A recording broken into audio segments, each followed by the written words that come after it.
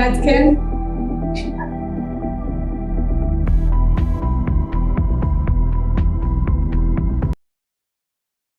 Good morning, everyone. Thanks for joining us again for the third day of the Winter School on Advances in Secure Computation. So the first speaker of today is Yuvali Shai, who's a professor of computer science at the Technion. He did his PhD also at the Technion, and then he went on to be a postdoc at Dymox Center and AT&T Labs Research in Princeton University. And he also spent 2 extended sabbaticals at UCLA. So Yuval has worked on many areas of cryptography and also on the interconnections with computational complexity. But his works focus mainly on secure multi-party computation and efficient proof systems. And he's received multiple Best Paper Awards and also the TCC Test of Time Award, and he's a 2018 Fellow of the ICR. So we're very fortunate to have Yuval join us today and tell us a little bit about pseudorandom correlation generators. Okay, thanks a lot, Mo, for the introduction, and I'd like to thank the organizers, Mo and Kermit and Benny, for organizing this great school. It's been fun to attend and hopefully also fun to participate on the other side as a lecturer. Okay, so I'm going to talk today about a notion called pseudo-random correlation generators. The talk is mainly based on a recent line of works with Elet Boyle, Shofua Couto, Niv Gilboa, Lisa Cole, and Peter Scholl, but I'll also cover some older work and some more recent work in the area. Okay, so let me start with a roadmap, which is actually not a roadmap for this talk, but it's a slide stolen from a talk given almost 20 years ago at Crypto 2003. This was actually, it's a surprise that PowerPoint can still process slides from 2003, but this was the opening slide of the Extending Oblivious Transfers Efficiently paper. And the goal there, as the picture may suggest, was to have a large-scale, efficient way of generating many oblivious transfers, which, as we heard, is a useful building block for secure computation protocols. The main goal of this work was to amortize away the costly use of public key cryptography and mainly reduce the computational cost of oblivious transfers to be essentially that of symmetric encryption. This was the goal, and this is why such OT extension protocols are still used even today as a fast way to get this useful resource for secure computation. However, despite the big performance improvement, this OT generation technique is still quite noisy in the sense that it involves a lot of communication. So even if we just want to generate random OTs or bit OTs, which are useful for many applications, we still need to communicate over 100 bits per OT, which can be a lot and can be an efficiency bottleneck, as we will see. So, in the spirit of today, back at the time, we did not know much about the environment, and now we want to have a more environmentally friendly way of the same. So we want to have a so-called silent way of generating OTs that uses only a small amount of communication. And in fact, not only OTs, but we will also want to generate other kinds of useful correlations, such as vector oblivious linear evaluation that we heard a lot about from Peter yesterday, and more. And in the first part, in the first hour of this lecture, I will start with a broader motivation, definitions, and low-end constructions from symmetric cryptography. And then in the second part of the talk, I will get to actually the silent OT generation, volley, and other correlations based on the learning party with noise assumption. Okay, and of course, feel free to interrupt me with questions at any time. Okay, and I should say that tomorrow Peter will give 2 more talks about PCGs that we'll sometimes refer to from today's lectures. Okay, so let me start with some background and motivation. So recall these familiar characters, Alice and Bob, that you've seen in Let's and Peter's talks in the previous days. So in the basic setting of secure two-party computation, they each hold a secret input, and their goal is to learn some publicly known function f on their inputs without revealing anything else to each other. Okay, in this talk, we will also consider protocols involving more than two parties, but the baseline setting will be two-party computation. And to this end, Alice and Bob exchange messages that reveal the desired output and don't reveal anything else about the input. Okay, so let's give an overview of different ways we have today, the main different approaches for solving this problem, focusing again for now on two parties with semi-honest security, or also known as passive security. So the first approach, due to Yao, uses garbled circuits. They achieve minimal latency, so the round complexity can be a small constant or even minimal. The downside is that this approach is only concretely efficient for Boolean circuits, and even for Boolean circuits, it involves quite a lot of communication, again, over 100 bits per nonlinear gate, AND or OR gate. Okay, the next approach is due to Goldreich, Micali, and Richardson, also known as the GMW paradigm or approach. And here, the protocols take more rounds. The number of rounds is proportional to the depth of a circuit. And they work by repeatedly using a basic primitive, oblivious transfer in the case of Boolean circuits, for converting linear shares, or in the two-party case, just additive shares or XOR shares of, say, an AND gate, of the inputs of an AND gate to additive shares of the output of an AND gate using a couple of OTs. So I will talk more about the concrete efficiency of this approach, but the disadvantage over garbled circuits is that the round complexity is not constant, so this is bad when you have high latency networks. But the bright side is that there is a potential, for instance, if the OTs are pre-computed, we'll talk about that later, then the communication complexity can be much smaller, by 2 orders of magnitude, than garbled circuits. And moreover, this approach can also extend to arithmetic circuits in a natural way.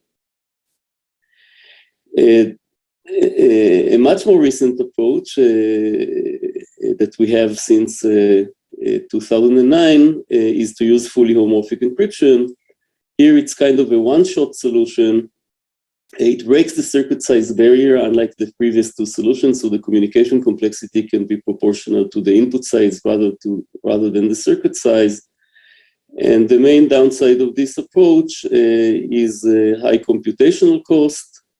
And also for small inputs, there is quite a big concrete communication cost, even though it's asymptotically almost optimal. The most recent approach is the secret sharing analog of fully homomorphic encryption.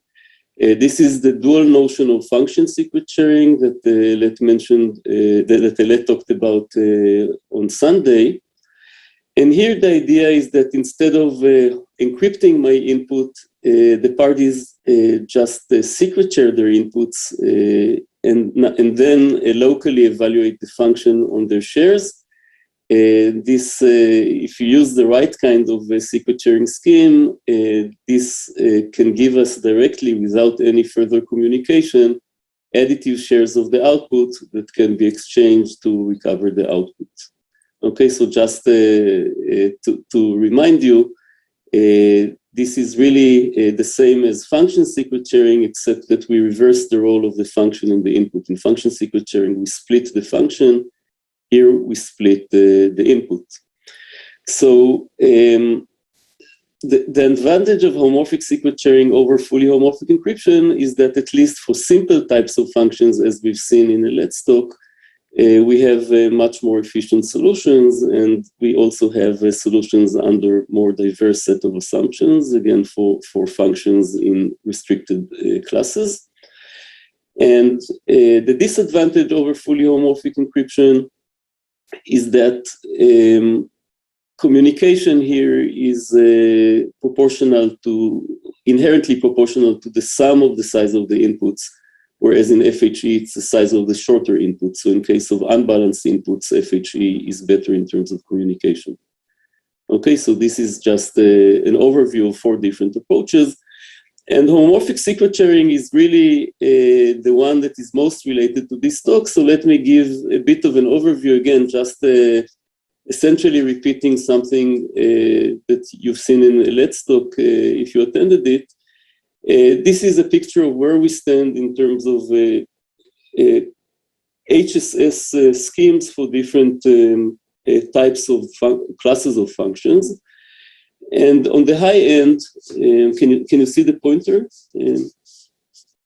The mouse, okay. On the high end, if we use specific kinds of fully homomorphic encryption, we can handle general circuits. This is LWE plus because we need some circular security assumption. On the low end, if we're not willing to make any cryptographic assumptions, then we can only deal with linear functions. And in between is the more recent and more interesting stuff.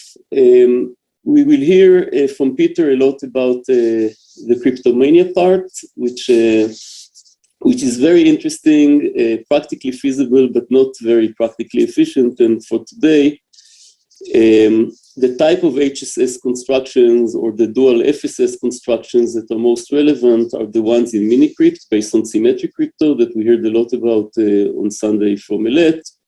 And also something that we'll hear for the first time about today is constructions that rely on the learning, different flavors of the learning party with noise assumption that we refer to as a Lapland, as a short version, to a world where such assumptions exist. Okay, so to focus our motivation, let's consider a very concrete challenge. So from a concrete efficiency perspective, the fastest secure computation protocols are in the honest majority setting, and specifically the easiest case is that of 3 parties. Again, for now, we consider semi-honest parties. And of these 3 parties, at most 1 is corrupted. This is really the easiest setting for secure computation where the most practical protocols exist. What is the state of the art today for Boolean circuits in this setting? Well, XOR gates or NOT gates are for free. And if you want to do something like an AND or an OR gate, the communication cost is that every party needs to send 1 bit. Okay, so that's the communication cost. It's linear in the circuit size, but really just linear in the number of nonlinear gates in the circuits, but really just 1 bit per gate, per party. And computation is even cheaper. So it's only, you need to use a pseudo-random generator to get this communication complexity, but really in a practical setting, the overall performance will be dominated by communication and not by computation. Okay, and these protocols are super fast and they're even being deployed. So a dream goal for secure 2-party computation, or more generally, secure computation with a dishonest majority, is to get the same kind of performance, right? This seemed like a very far-fetched goal up to a few years ago. This is really our motivating goal, to get protocols in the 2-party or dishonest majority setting that are as fast or almost as fast as protocols in the honest majority setting. Okay, so why does this goal seem challenging? Well, let's look at the approaches we have. If we want to have good communication, in fact, even better than 1 bit per party per gate, because we can get, at least asymptotically, when the circuit size is much bigger, than the input, we can use FHE or HSS to get great communication complexity, but this comes at the expense of heavy computation, which will become a bottleneck and give an overall performance which is much worse than the 3PC case. If we try to use the more classical approaches of YAO and GMW, right, that's garbled circuits and linear secret sharing based protocols, together with the classical, OT extension techniques, then computation will be okay, comparable to the previous protocol, but then communication becomes worse by 2 orders of magnitude. Okay, so this is really where we stood until recently, and the goal is to bridge this gap. And in fact, we already knew how to bridge this gap in a setting where we have a trusted dealer that gives correlated randomness to the parties. So this setting is kind of like a 3PC setting where one of the parties is offline, okay, and only sends messages before the protocol begins. So we already heard about it. In fact, this slide is stolen from previous talks, and the same Alice and Bob characters will be used throughout this talk as well.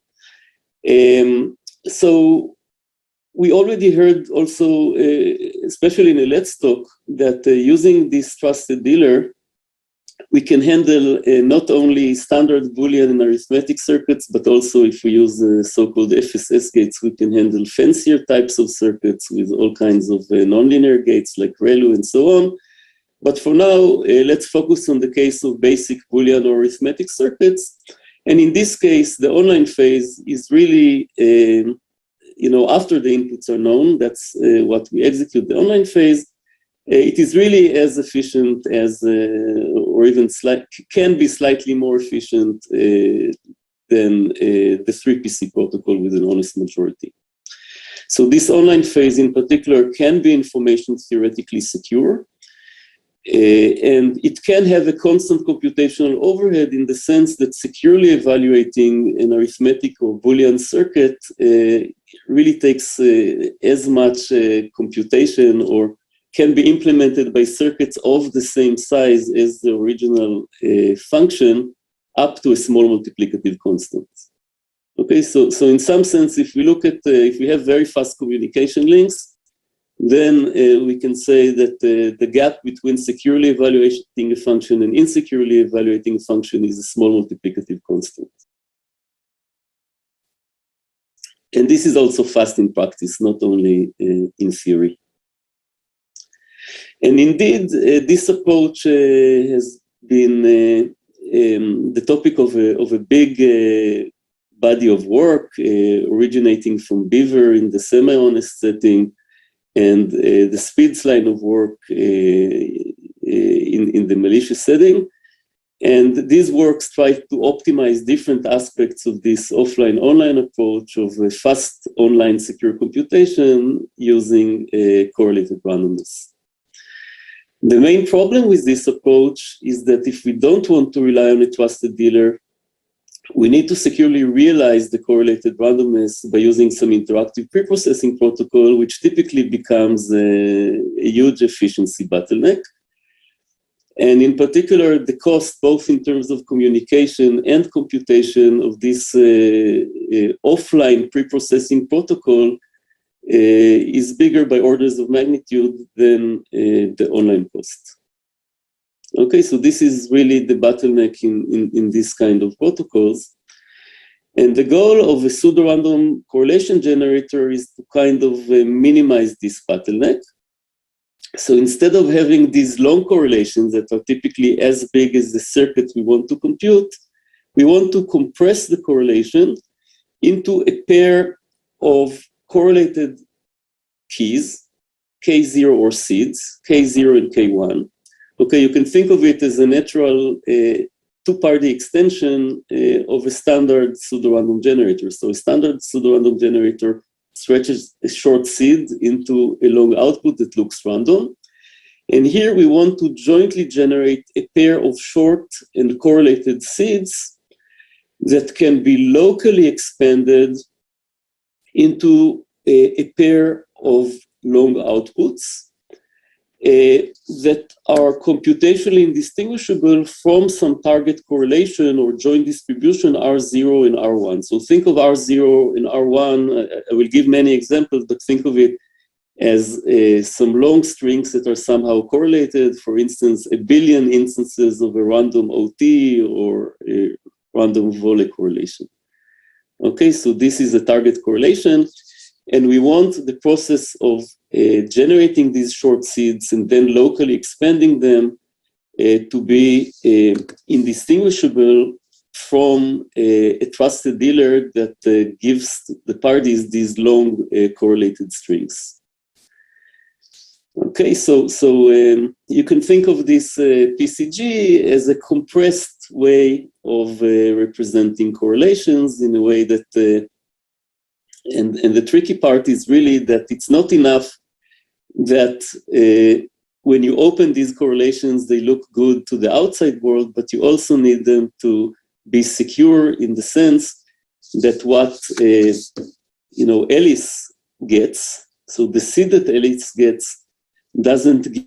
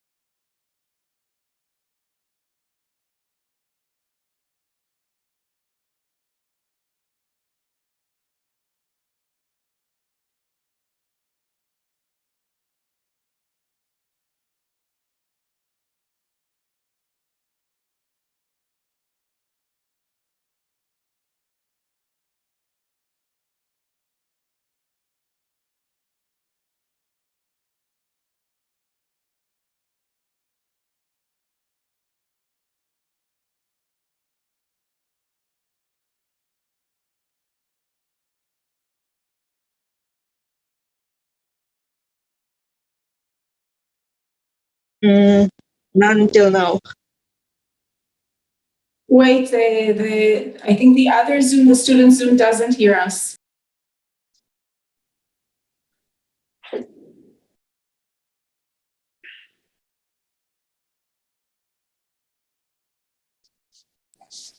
Okay, Yuvali, I think you can start, but it's good to go back to the beginning of after, when you got back, because people couldn't hear you in the beginning.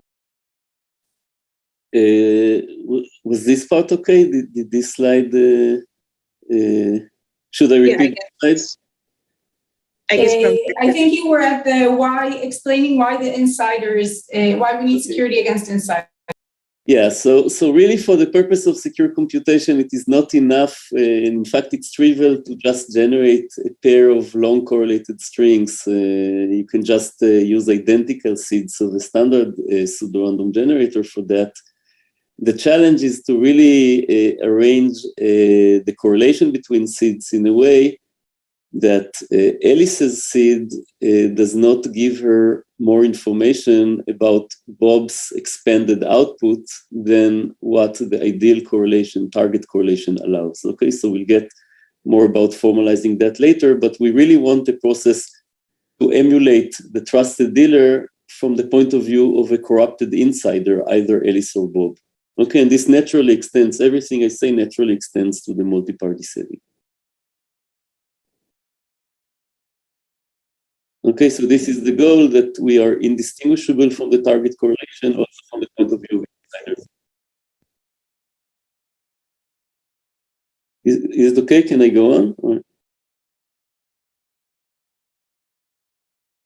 any questions up to this point? No questions. Okay, great. So if we have such a magical object, this gives rise to a new paradigm for secure computation that we call secure computation with silent preprocessing. Okay, so normally we just have an offline phase and an online phase, and now the offline phase is split into two parts. In the first part, we run a secure protocol for emulating this small dealer that generates the short correlated Pcg seeds. So this is a setup phase, which we expect, at least from an asymptotic point of view, we expect it to be cheap, both in terms of communication and computation, because the overall circuit complexity of generating the Pcg seeds is sublinear in the output size. So at least from an asymptotic point of view, this setup is cheap and is dominated by the other parts. The second offline phase is the silent seed expansion. So you can think of phase one as taking place long before parties expect to run a secure computation protocol. And phase two, the silent local expansion, so we can keep these compressed correlations in the form of Pcg seeds. Yeah, I can hear. Can you mute yourself? I can hear background noise. Okay, the second phase is done, say, a day before, or a minute before, or even a second before we know that we want to start doing secure computation. So before the moment when the online inputs come and we want to do secure computation on them, we can just unpackage these compressed seeds locally. This is done without any communication. And only requires local computation. This is the seed expansion part. And finally, the third phase, which is fast and non-cryptographic, is just the same as in the traditional approach of MPC with preprocessing. Okay, so if we look at the total communication and the online computation, then we meet the previous challenge of matching the honest majority case, right? Because the phase one does not have an impact on, at least from an asymptotic point of view, on the online communication, and also not on online computation. And so the only part, and phase two does not involve any communication, so the only potential bottleneck is this expansion. And if we can make this expansion run fast enough, then even if we consider the total, without offline online, just the total cost of such a protocol, then it can meet the motivating challenge. Okay, so really the bottleneck here is the computational cost of expand from an asymptotic point of view, if we consider the protocol as an end-to-end protocol without separating between offline and online. And another nice feature of this approach is that we only, in the case of security against malicious parties, we only need to protect phase one, which is again a small computation, because if the seeds are generated correctly, then in phase two, there is no cheating space, right? If I cheat in what I do locally, I can emulate it by cheating in the online protocol. So if the online protocol is secure against malicious parties, given some trusted correlations, say authenticated multiplication triples, then we just need to protect the setup protocol against malicious parties, and the bulk work of expansion is automatically secure against malicious parties. So in a sense, the overhead of achieving security of the offline phase in the presence of malicious parties vanishes. It's not even a multiplicative constant, it's just some additive sublinear term. That's the extra cost of protecting the offline phase against malicious parties, which is again in sharp contrast to traditional approaches where a lot of extra work, computation, communication needs to be done to protect against malicious parties. Cool, and another nice thing about this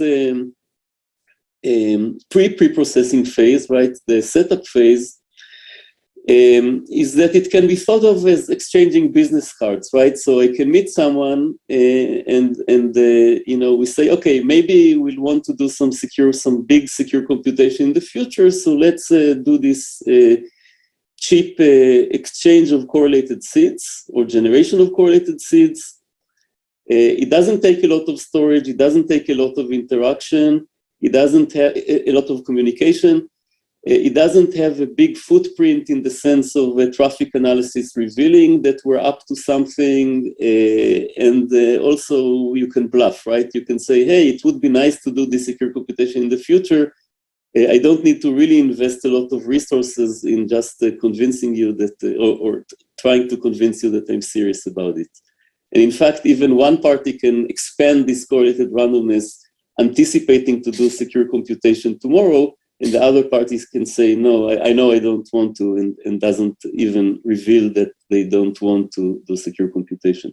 So it's very flexible, and it allows us this lightweight setup for potential future interactions, even before we know whether they will materialize or not. So for the purpose of this talk, we will just assume the setup phase to be cheap. And Peter tomorrow will talk about different ways of realizing the PCG setup concretely.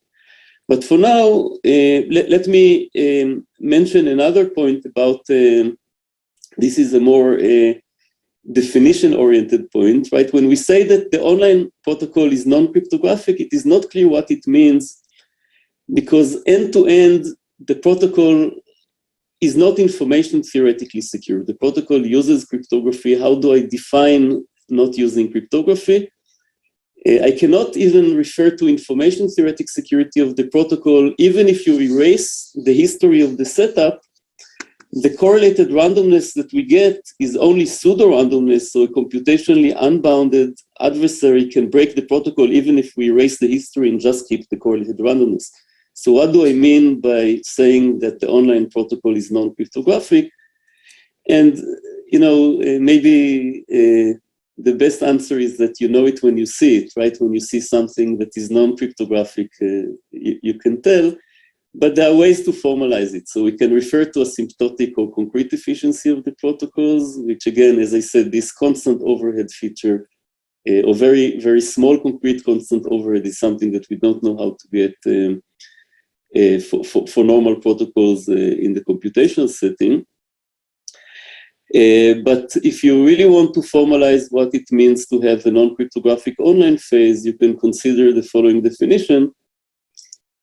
So the definition says the following: the online phase is non-cryptographic if, when you erase the history that generated the correlated randomness, you can swap the correlated randomness by something that's computationally indistinguishable, and then in this swapped game, you get information theoretic security. Okay, so we're indistinguishable from a transcript that has information theoretic security. So that's just a theory-oriented point about definitions. And in fact, this non-cryptographic online phase distinguishes from a theory perspective this PCG-based approach from other approaches that are offline-online, like ones based on a laconic secure function evaluation. Okay, so this approach is not competitive from a practical point of view, but if you want to distinguish the PCG-based approach from this approach, from the point of view of a theorem statement, this laconic SFE approach does not give us a non-cryptographic online phase. Okay, so let me switch to talk, since I started talking about formal definitions, let me continue. So our main goal is to formalize what it means, what the notion of PCG for given target correlation means. So a natural attempt is to just consider, so recall that in the basic setting of a PCG, we have a dealer that sends to Alice and Bob a pair of correlated seeds, K0 and K1. And a natural approach for defining the security of such a PRG would be to just instantiate the typical simulation-based definitions for secure computation. So we can think of this protocol where the dealer sends two seeds to the parties and the parties locally expand them as a secure protocol that realizes the randomized functionality that just samples from the ideal target correlation, R0, R1.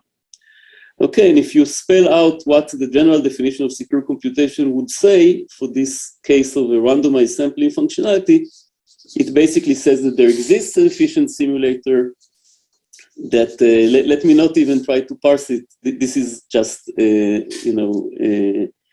what the definition says. And the main point is that this definition, while it is good for all applications, so by the composition theorem of secure computation, realizing these definitions means that in any application that consumes correlated randomness, we can swap the PCG instead. So that's great.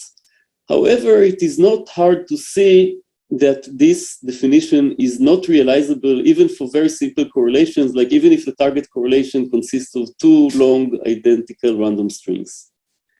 Okay, and the intuitive reason that this definition is not realizable is that when I get this short seed, okay, so consider a protocol where the dealer sends a pair of identical seeds to the two parties of a standard PRG and the parties locally expand it.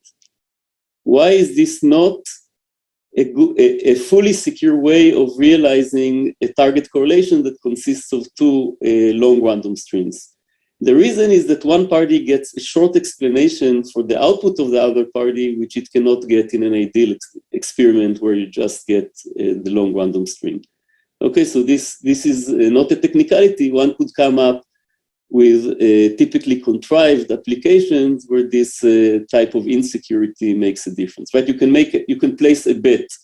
Hey, I can explain the output. Alice can say, hey, I can explain the output of Bob by giving a PRG seed. So she can win this bet only in the PCG-based protocol and not in a protocol that uses an ideal long correlation. Okay. So that's bad. However, it turns out that we can slightly tweak the standard real ideal definition in a way that will be realizable and good for almost all applications. And you can think of it, maybe let me not get too much into the details here, but essentially we consider the same real experiment where we take, this is for the case where Alice is corrupted. So we look at the view of the corrupted party, so just the short seed she gets from the dealer, together with the output of Bob, the uncorrupted party, in the real experiment, right, where the dealer sends a pair of correlated seeds and the parties expand them. This is really the real execution. And now we modify the ideal execution to some kind of a game-based definition which captures the informal requirement that the view of Alice doesn't give her more information about the output of Bob. So here we need some reverse sampling condition for this to be defined, which is okay for the type of correlations we will be interested in. But we basically say that condition on the seed that Alice gets, if you condition on the expansion of this seed, then the output of Bob is the same as we expect from the ideal correlation. Okay, so I will give a slightly more intuitive version for a Pcg protocol. So a Pcg protocol is something that captures both the setup and the expansion, right? So it's an end-to-end protocol that generates this long ideal correlation using low communication complexity.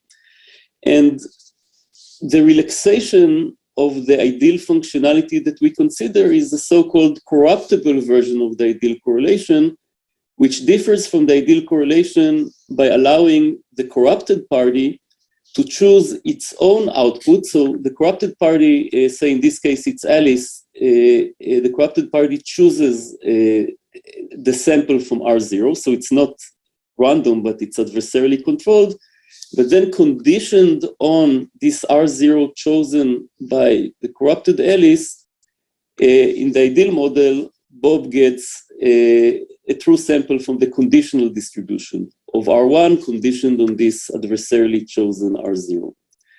And the reason, okay, so now this is the definition, and all the constructions that we describe realize this definition.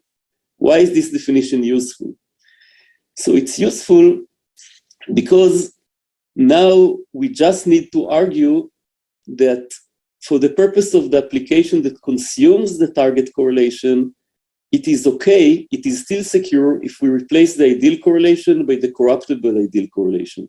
And the reason this is okay for standard protocols like Beaver, Speeds, and so on, is that the adversary gets no advantage by picking R0, because R0 is just a share of some secrets.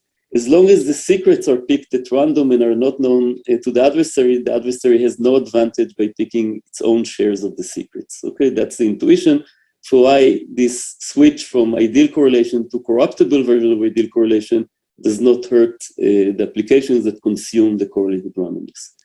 Okay, so to conclude, PCGs for almost all practical purposes are as good as ideal sources of correlated randomness. Okay, and I should say that this definition also extends to N parties. And this definition of a Pcg protocol, by the way, it is realized, so you can take a PCG according to the previous game-based definition, and if you run a secure protocol for generating the correlated seeds and then apply local expansion of a PCG, then you get a PCG protocol, but in fact, this definition is relaxed. It can be satisfied without securely generating the seeds. Okay, so in fact, in Peter's talk, it will cover some setup protocol that actually uses this relaxation. Okay, questions. So now we start talking about concrete correlations and constructions. I had one question. Yeah. Just a second. So regarding the non-cryptographic online phase, my question is, how is this different from computational security that we already know? Yeah, so the non-cryptographic means that it's not information theoretic because, the correlated randomness is just pseudo-randomness. However, you can swap it with something that's computationally indistinguishable, right? So really the ideal version of the correlated randomness is computationally indistinguishable from this PCG generated version. And given this ideal version, everything is information theoretically secure. So you can basically generate a fake transcript, which is indistinguishable from the real transcript, where in the fake transcript, no information is leaked in the information theoretic sense.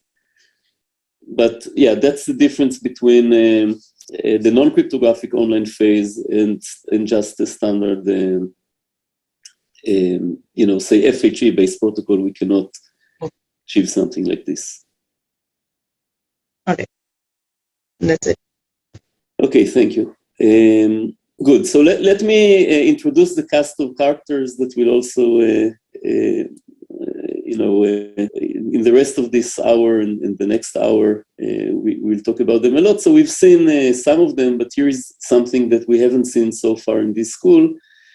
We will also consider multi-party correlations.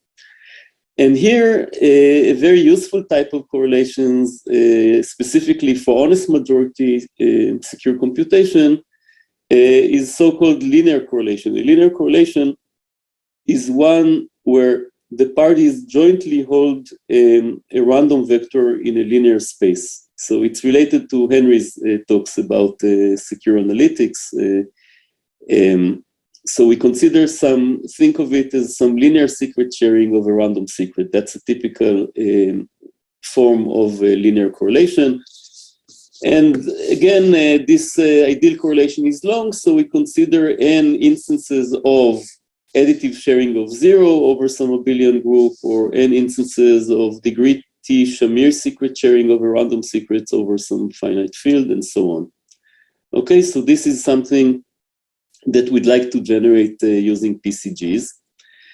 Applications include verifiable secret sharing, honest majority MPC, proactive secret sharing, aggregation, and so on. Let me briefly give two representative applications. So suppose that we have parties that want to securely aggregate or add up their inputs.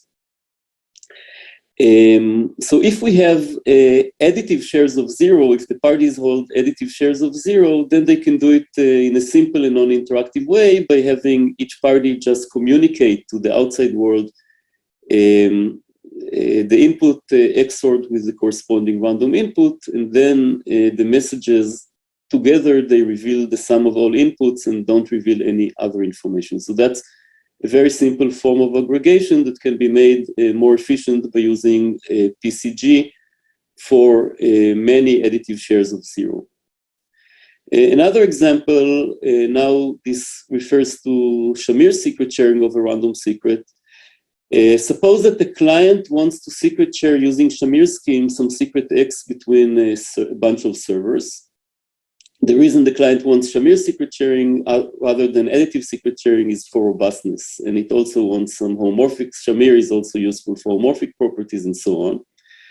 So the naive way of doing it is by just generating a share for each server and sending either one share to each server, or you can send all shares encrypted to one server and ask him to route it to the other servers. In any case, the client's communication here scales linearly with the number of servers. But if we already have a pre-computed Shamir share of a random secret R, which is known to the client, then the client can just send a single field element, which is the correction between the random or pseudo-random secret and the actual secret to one server, and the server can just spread the news and send the correction to all servers who can generate Shamir sharings of X. Okay, so these are just two simple applications of linear correlations that we'd like to generate to compress using PCGs.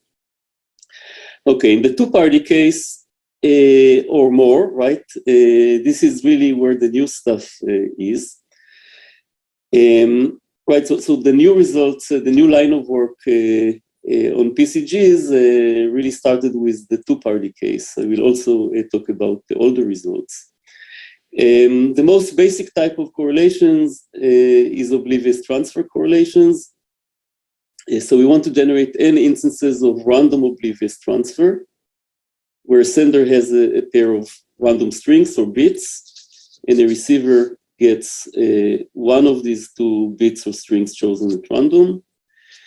And this is useful for 2PC of Boolean circuits. More concretely, we need a total, in the two-party case, we need a total of 4 communication bits and consume 2 instances of oblivious transfer per AND gate. Okay, if you want to use OTs for 2PC of Boolean circuits. An arithmetic generalization that we heard from Peter about yesterday is OLE correlation. It's essentially the same as OT, but for arithmetic circuits. Something we heard a lot about from Peter is vector OLE, which is in a sense easier than many instances. So it's an easier task than generating n independent instances of OLE to generate one long instance of length n of Vole correlation. And this is motivated by the applications we heard about from Peter yesterday. Many applications, a growing number of applications.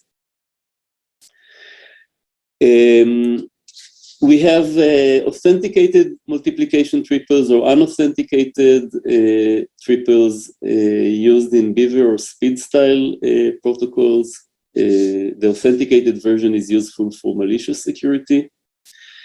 We have a truth table correlation that we heard about from Elet on Sunday, which is basically a correlated randomness setup that allows us to compute an unstructured function or gate with minimal communication cost.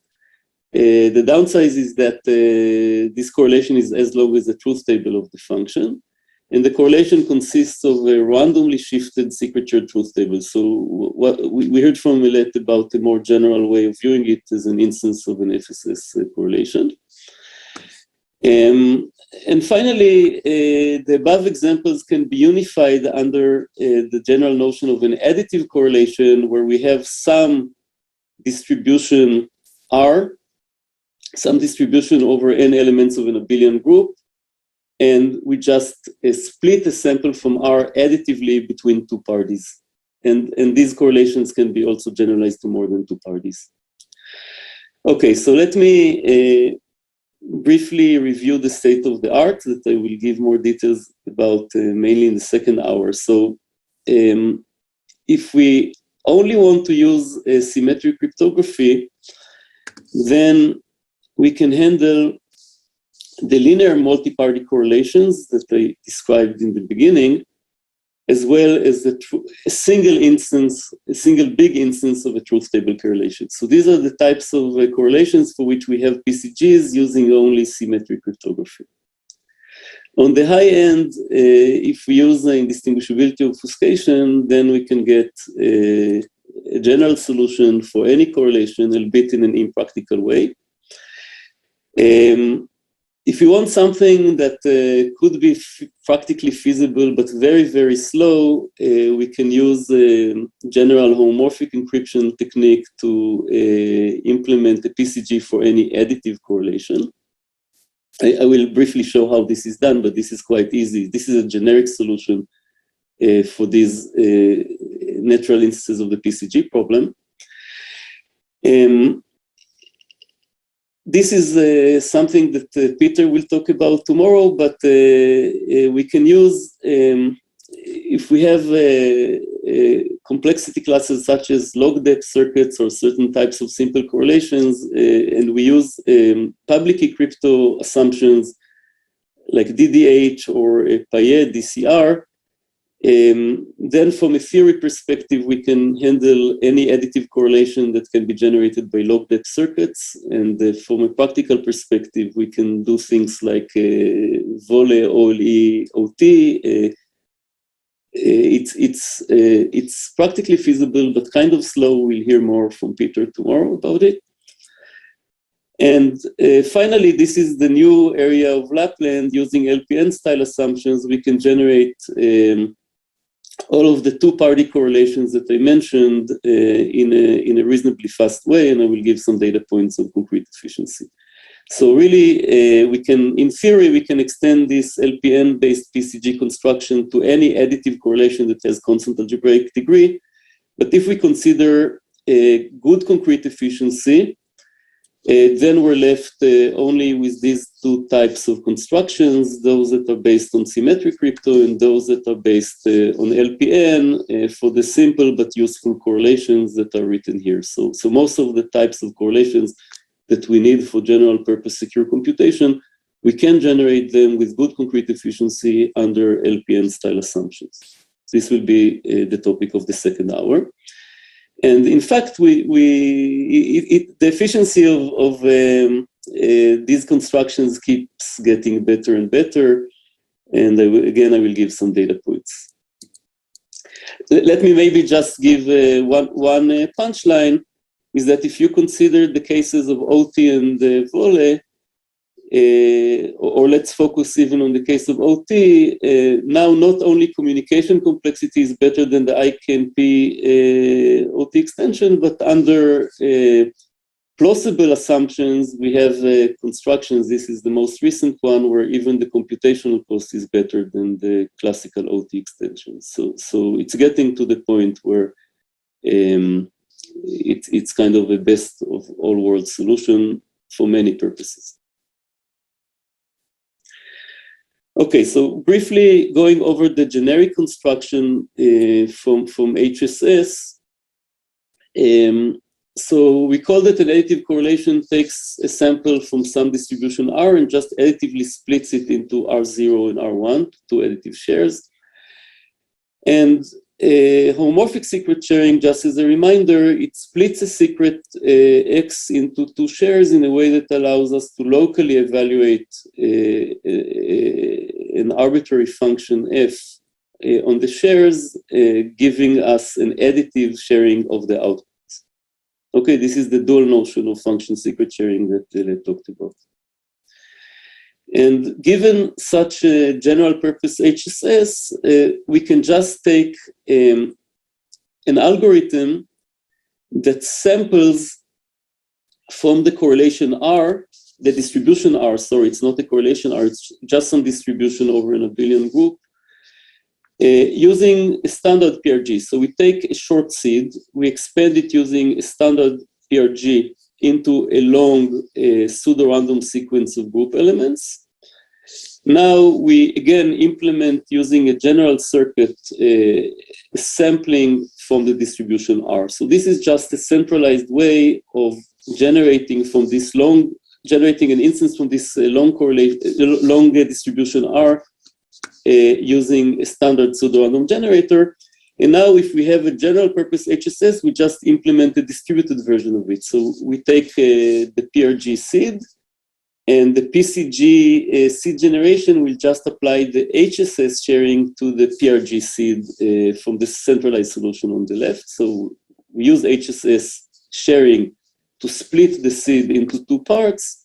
And now we do a local evaluation of this sampling, centralized sampling function F, and we get additive sharing of the output of F, which is R. Okay, so this is a general purpose approach, but it is not concretely efficient. Okay, but in terms of assumptions, it can give us some nice results, nice feasibility results under different kinds of assumptions, but it's not a practically feasible approach. Okay, so I have,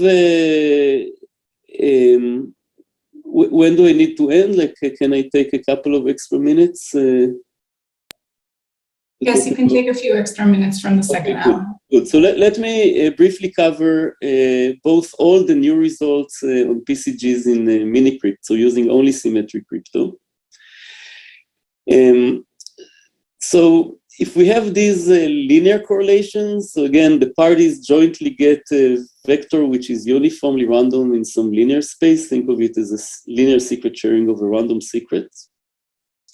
The high-level idea of doing it is to reduce the problem of generating an instance of this linear correlation to distributing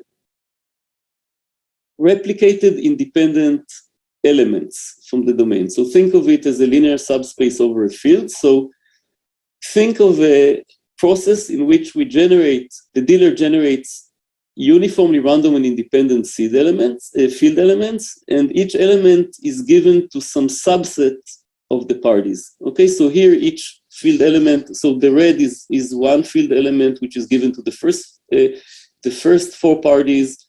The green is an independent random field element which is given to the last four parties, and so on. Okay, so we have these replicated independent field elements. That's totally information theoretic up to this point. And now we want the parties to locally convert these replicated independent field elements into an instance of the target correlation using some linear local conversion mapping. Okay, up to this point, it's easy. It's not clear why we need more than a single field element, right, or more than a single color. The reason we need these intricate replication patterns is, again, that we need this security against insiders. So we want this information theoretic game at this point to be such that even if we consider the view of any subset of parties, so the field elements that they receive, it should not give them more information about the outputs of the uncorrupted parties beyond what is allowed by the ideal target correlation. Okay, so in the case of additive shares of 0, the adversary should only learn the sum of the outputs of the uncorrupted parties, given all the replicated field elements that the adversary can see, and this should hold for any number of corrupted parties. Why is this information theoretic game helpful? Okay, and again, so this has a general solution for any linear correlation by considering minimum support code words in the corresponding linear code. I will give 2 concrete examples, but before giving concrete examples, the reason we want to have this replicated independent randomness is that it natively supports a PCG using a standard pseudo-random generator, or you can even use a PRF if you want it to be stateless. And the reason is that now we can take every field element in the information theoretic solution and replace it by a PRG or PRF seed that generates many pseudo-independent copies of the same field element. So we can generate many pseudo-random instances of the same process by just replacing each field element in the information theoretic solution by a seed of a PRG in the computational solution.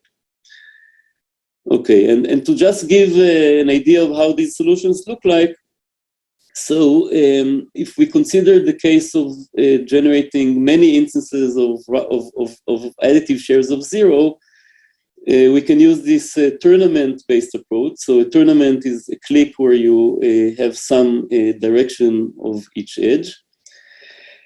So take any tournament graph between the parties. And now, this is the target correlation. So we want the parties to end up with R1, R2, up to R6 that are random subject to the restriction that they add up to 0 in some abelian group. And the solution using replicated independent randomness is to assign a random group element to every edge in this tournament. So each random field element or group element here is given to exactly 2 parties. And the local output that each party computes is just the sum of the incoming elements minus the sum of the outgoing elements. Okay, and again, the reason this is secure is that, and you need all edges because security requires, security against a set of parties, corrupted set of parties requires that the graph you get by removing the corresponding nodes and the incident edges is connected. Okay, this is why you need the full graph, and it has quadratic complexity in the number of parties, and that's optimal for the information theoretic game. The case of Shamir shares is more involved here. If we want to generate degree D Shamir shares, we need n choose D replicated elements, where each is given to a set of n minus D, a distinct set of n minus D parties. And the idea here is that with every element, okay, so this is like a red element, green element, and so on, we associate a valid share vector, so a valid degree D polynomial that evaluates to 0 or the entries of the parties who do not own this field element is 0. So now if we take the random element, the red element, times this share vector, this can be evaluated by all parties. Obviously the parties who hold the red element, but also those who don't, because we fix this share vector to 0 in the corresponding entries. Okay, so we add up, we take this linear combination of these fixed share vectors, and we get something that everybody can compute and has the right secrecy property. Okay, and to give just a data point, a quick data point about concrete efficiency, again, it's fast, it uses only symmetric crypto, but it does have this n choose d overhead. So this is a data point of generating a degree 3 Shamir shares between 7 parties, million instances, short seeds, fast expand time. It's practical unless we're talking about, a big number of parties. So let me just briefly advertise the recent work from last TCC, Ben Amuda, Boyle, Gilboa, Shai Levi, and Ariel Noff, where we're motivated by efficient MPC with share packing, in which we anyway have some gap between the security threshold and the degree of the polynomials, and then in this case, it turns out that you can improve this and choose the overhead, and get much better symmetric crypto-based pseudo-random secret sharing solutions. It's based on a combinatorial object called a covering design. The construction is not completely tight in the sense that the covering design is necessary for a solution, and our solution is a factor of d+1 away from optimal, so there is still some gap, but it's not far from being optimal for the information theoretic game that I described. And these are some data points. So if you look, this is the classical N choose D, so-called CDI, pseudo-random secret sharing. And this is what we get by settling for a security threshold, which is smaller than the degree. This is the degree, think of this as the degree of the polynomial, and this is the security, and this is the security threshold. We get a very significant savings, which can make this approach practical even for a big number of parties. Okay, I guess that, let me just, okay, sorry, I'm running out of time. Let me conclude this part by telling you something we can do in the two-party setting based only on symmetric crypto, and this is the generation of a single big instance of a truth table correlation. And again, truth table correlation is just a randomly shifted secret sharing of a truth table together with a secret sharing of the shift amount. And we also have a malicious secure version where we multiply this by some secret. So I'm running out of time, so I will be very brief here. And let me just say that a distributed point function, which Alette described in detail how to construct, you can think of it if you take the point function, where the A value is random and B value is 1, then you can think of it as a PCG for additive shares of a long random unit vector. Okay, and now if we want to generate a shifted truth table, we just need to multiply this secret shared random unit vector by a matrix consisting of all shifts of the truth table. So it's a public matrix times the secret shared vector, which we can do locally. And you can use FFT to make this computation using the fact that this matrix is circulant. You can make it quasi-linear in the truth table size, but it's still something which, so it works. There are different trade-offs that you can get. But unlike the FSS gates approach that Alette described for simple and useful types of gates like equality, relo, and so on, this approach has the advantage of applying for every gate, but it doesn't scale. So something in the computation has to be at least linear in the truth table size, so it does not scale to functions that have, to gates that have, say, even 32 input bits. So that's it. This concludes the first part of the talk. Sorry for running over time. Yeah, so if there are questions. Yes, so there are some questions. One is, can the seeds be reused in several consecutive computations? So like if two parties are doing several multi-party computations with other parties, different parties, can the seeds be generated only once? Yeah, so you can generate the seeds once, then you have a local expand where you can generate, say, 1 billion copies. If you have the right parameters for the PCD, you can generate 1 billion instances of authenticated triples.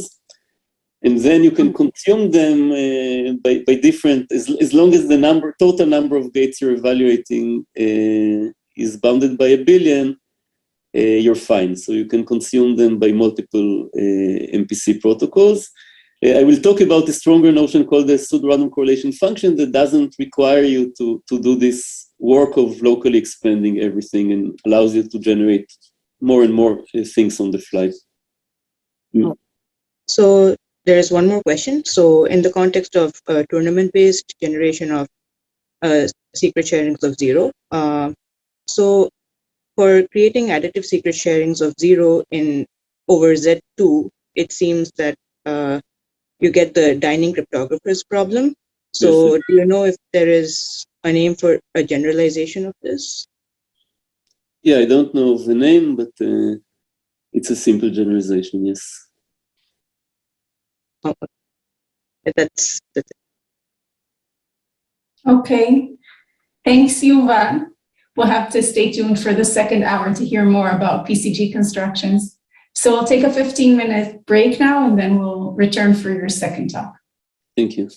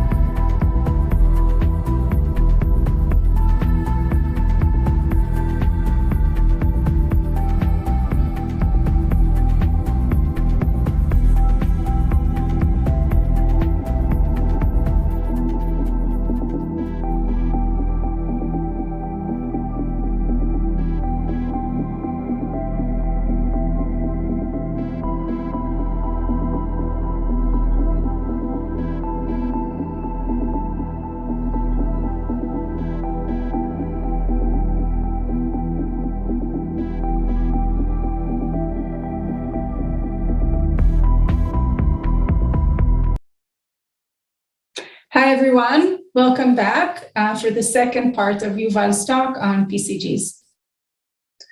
Okay, welcome back.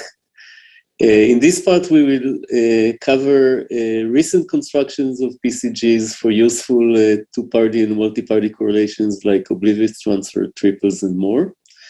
And all these constructions are based on different flavors of the learning party with noise assumption. So let me start by recalling what this assumption is. It was first formally introduced by Blam et al. And it was first introduced over the case of the binary field F2, but it can be naturally generalized to arbitrary fields or even rings. So I will present here the more general version of this assumption. If you're familiar with the learning with errors assumption, it's very similar, except that the noise distribution is different. Instead of having a noise that has a low L2 norm, now the noise has a low Hamming norm, in the sense that you take a small subset of the coordinates and you pick them at random, but otherwise there is no noise, right? In LWE, you have a little bit of noise or Gaussian noise in each coordinate. Here you have an arbitrary or random noise, but in a small number of coordinates. Okay, so that's really the distinction between LPN and LWE. Otherwise, the two assumptions can be thought of being analogous. You also have a secret. You have a public encoding matrix G, and you add a sparse noise vector, which is secret. And the assumption says that if you can only see the public, you can think of this as a linear code G, and the output of this secret times matrix plus noise, then you cannot distinguish it. You cannot distinguish the output from a uniformly random vector of field elements. Okay, so that's the assumption. In terms of attacks, it's typically more conservative than LWE in the sense that there are fewer attacks, like lattice reduction algorithms do not apply here. On the other hand, you need to be careful about algebraic codes or low density parity check codes, which are susceptible to efficient decoding techniques.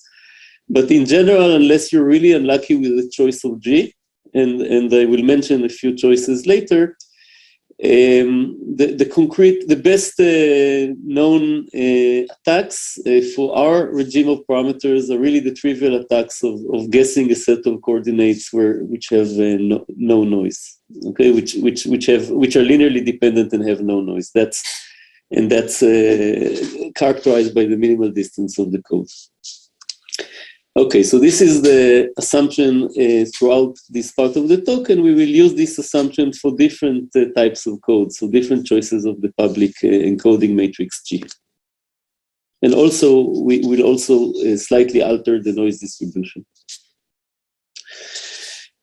Okay, so once we specify the code G and the noise distribution, then we've specified the LPN assumption over a given field or ring. So this, I will refer to this as a primal version of the LPN assumption. We will see why soon, but let me just say that there is a certain limitation. Just the trivial attacks of guessing a set of coordinates that are linearly dependent and have no noise imposes some restriction on the relation between the stretch and the noise, which basically results in a quadratic limitation on the stretch of one type of PCG constructions based on LPN, and for this we will use a dual form of LPN to get around this quadratic stretch limitation. In the dual form of LPN, which is technically equivalent to the primal version that I've defined before, only for the dual code, here we don't encode, but we compress. So we take a sparse vector, a random sparse vector. We apply a public compressive linear mapping, unlike the expanding encoding function in the previous primal version. Now we apply a compressive public linear mapping, and we want the output of this mapping to be a pseudo-random even given knowledge of the public compressive linear mapping. Okay, so that's a dual version of LPN. It is it can be formulated also again over large fields or rings. This public linear mapping can be implemented with conjectured security very fast, even quasi-linear or even linear time. We have good candidates for that. And that's one ingredient that will be used in the PCG constructions I'll describe next, this dual form of LPN. And the other ingredient is something that Elette described in her presentation, which is a compressed way of secret sharing or of additively secret sharing a sparse vector. So if you look at the notion of a distributed point function, which is an instance of function secret sharing, you can think of it as, if you look at the evaluations of, right, you apply the eval function of the distributed point function on each input in the domain, then you get an additive secret sharing of a unit vector, a vector that is 1 in point alpha and 0 elsewhere. So you can think of function secret sharing or distributed point function as a compressed way of additively secret sharing a long unit vector. And now you can take any sparse vector of weight W and write it as the sum of W unit vectors. So FSS or DPF give us a compressed way of additively secret sharing a sparse vector, which, as you might expect, will be a noise vector for dual LPN. And in fact, this is something we need. So we actually need to generate this kind of secret sharing where neither party knows the positions of the non-zero entries when we consider PCGs for OLE, for triples, for truth table correlations that we saw before. For this, we actually need the full power of DPF or FSS, but it turns out that we can relax the security requirement to allow one party to learn the locations of the non-zero entries, but not their values. And for this, we can use the simpler puncturable PRF primitive. So this is something that suffices for the case of VOLE and OT correlations. And in both cases, the complexity of generating this secret shared sparse vector, in terms of communication, the length of the seed is W times log N. N is the length, W is the weight, PRG seeds. So concretely, if you use an AS-based PRG, then it's 128 times sparsity parameter W times log of the length. And in terms of the time it takes every party to generate the long share of this sparse vector, it takes, so if we do it in the right way, we can avoid the W overhead in computation. So the total computational cost can be roughly N PRG calls. Okay, so this gives us the full cost of generating a compressed secret sharing of a sparse vector. Okay, any questions up to this point? Yes, we have one question about LPN. Mm-hmm. And the question is, are there reductions between LPN and the LWE in the regimes used? It's a great question. And I know that even between different flavors of LPN or different flavors of LWE, the reductions are in general very sparse. Even classical assumptions like discrete log, like factoring, you slightly change them. We have the illusion that we have a small number of clean assumptions. We do have clean assumptions, but each of them has many variants. And LWE and LPN, except for extreme parameter regimes, they're generally incomparable. It's a great research question to find more relations between these assumptions. As I said, with respect to known attacks, there are some attacks that can apply, like PKW style attacks, certain kinds of attacks can apply both to LPN and LWE, but generally LWE parameters are worse because they're susceptible to lattice reduction attacks, which do not apply to LPN.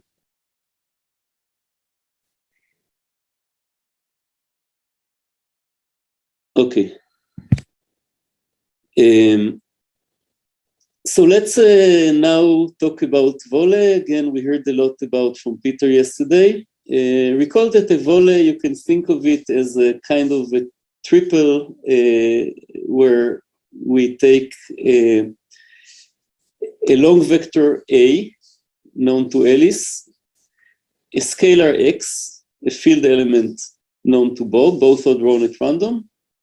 And now we additively secret share AX between the parties. Okay, so it's a shared product between a long vector and a scalar. That's a Vole correlation. And really, the high-level idea here is super simple and natural, right? The idea is let's forget about the original Vole where the vector has to be completely random. And let's focus on a restricted version where the A vector is still very long, but it's sparse. It has a small number of non-zero entries, but otherwise it's chosen at random. And the nice thing about the sparse vector is that, as we discussed before, we can compress the additive shares of A times X, right? Because if A is sparse, then A times X is a scalar, then it's also sparse. Of course, we can reveal A to Alice, but we cannot reveal A times X to Alice. So we can give to Alice a short description of A in the clear. We can, of course, give to Bob X in the clear, it's just one field element. A times X, we need to secret share between the two parties, but because it is a sparse vector, we can use the FSS or PPRF machinery to secret share it between Alice and Bob. Okay, so this is really the high-level idea, the main high-level idea, that a sparse instance of a Vole correlation is compressible. So that's a PCG, a very simple PCG for sparse Vole. And now the only step that is missing is converting a sparse Vole to a pseudo-random Vole. And this is done, there is also a primal version of the construction, which I'm skipping, that has some advantages, but this is the dual version of the construction that uses the dual version of LPN that I defined.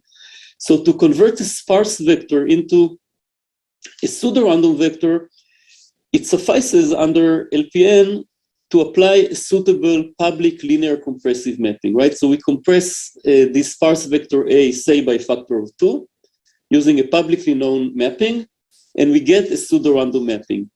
And the nice thing is that we can apply the same compressive linear mapping because it's linear, and because we have additive sharing of A times X, we can also apply it locally to the shares of A times X, the same public linear mapping, and now we get really a pseudo-random instance of Vole, where Alice's long vector is the sparse vector A times the compressive matrix, the compressing matrix H. Okay, and we get additive shares of HA times X, and really the key point that makes this a PCG for Vole correlation is that under LPN, the long vector HA is pseudo-random. Okay, so that's it. That's the most basic construction, and this is already super useful for all the applications that Peter described. Of course, there is also the seed generation part, which Peter will cover tomorrow. But that's also something that can be done with good compute efficiency. And note that the computational bottleneck here is the computation of this matrix H, which, as I said, can be done even in linear time under plausible assumptions. Any questions about this basic construction? There seem to be no questions at this time. Okay, great.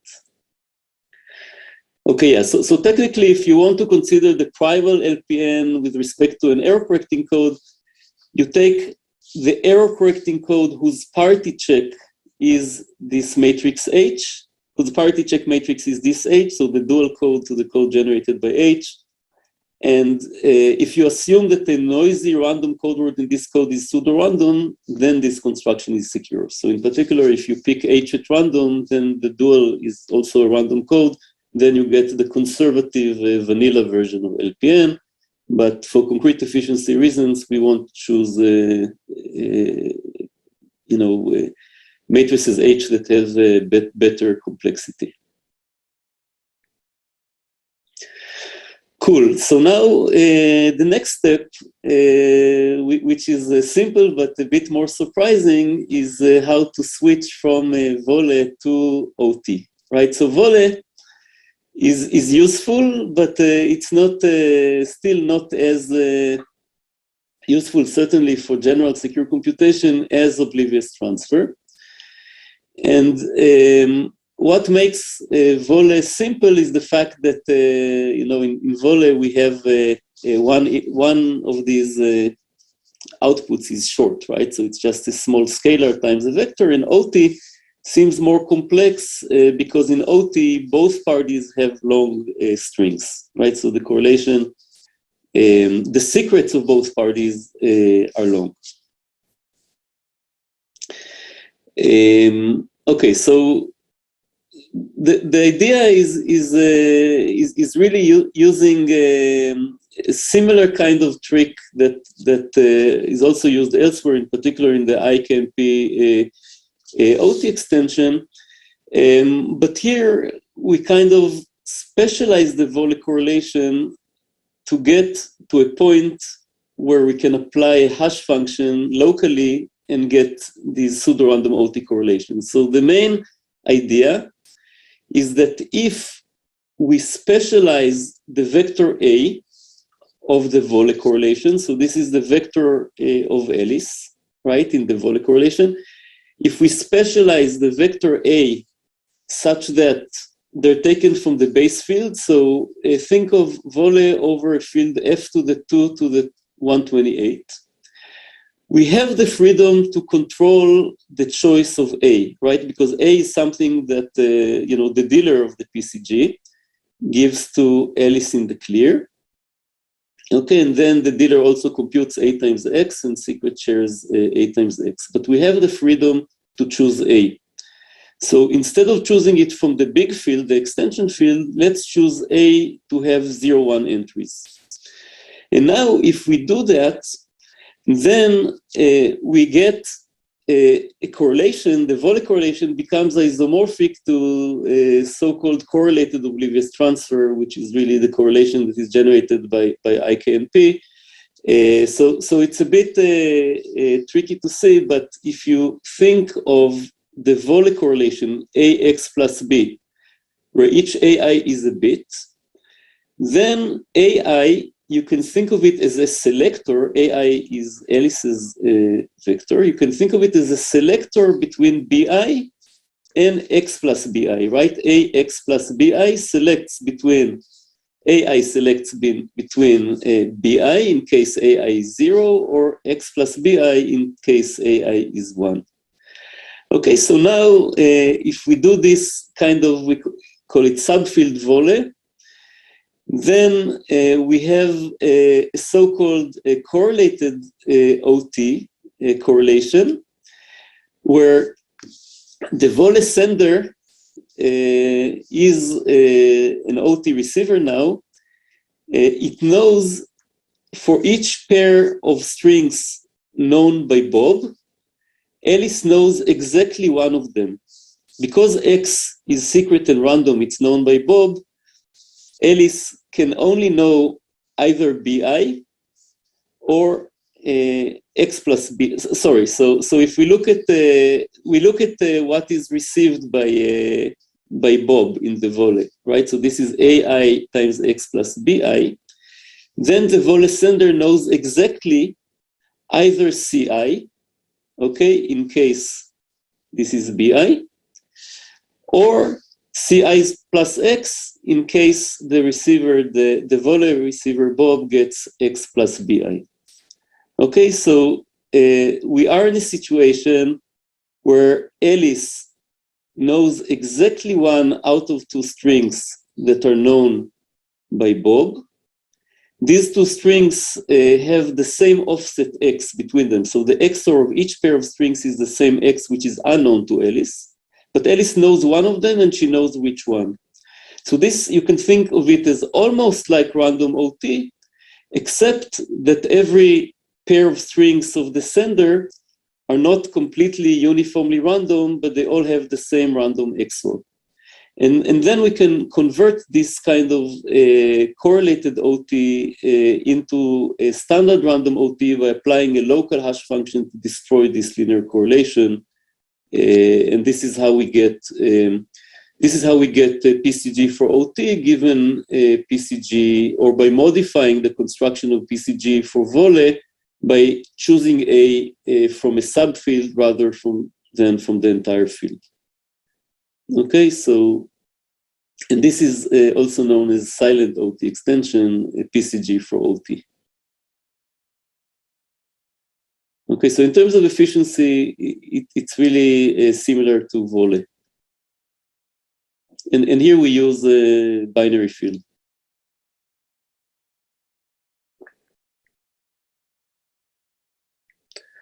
Cool. So, so one can generalize this construction from a feasibility perspective. Now, this part is not practical.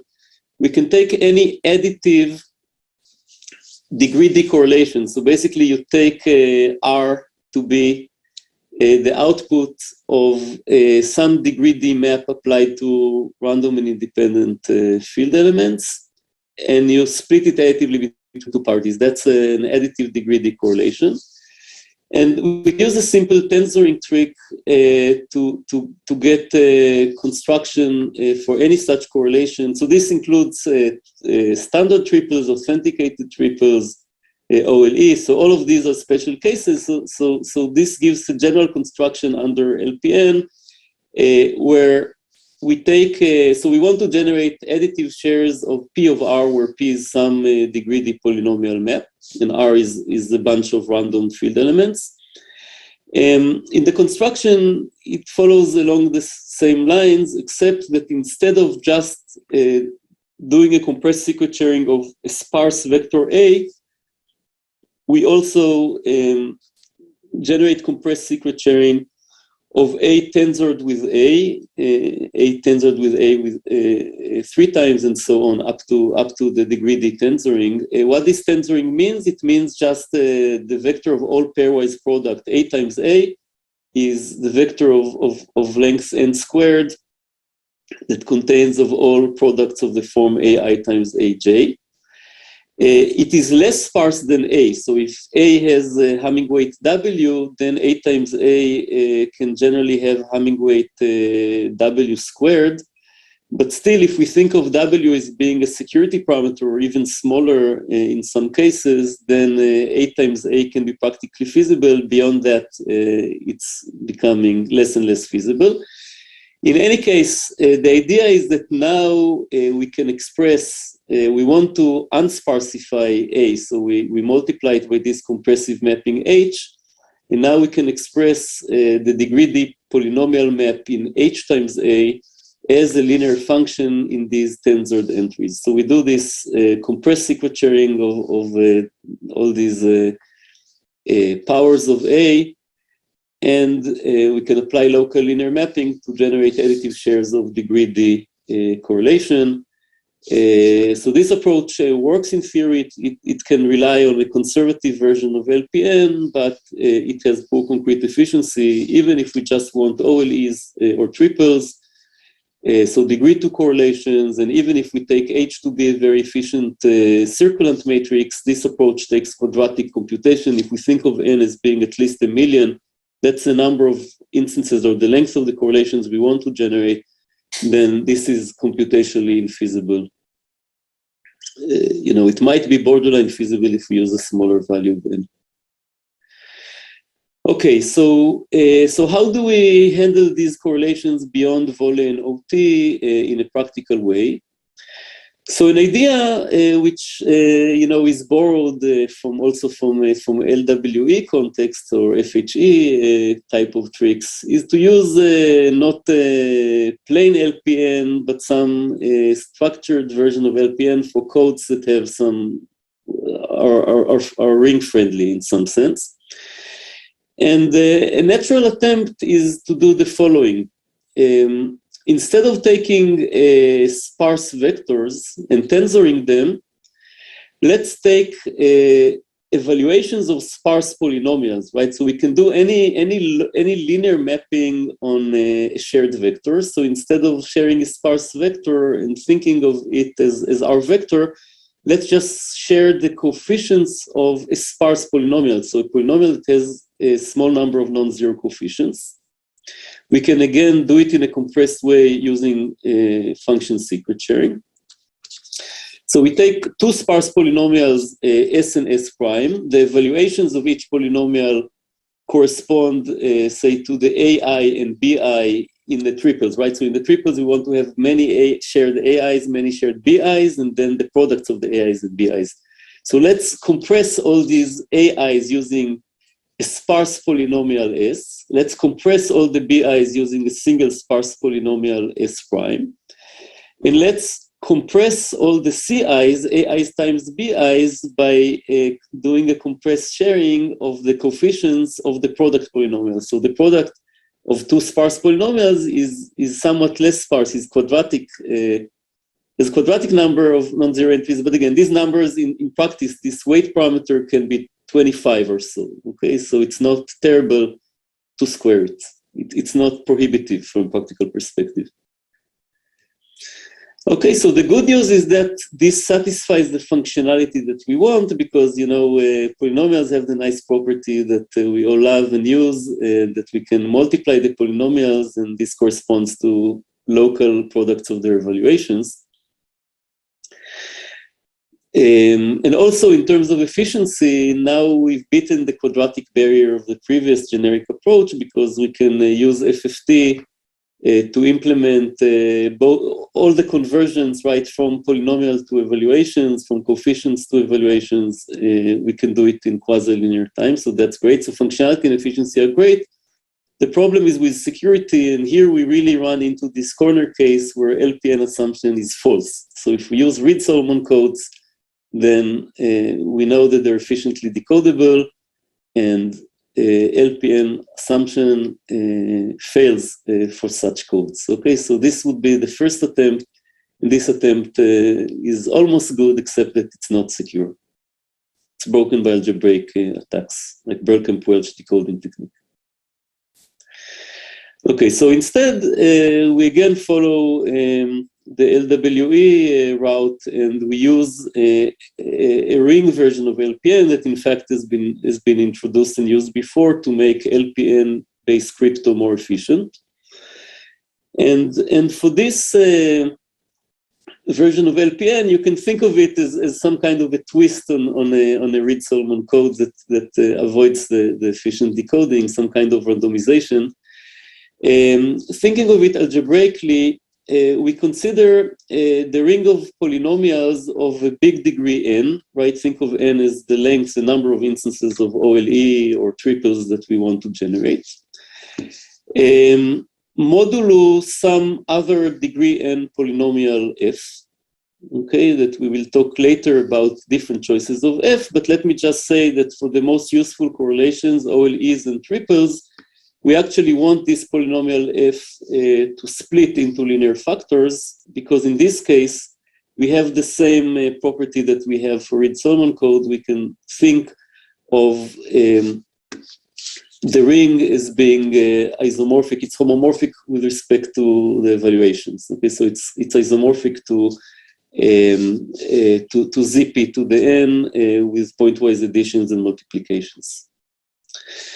Okay, but now the construction works almost like the general LPN-based solution, except that here we use the sparse polynomials in the ring, both for generating the secret will be E. It's a sparse polynomial from this polynomial ring. And F is the noise polynomial. Both of them will be sparse. The only thing which is dense is this public polynomial A that we use. This plays the role of the matrix H in the generic LPN-based construction. So this is a dense polynomial which is public, so we can compress it because it has short description. But the secret polynomials, both the noise and the LPN secret, are sparse, so we can secret share them using function secret sharing with low communication.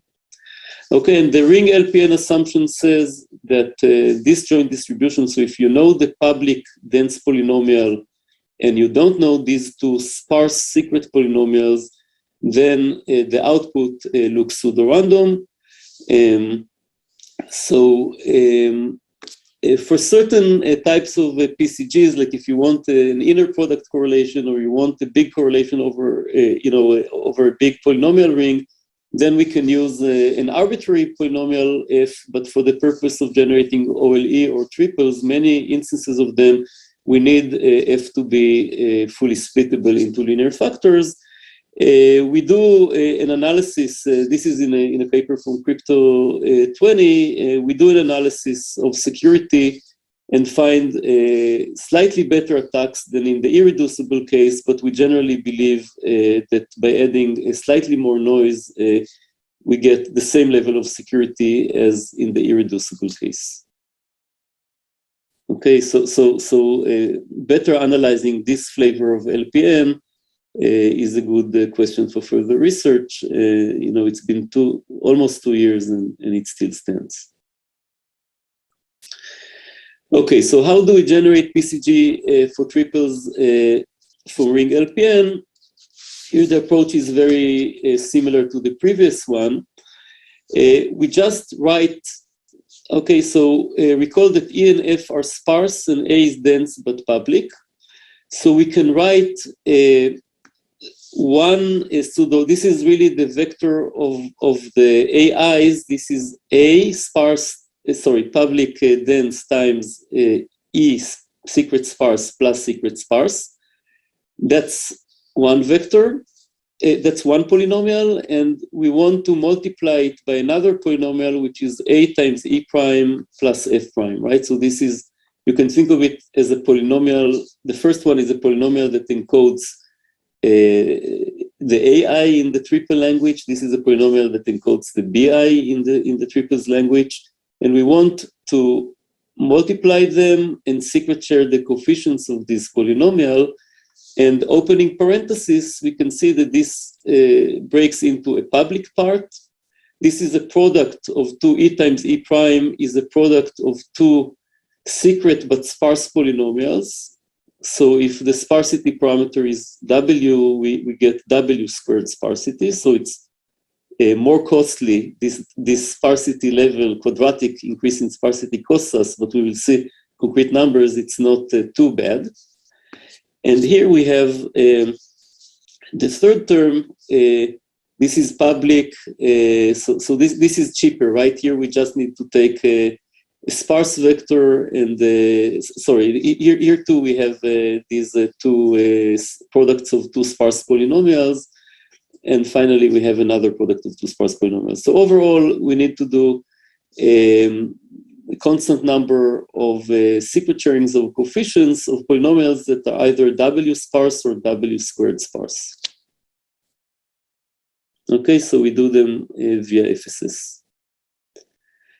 Okay, and then we can implement the local evaluation expansion in quasi-linear time by using FFT techniques for polynomial multiplication and multi-evaluation. And overall, we get quasi-linear time of generating, right? So the seed length is logarithmic and evaluation time is quasi-linear. Okay, and security is based on the splittable version of ring LPN assumption. Splittable because the modulus polynomial should fully split, at least for this kind of OLE and triples correlation. Okay, so In terms of cost analysis, so here the sparsity parameter is denoted by T. So we need order of T squared with a small hidden constant DPF keys. Here we cannot use a PPRF. We don't know how to use a PPRF. We have to use a DPF. The local evaluation time, if you do it with a generic noise, because of these T squared non-zero coefficients, we need to do T squared instances of eval all for DPF, and T squared times evaluate DPF on the entire domain. So doing this will take us n times T squared, which is bad. Again, think of T's as being like 30 to 50 in practice. But if we choose the noise or the non-zero coefficients, instead of being uniformly random, we choose them from a regular distribution where we split the n coordinates into blocks, and each block has just one non-zero coordinate. So again, this is something that is done quite often in the context of LPN style assumptions. So for this type of noise distribution, we can shave a factor of T and realize the computation in just we can get it in n times T PRG calls instead of n times T squared. Okay, so in terms of extensions, we can handle authenticated multiplication triples with less than 2x overhead. The reason is that we have full control over the polynomials, so we can also secret share these polynomials, the same polynomials, E and F and their products, times some secret multiple that we choose as a PCG dealer. In the Crypto 2020 paper, we present extensions to other kinds of degree 2 correlations, including matrix triples, and also to multi-party correlations. But the extension to multi-party correlations that I will describe in the next slide is a bit more costly and also does not work for the authenticated triples. We'll see why. Okay, if there are any questions up to this point. Chat is silent. Okay, good. Yeah, so this is the optimization I mentioned, that if we use regular noise, then the n times T squared can be improved to order of n times T computation time. Okay, so how do we extend it to multi-party multiplication triples? So multi-party multiplication triples are many instances of additive shares of AI, additive shares of BI, and additive shares of AI times BI. What are these multi-party correlations good for?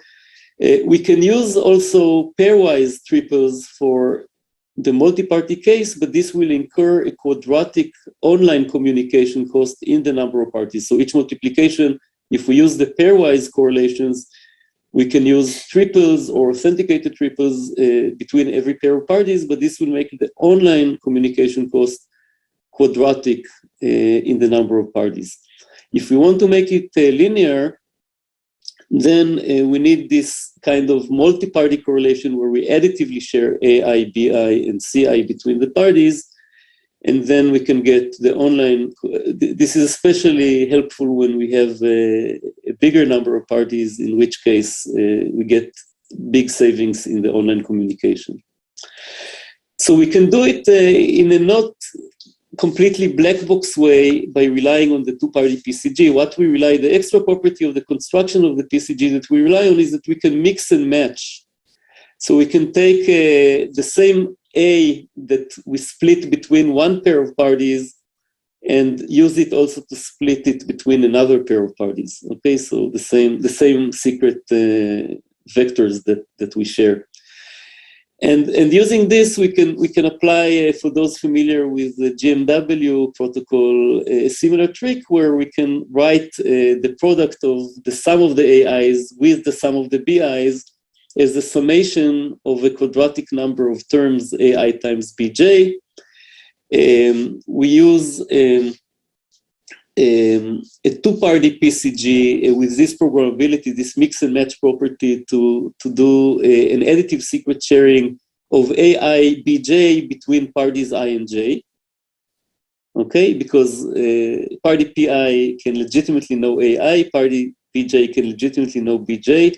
This is the additive share of party J, so we can split the product between them. And then we add up the outputs of this quadratic number of two-party PCGs, and we also need to do some re-randomization of the output using this PRG-based PCG for additive shares of zero, the tournament-based that I described before. And we get a PCG for n-party multiplication triples. This construction, unlike the two-party case, it does not work for OT, so we cannot get a binary multiplication triples, which are quite useful if you want to evaluate Boolean circuits, by using the PCG for OT, because the PCG for OT actually does not have this required mix and match property here. So that's an open problem. We don't have a practical way of generating these binary multi-party multiplication triples.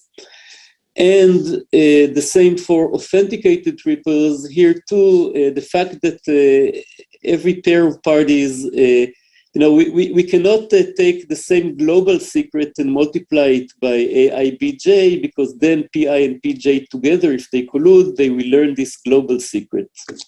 So there is a way around it. There are two ways around it.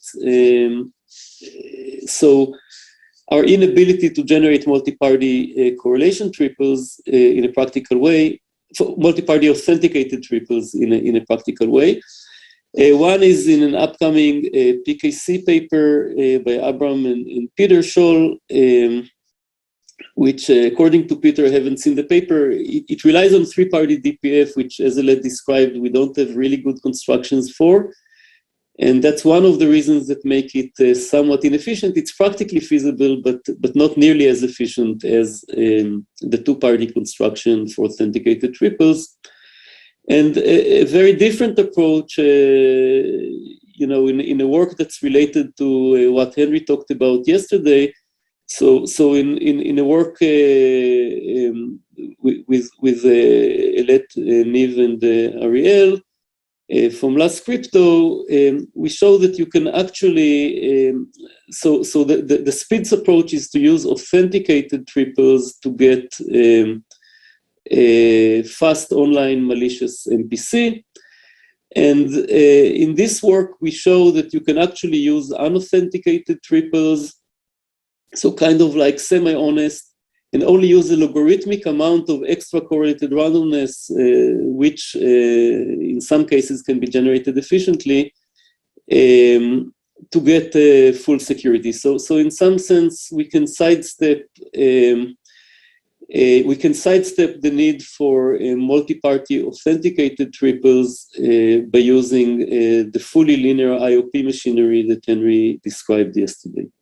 Okay, so there is still it's still a work in progress to make the generation of this kind of correlation more efficient, but at least it gives us a way to get the same online complexity that we get from SPIDS, but using where the bulk of correlated randomness consists of standard triples as opposed to authenticated triples. Okay, so let me give a couple of data points on concrete efficiency, and we'll hear more about that from Peter tomorrow. So if you want to generate Vole or OT, so here's 1 million instances of Vole over 128-bit field, or 1 million instances of 128-bit string OT or bit OT, doesn't matter. So the seeds consist of, again, I'm ignoring now the cost of, I will tell you soon what is the cost of generating them, but for now, just consider the compressed correlated seeds that you need to store for future MPC or 2PC. So it's only 10 kilobytes, and expanding them, at least in our original works, it took 1 second, and this was done by using a matrix H based on quasi-cyclic codes that are also used in post-quantum public key encryption schemes that are being standardized. Okay, so we used a kind of conservative assumption and in fact existing implementations of LPN-friendly compressive mappings that are quasi-linear asymptotically and in practice take 1 second to compute for these parameters. The seed generation is roughly 10 times, so not too bad, it's 10 times the complexity or the size of the seeds, and that's with malicious security. That's from a CCS 19 paper with the usual set of authors and Peter Rindal. And yeah, so even the end-to-end cost here is quite low. And in fact, if you look at the computational bottleneck, there is in a really nice recent crypto paper by Geoffroy Couteau, Peter Rindal, and Srini, they show how to use a special class of LDPCs to have a very fast implementation of this compressive linear mapping that takes linear time and reduces this expand time by a factor of 20. The assumption is still somewhat speculative, but it looks very plausible. And there is good evidence for security against known attacks up to perhaps minor tweaks. So overall, if we look at the state of the art, this is the state of the art construction of PCG for OT. You know, the end-to-end cost, even if you don't care about the silent feature or the compressed representation, even the end-to-end cost is like very, very small sublinear communication complexity for a sufficiently big batch, right? So this is like a batch of million OTs. And the computational cost, as I mentioned before, is slightly better than IKNP of this recent implementation. And you know, one could expect maybe even better constructions to exist. So it's really the fact we're utilizing the fact that we're amortizing over a big number of instances. So we just need, in a sense, to do the opposite of what coding theorists are trying to do. So coding theorists are trying to build codes that can be efficiently decoded. We can build, our goal is to build codes that cannot be efficiently decoded, and almost all codes are like this. So we have much more freedom to choose the codes to be efficiently computable. Okay, if we look at OLE and triples, then computation becomes, both computation and seed size become much bigger by you know, roughly two orders of magnitude, but still very practical. So the seed, like, even for just 1 million instances of 128-bit OLE or authenticated triples, the seeds are considerably shorter than the output. And they take 10 to 20 seconds to expand on a single core. Okay, so if computation is your bottleneck, just throw in a few extra cores. And again, this is just estimates based on a fairly standard implementation, and one could imagine a much better performance with the right kind of hardware support and so on. Okay, GPUs or other optimizations. The seed generation is also more expensive, but not super expensive compared to the length of the seeds, and we'll hear more about that from Peter. And if you compare it to non-silent alternatives for generating triples or authenticated triples like Overdrive, which is the SPID's state-of-the-art implementation, and Leviosa, which uses an IPS-style approach, they're much, much more expensive in terms of communication, and the runtime is comparable. So if you throw in a couple of, either even with a single core or certainly with a few cores, then communication becomes a bottleneck and not computation, and then this PCG approach will be better. So again, all these things have not been fully validated experimentally, but the numbers here are taken from actual implementations. It's just that the whole system was not put together, as far as I know. Okay, so so how much time do I have? About 5 minutes. Okay, cool. So Let me conclude by talking about a natural extension of a PCG called the pseudo-random correlation function, or PCF. And this is really what you expect when you consider the analogy with the standard pseudo-randomness. So a standard PRG, you know, it's useful, it's good, but it doesn't have the random access feature that you want, say, for block cipher or for a standard stateless encryption scheme, right? It's good for stream ciphers, but it's not good for a standard encryption scheme where you don't want to keep a long state or to update your state. You want to have a key, and now you want to encrypt a message, you just encrypt it. So use a PRF for that, not a PRG. And similarly for PCGs, if we don't want to pre-compute and store all this long target correlation, say 1 billion instances of OT or OLE, and we want to have a short state that will allow us to generate more correlated instances of OT, VOLE, OLE on the fly, then we want a pseudo-random correlation function.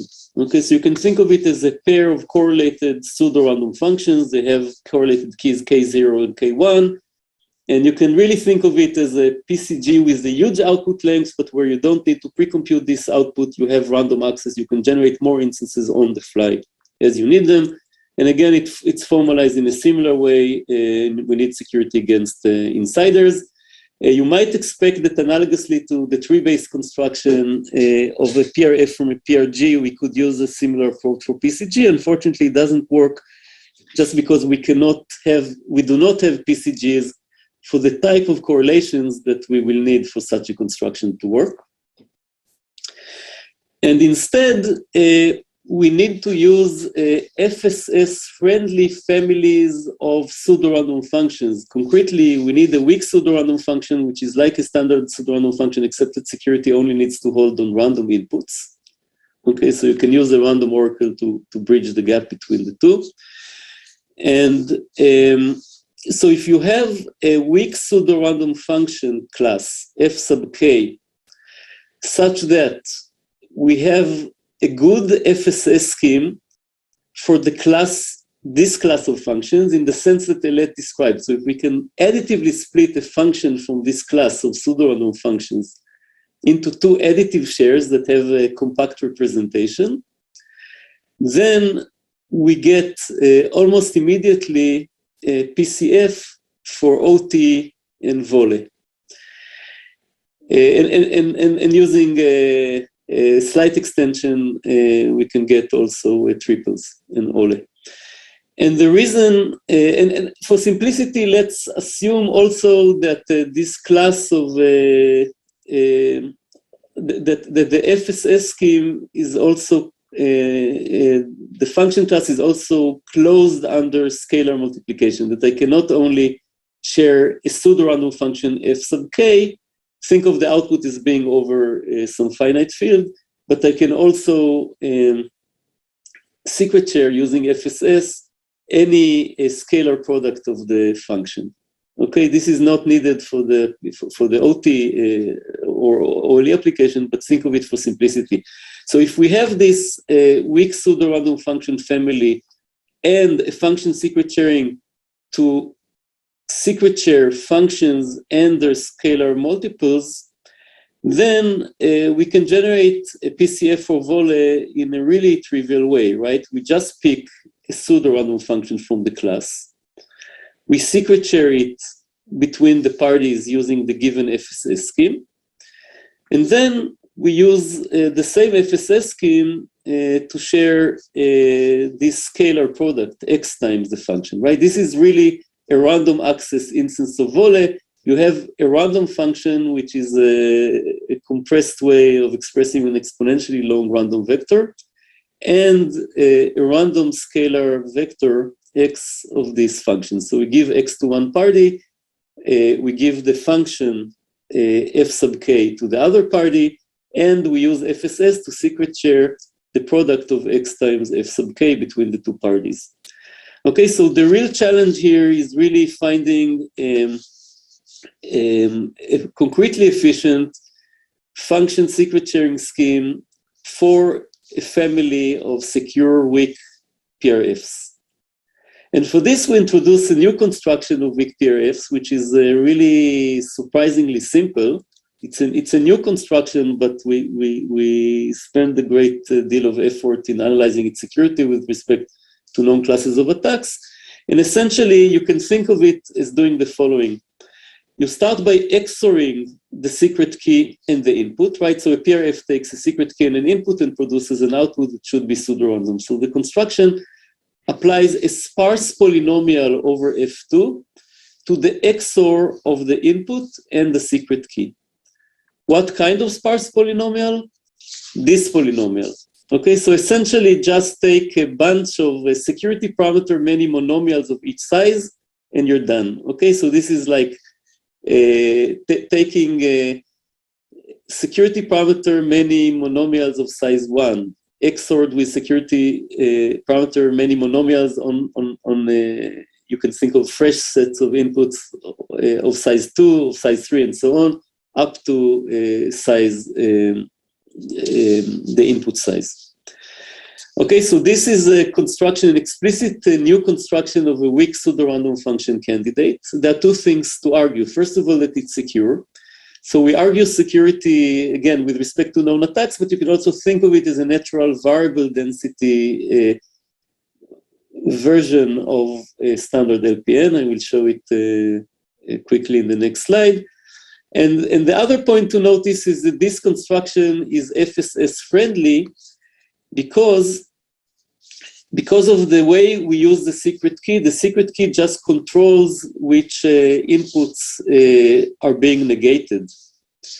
So we can think of each monomial applied to this input XOR the key as just a secret point function. Okay? So we can use a DPF for each monomial of this sparse polynomial evaluated on the input XORed with the key. So this is what makes this construction FSS friendly.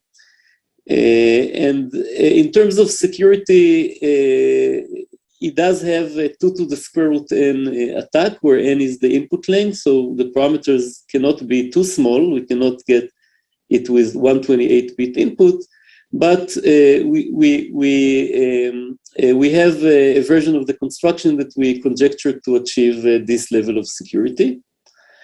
And beyond the PCF, which is our main motivating application, you can use the same assumption to get something known as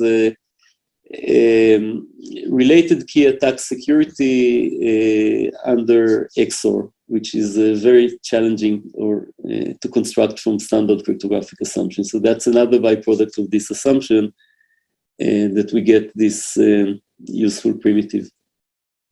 Okay, this is just in a picture how the variable density LPN assumption, which is equivalent to the security of the weak PRF, look like.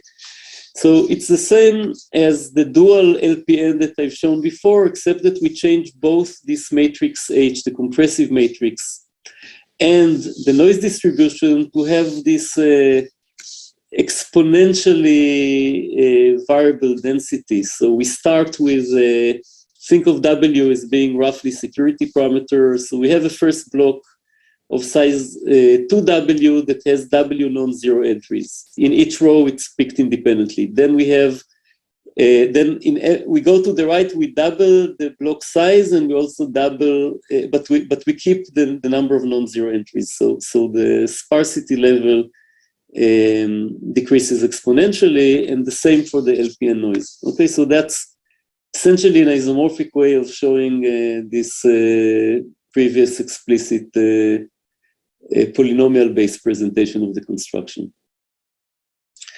Okay, so to give a data point on concrete efficiency, it is slower than the PCG constructions I've shown before, but it's still practically feasible. So the key is, if we want to generate OTs and voles on the fly, the keys are not super long. So we have two versions of the assumption, conservative and aggressive. The conservative version has a provable security against the all known attacks, and the aggressive one has some conjectures in it. But at least from the aggressive version of the assumption, the keys are not too long, and we can generate something like 20K on a single core, 20K instances of OT or Vole per second, which is not bad, and you can, of course, speed it up using multiple cores. And Peter will tell us tomorrow about a different, very different approach for practically feasible PCF. It is really, really good in terms of setup and key size, but it is worse by I think 1 or 2 orders of magnitude in terms of evaluation time than this variable density LPN-based construction. Okay, cool. Okay, so just very briefly, one cool application of this PCG machinery is that now you can assume that you have many OT correlations, random OTs for a very small price. You can do certain things that were previously quite expensive. So for instance, you can, and again, this is not completely trivial, this appears in a recent crypto paper, but you can generate from OT correlations with very small amount of communication, you can generate the type of correlation that allows you to swap from mod 2 representation to mod 3 representation.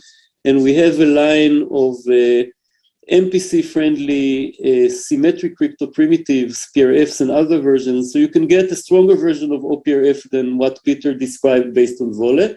So things that can be used for any application of OPRF. Under some, of course, some new assumptions, but the distributed evaluation of these types of PRFs and other symmetric crypto is being sped up dramatically by using the PCGs for OT.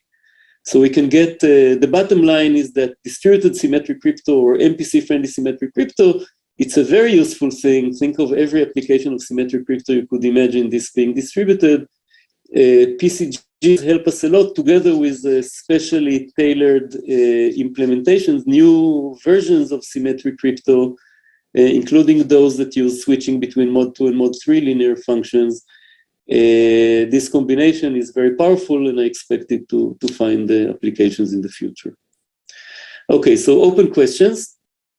A lot more to be done, and certainly will be done in improving current PCG constructions. We want to deal with more general correlations. So I think Let even mentioned the challenge. We don't know how to compress. We can compress a single big truth table correlation, but we don't know how to compress many truth table correlations or many FSS keys, right, that we can use for FSS gates of the type, say, computing a ReLU gate for neural net computation, right? We really want to compress many of these correlations, FSS correlations that enable us to do fast ReLU, but we don't know how to do it without relying on I/O, in fact. We don't know how to generate garbled circuit correlations. Another amazing thing, if we could compress somehow a garbled circuit correlation, this will be almost like FHE. We don't know how to do it, again, without relying on I/O. The multi-party case, as I said, we're still behind what we know in the two-party case. In particular, we don't have good solutions for binary triples, even non-authenticated binary triples in the multi-party case. And we don't have a very good solution for authenticated triples in the multi-party case. There is still room to improve the seed size, the expansion time, the seed generation. And if we go back to the mini-crypt world, if we look at this N-choose T overhead for linear correlations of Shamir secret sharing, we don't know how to avoid it. If we want Shamir to, say, to compress many independent Shamir shares of random secrets for a big number of parties, we don't know how to avoid it, even if we are willing to assume FHE or LWE, right? So that's an open question, even on the theory side, let alone practical side. A better understanding of LPN type assumptions, we introduce new flavors of existing assumptions, so definitely there's more room for cryptanalysis and provable security. And PCFs are still significantly behind PCGs, so there's much more to be done on this front. And that's it. So any questions? I think so. There are no questions. Everything was very clear.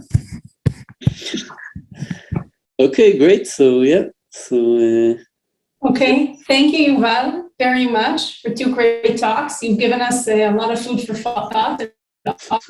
We'll have to wait for Peter's talks tomorrow to hear more. yeah. So we have a 15-minute break now, and then we'll be back for Dima's talk. Okay, great. Bye, everyone.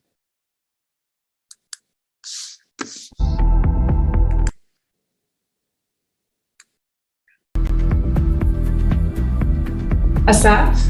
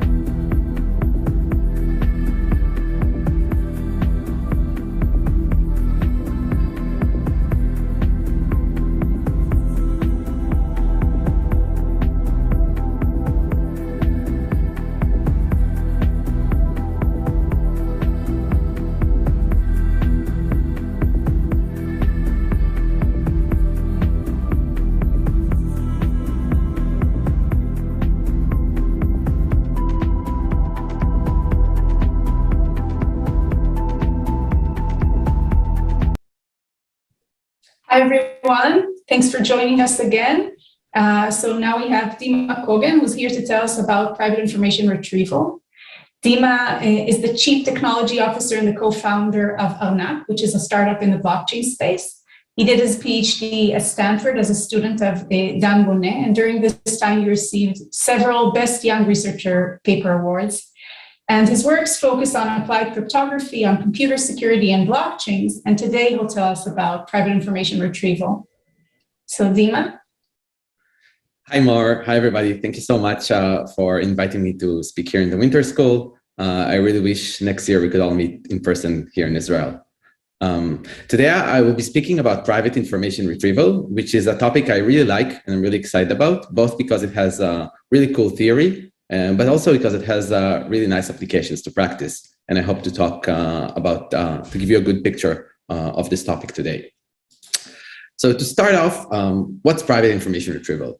It's a cryptographic protocol introduced by Shor, Goldratt, Kushilevitz, and Sudan in '95 that allows users to read records from a public database without the database learning which records the users are interested in. So you can imagine a lot of applications for this setting. For instance, whenever the user's query contains some sensitive information about the users, this could be a user querying like a medical encyclopedia, and his query contains some information about the condition the user has. Or maybe the user wants to query some financial database and the query contains information about the user's financial interests. But also, PR is very useful as part of larger privacy-preserving systems. For example, systems for private video streaming or metadata hiding messaging. And today, throughout the 2 hours of this talk, I'll try to cover both some classic results about PIR. So in the first half of the talk, I will talk about the model, some basic classic schemes, and some extensions that are actually kind of bridge the theory to practice. And then in the second half of the talk, I will talk about more recent works and efforts that try to reduce the amount of computation that PIR requires. And I'll also talk about a couple of classic results there, but also focus on some recent works that I've worked on together with my co-authors, Henry Corrigan-Gibbs and Alexandra Hensinger.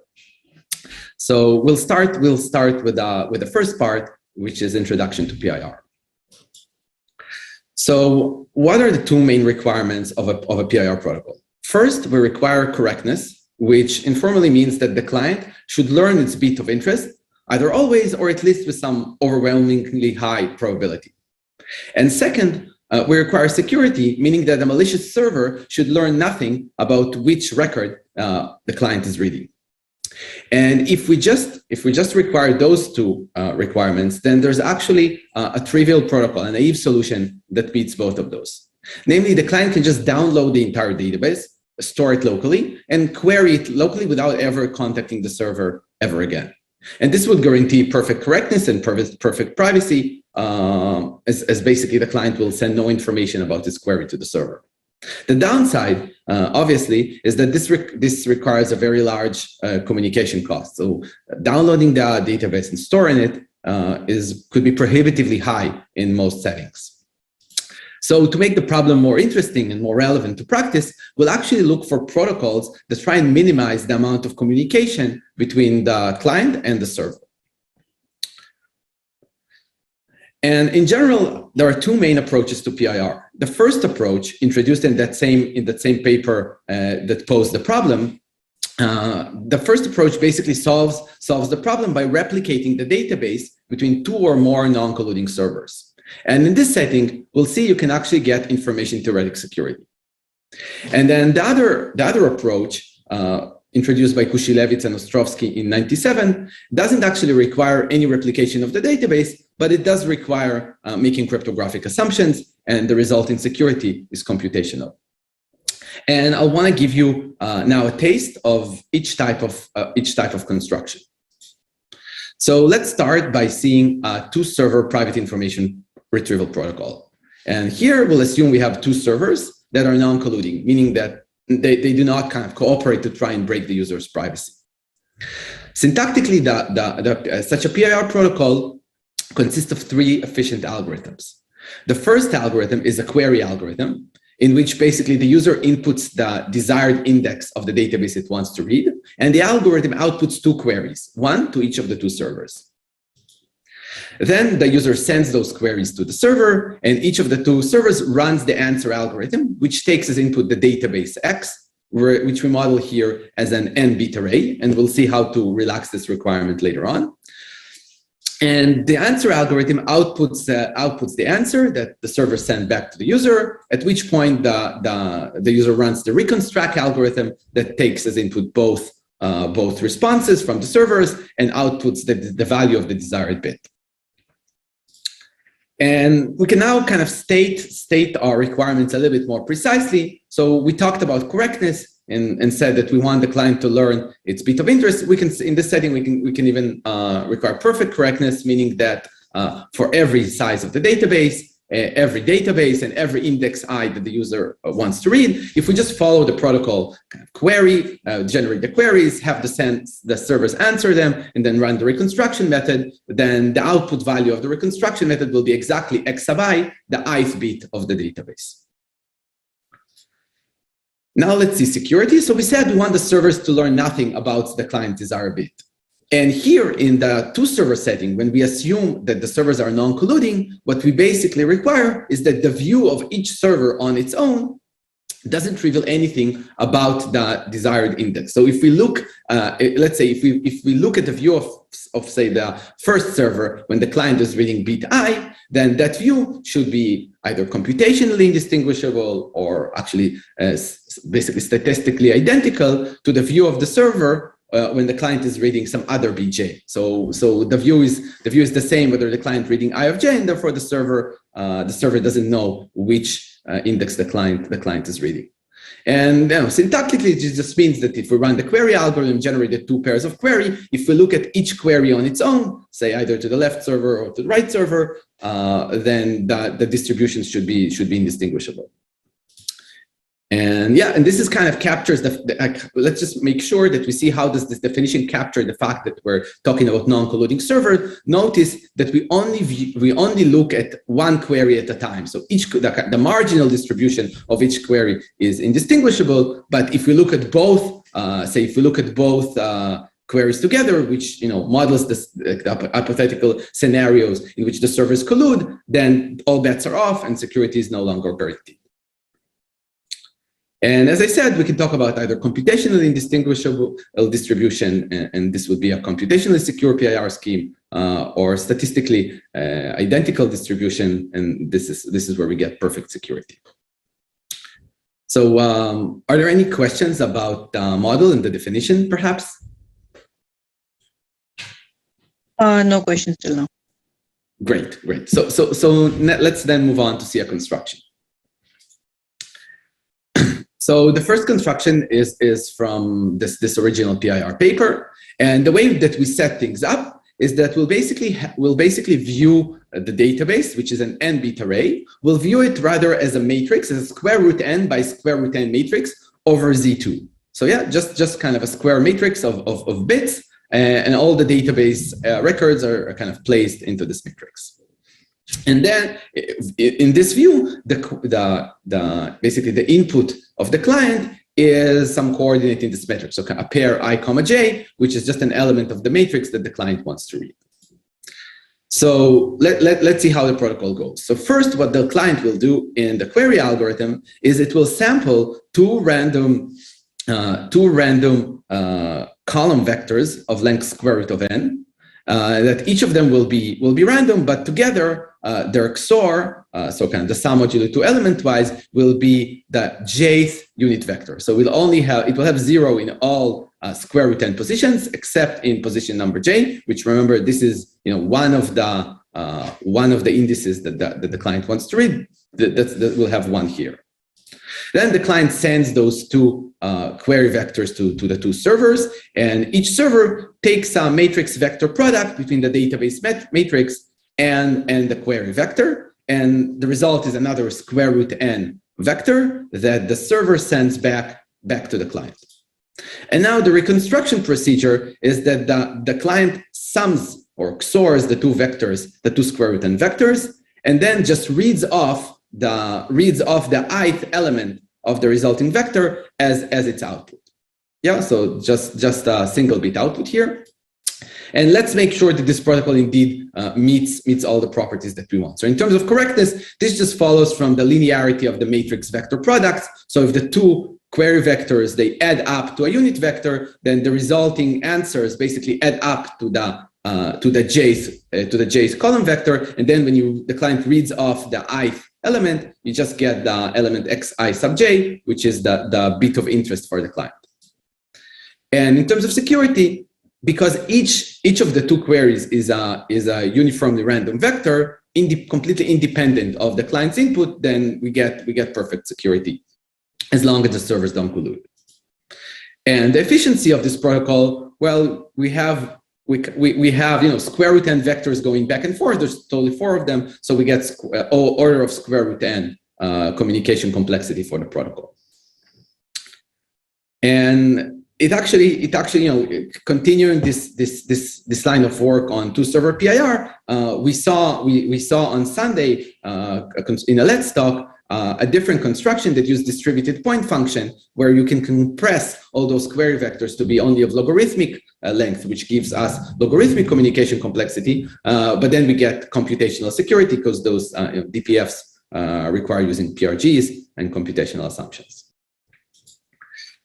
So basically, following this initial work on two-server PIR, there's been a very long line of work gradually improving the state of the art on multi-server private information retrieval. So here I talked only about the two-server case, but there's also a lot of improvement in the multi-server case for when there's more than 2 servers. And nowadays, we have informationally theoretic secure PIR protocols in the two-server setting with n to the little o of 1 communication. And if we're willing to make computational assumptions, then these constructions from distributed point functions allow us to get even better communication complexity, logarithmic communication complexity. So that's kind of the state in the two-server, in the multi-server world. Let's now see how does PIR work in the single-server setting. And this was introduced by Kushilevitz and Ostrovsky soon after the original PIR work. So here again, we'll view the database as a matrix, a square matrix of size square root n by square root n. And the main idea that instead of secret sharing the query, that unit vector, as we did in the two-server case, we'll basically encrypt it. And specifically, we'll encrypt it using linearly homomorphic encryption. And linearly homomorphic encryption is basically allows you to do to compute addition of ciphertext to get a ciphertext which encrypts the sum of the underlying plain text. And so we can kind of do linear algebra on encrypted messages. And this type of encryption we can actually build from a wide range of public key assumptions like DDH, quadratic residuosity, learning with errors. From a bunch of public key assumptions. So now that we have such a linear homomorphic encryption, what we'll do is that the client, as before, kind of generate a unit vector with 1 in the jth position and encrypt it element-wise using linearly homomorphic encryption.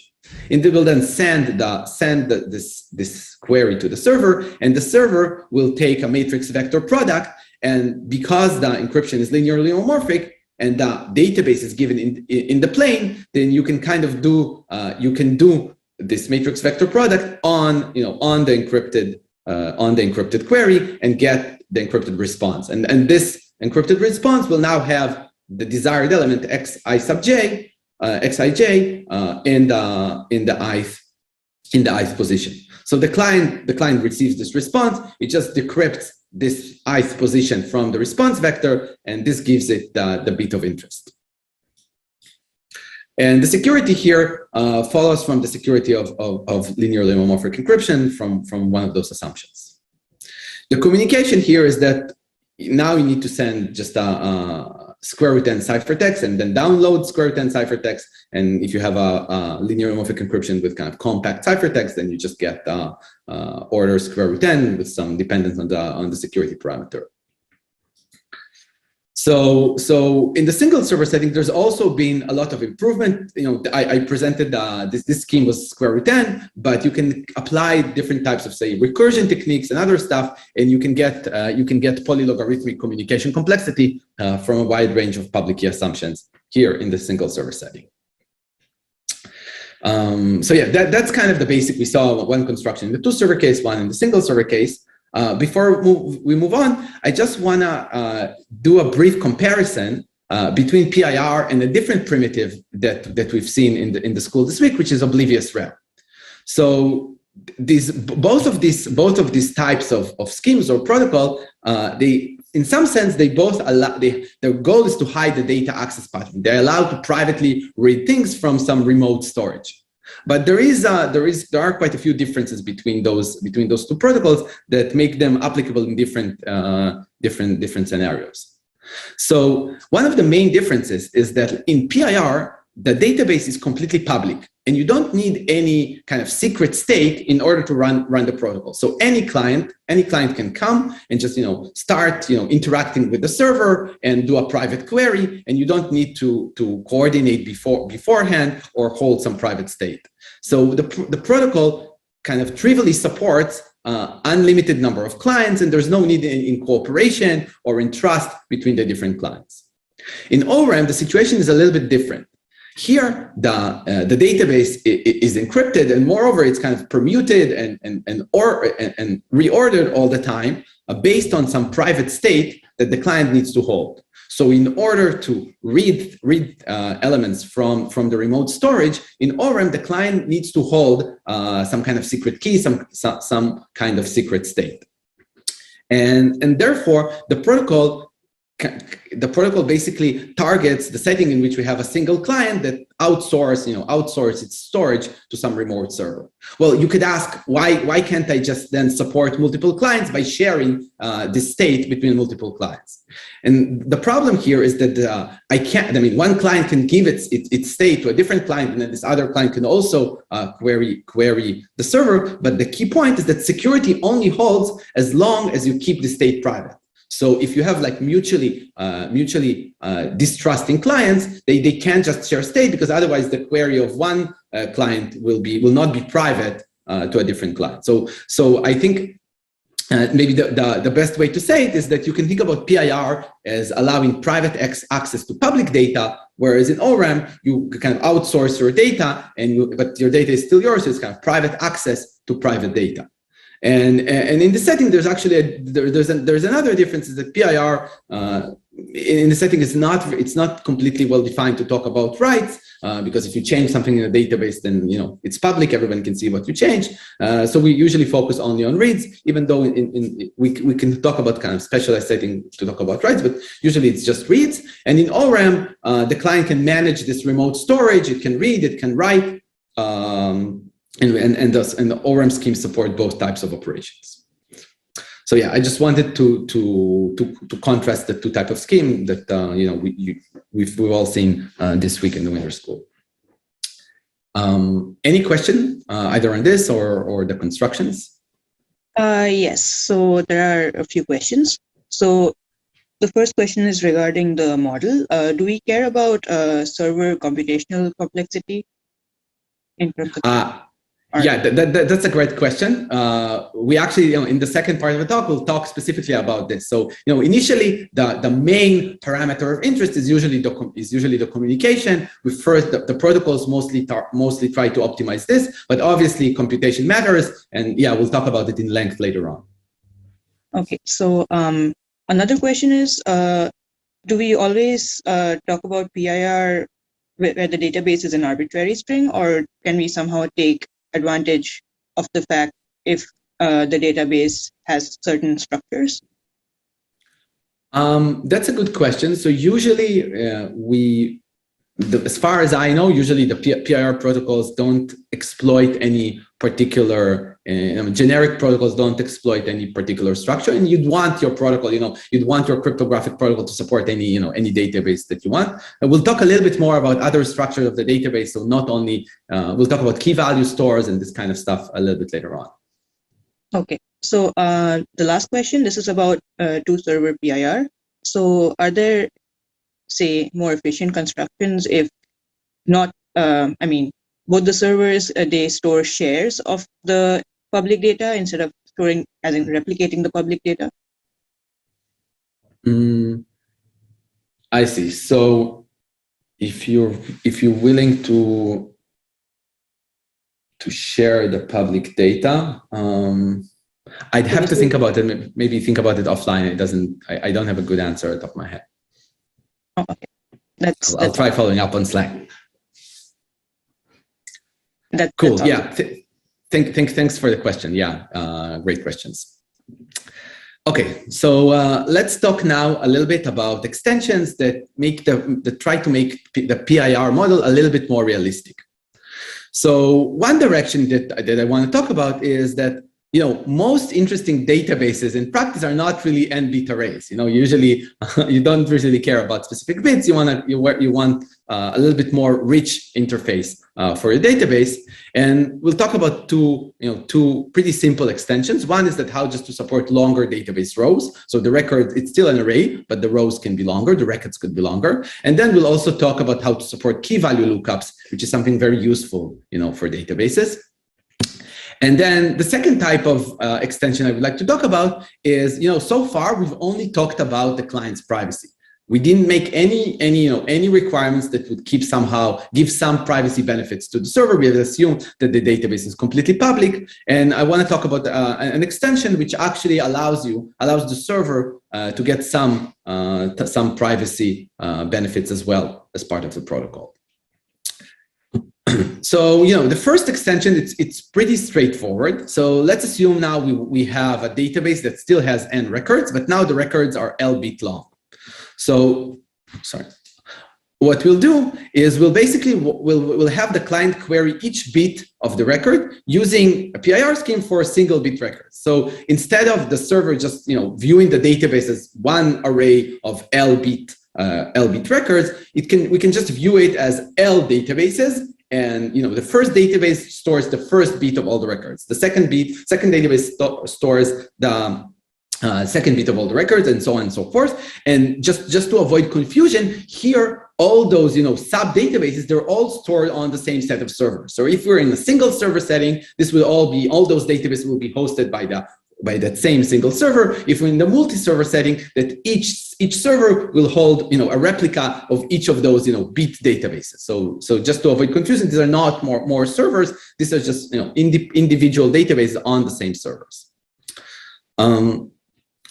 Cool. So how does the protocol work? Well, the client wants to read, you know, the ith record. So it uses the base PIR scheme that allows you, you know, that's just for single bit records, just generates this query and sends it to the server. And then the server just takes the query and runs the answer algorithm with respect to each of those shards of the database. So basically it responds to the query with respect to the first bit of the records, then to the second bit of the record, and so on and so forth, and then sends all L responses back to the client.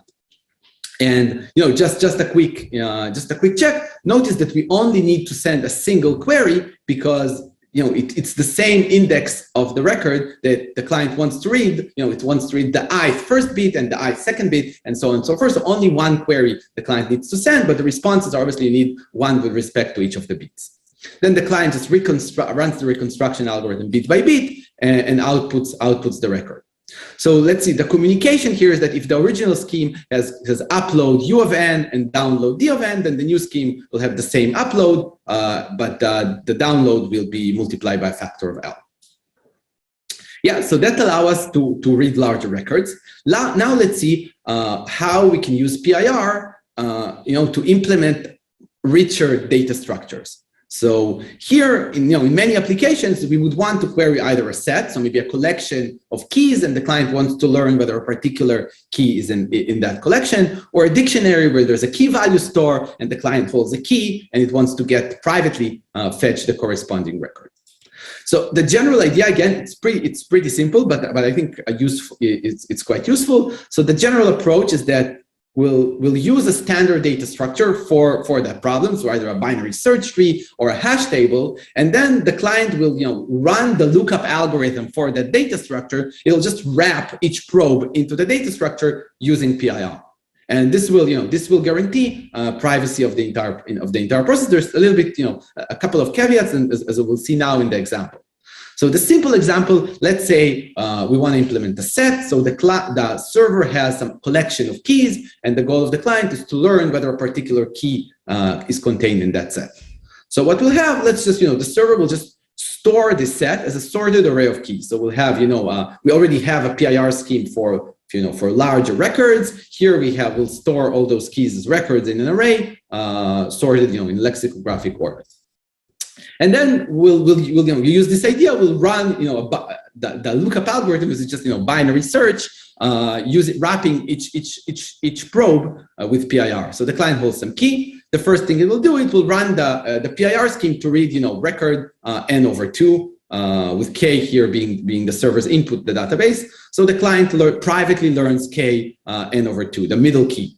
Then it checks it, just binary search tree, compares it to its key. It say in this case, the key is smaller, so the client then reads record n/4, and again compares, and just continues its binary search until it finds the key of interest. Here's like one caveat that I hinted to. Even after the client finds K, it still needs to complete all rounds of the protocol to avoid, early termination, leaking something about the record that it's reading. So, here the client needs to complete all log n rounds of the binary search, and then it finds the record of interest. So this is a very simple data structure, just a sorted array. If we use a little bit, more complex data structures such as hash tables, or use perfect hashing, we can actually solve this problem of private key value lookups or private sets with only 2 queries between the client and the server. But the general paradigm is the same. Cool. Yeah, that's the second extension. And then the third extension I want to talk about is this idea of how to guarantee some privacy also for the server.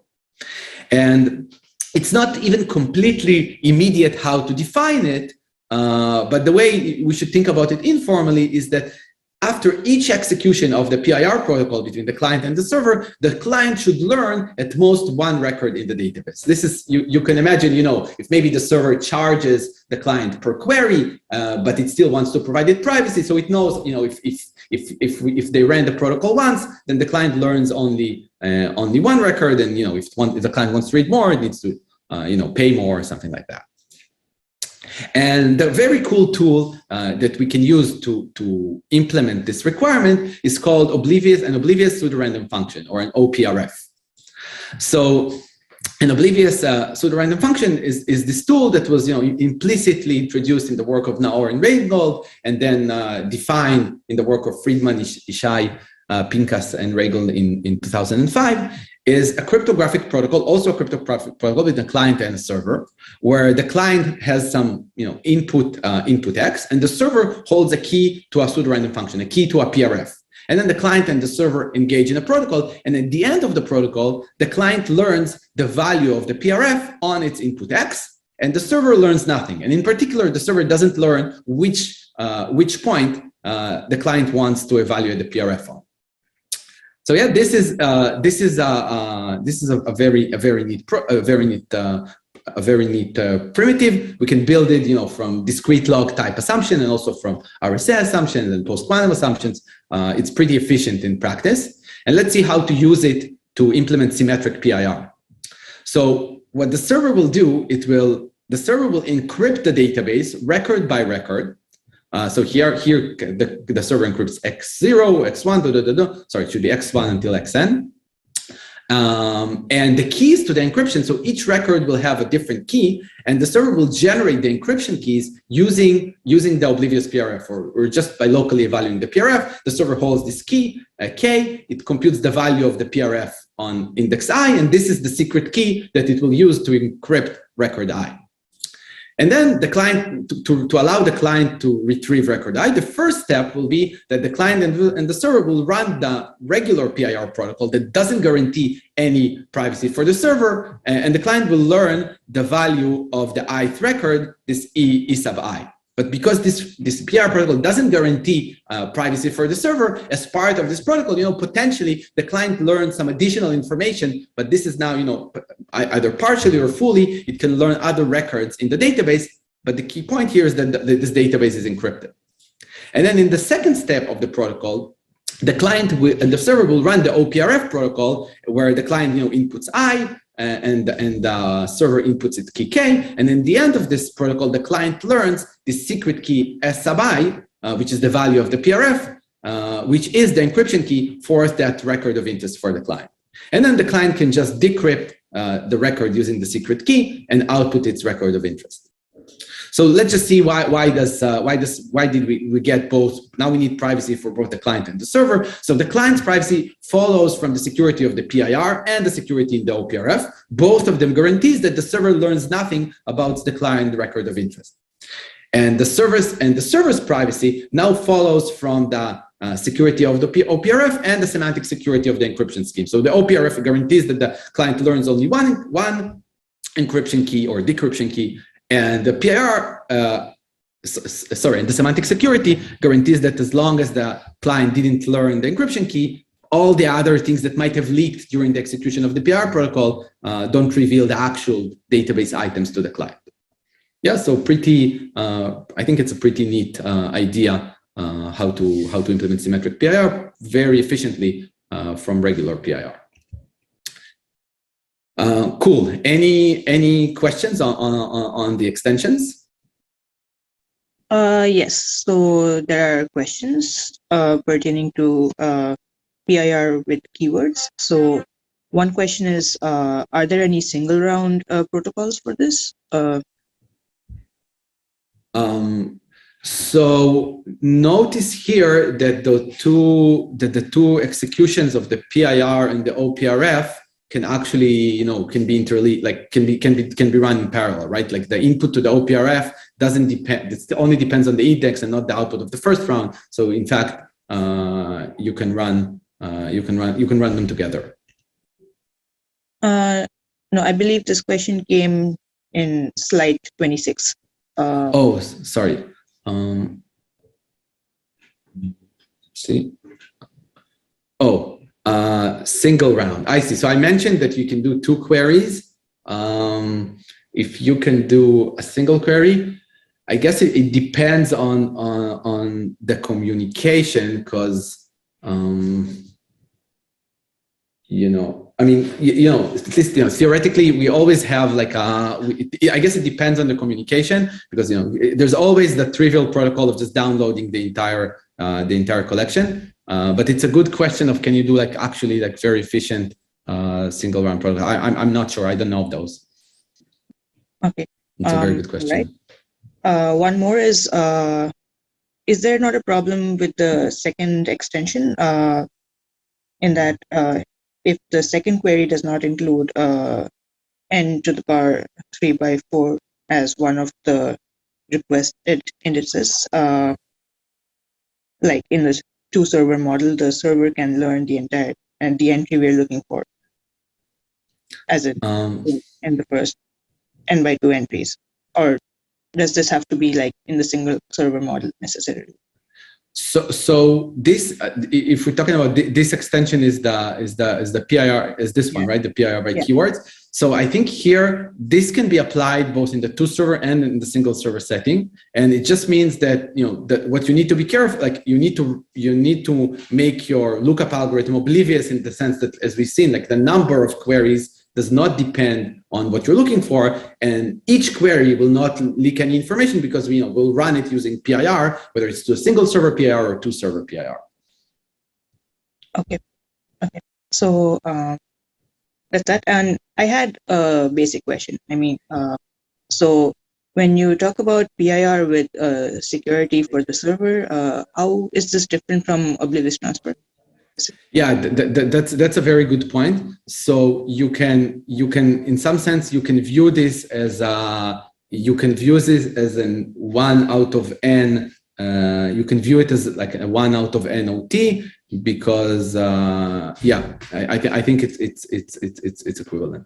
It's just that, usually it was defined, in the, at least initially in the multi-server setting. So in OT, we usually think about it in the one server setting. Exactly. So you can think about it it's kind of I think in the original papers, you kind of distributed OT. Okay. All right. We just got one more question. What is the communication complexity of the OPRF protocol? So it's very efficient. It's like in some sense, if you do it from something like DDH, then if you build it from one more discrete log assumption, then it's basically like a handful of group elements that you need to send. So something like basically like proportional to log n and the security parameter, like linear. Very efficient. That's all the questions. Cool. Thanks for the questions. Let's then move on. Now we can get back to this question that someone asked earlier that I plan to talk for the remaining time in this hour and the next hour is this issue of the computational complexity of PIR. And indeed, if you look at those protocols that we presented, the single server protocol, the two server protocol, they all had this property that the server needs to kind of linearly scan the entire database to respond to a query. Particularly, the server needed to do this matrix vector product, and which is of course at least linear in the size of the database. And having to run this expensive online phase. For each query, it's actually a barrier to deployment, right? Because usually when we think about databases, we want queries to be fast. We like databases store indices so that you don't have to scan the entire database to answer to a query. And here, this computational cost is expensive, and indeed, it turns out that this is necessary. So Beimel, Shai, and Malkin showed in 2004 that the server must do a linear amount of work to respond to a query, which is a little bit discouraging. The intuition behind this lower bound is that if while responding to a query, the server doesn't touch a particular bit in the database, then somehow the server learns that the client can't be reading that record of interest. And this is a very rough intuition, but it turns out you can generalize it even if you have many non-colluding servers, and even if you're willing to make cryptographic assumptions. So it's a very very strong lower bound. And in the remaining time of today's talk, I will actually talk about several approaches that try and circumvent this lower bound and somehow reduce the computation required for PIR. And specifically, we'll talk about a couple of classic approaches, and then the most of the time I'd like to spend on this recent approach that I've worked with together with my colleagues. It's called offline-online PIR. So any questions perhaps on or kind of where we're going on this problem? No questions still. We're good. Great. So the first approach that tries to reduce the computation of PIR, it's called batch PIR, and it was initially introduced in this batch codes paper by Shai, Kushilevitz, Ostrovsky, and Sahai in 2004. And here how this works. So essentially, the client and the server, they pre-agree on some, this is one variation of it. The server and the client agree on some random partition of the database into queue buckets. Let's just think of them as of equal size. And then when the client wants to, this batch PIR scheme will allow the client to read multiple records from the database more efficiently than just run the PIR scheme one by one on each index. So the key thing is that if we start off with a random partition of the database, then with high probability over the choice of this random partition, then for any fixed sequence of Q indices that the client wants to read, then by the standard balls and bins argument, no bucket will contain more than something like lambda log n indices, lambda being the security parameter. So you actually get like negligible probability in lambda to one of those buckets kind of overflow and contain more than this number of input indices of the client. And now the idea is that the client can just query each bucket lambda log n times and embed its index of interest into those lambda log n queries. And because of this load that doesn't exceed lambda log n, then this will be sufficient to read all the indices of interest. And the benefit, where does the computational benefit come from? The fact is that now you only run PIR on much smaller databases. So you run PIR on databases of size n over q, and this would be more efficient. So let's maybe see an example how this works. So the server partitions the database using, say, some hash function. I won't go into the details. Just think about maybe they use a random oracle or something like that. And then the client just needs to have a description of the hash function or access to the random oracle. So in this example, let's say we have a 12-bit database. We have 4 buckets. We have like three records in each bucket. And now when the client wants to read, say in this example, 4 records, then each bucket only contains at most 2 of the client's input indices. And so now the client can kind of send its queries to the server. It will just send 2 queries for each bucket, and it will insert its it will use this query to query the indices it's interested in. So here in the first bucket, the client's not interested in any of the records, so it just puts in some dummy queries, again, to avoid any leakage. And then in the second bucket, the client's interested in the first and the second record, so it just runs the PIR scheme on index 1 and 2 on this bucket, and so on and so forth.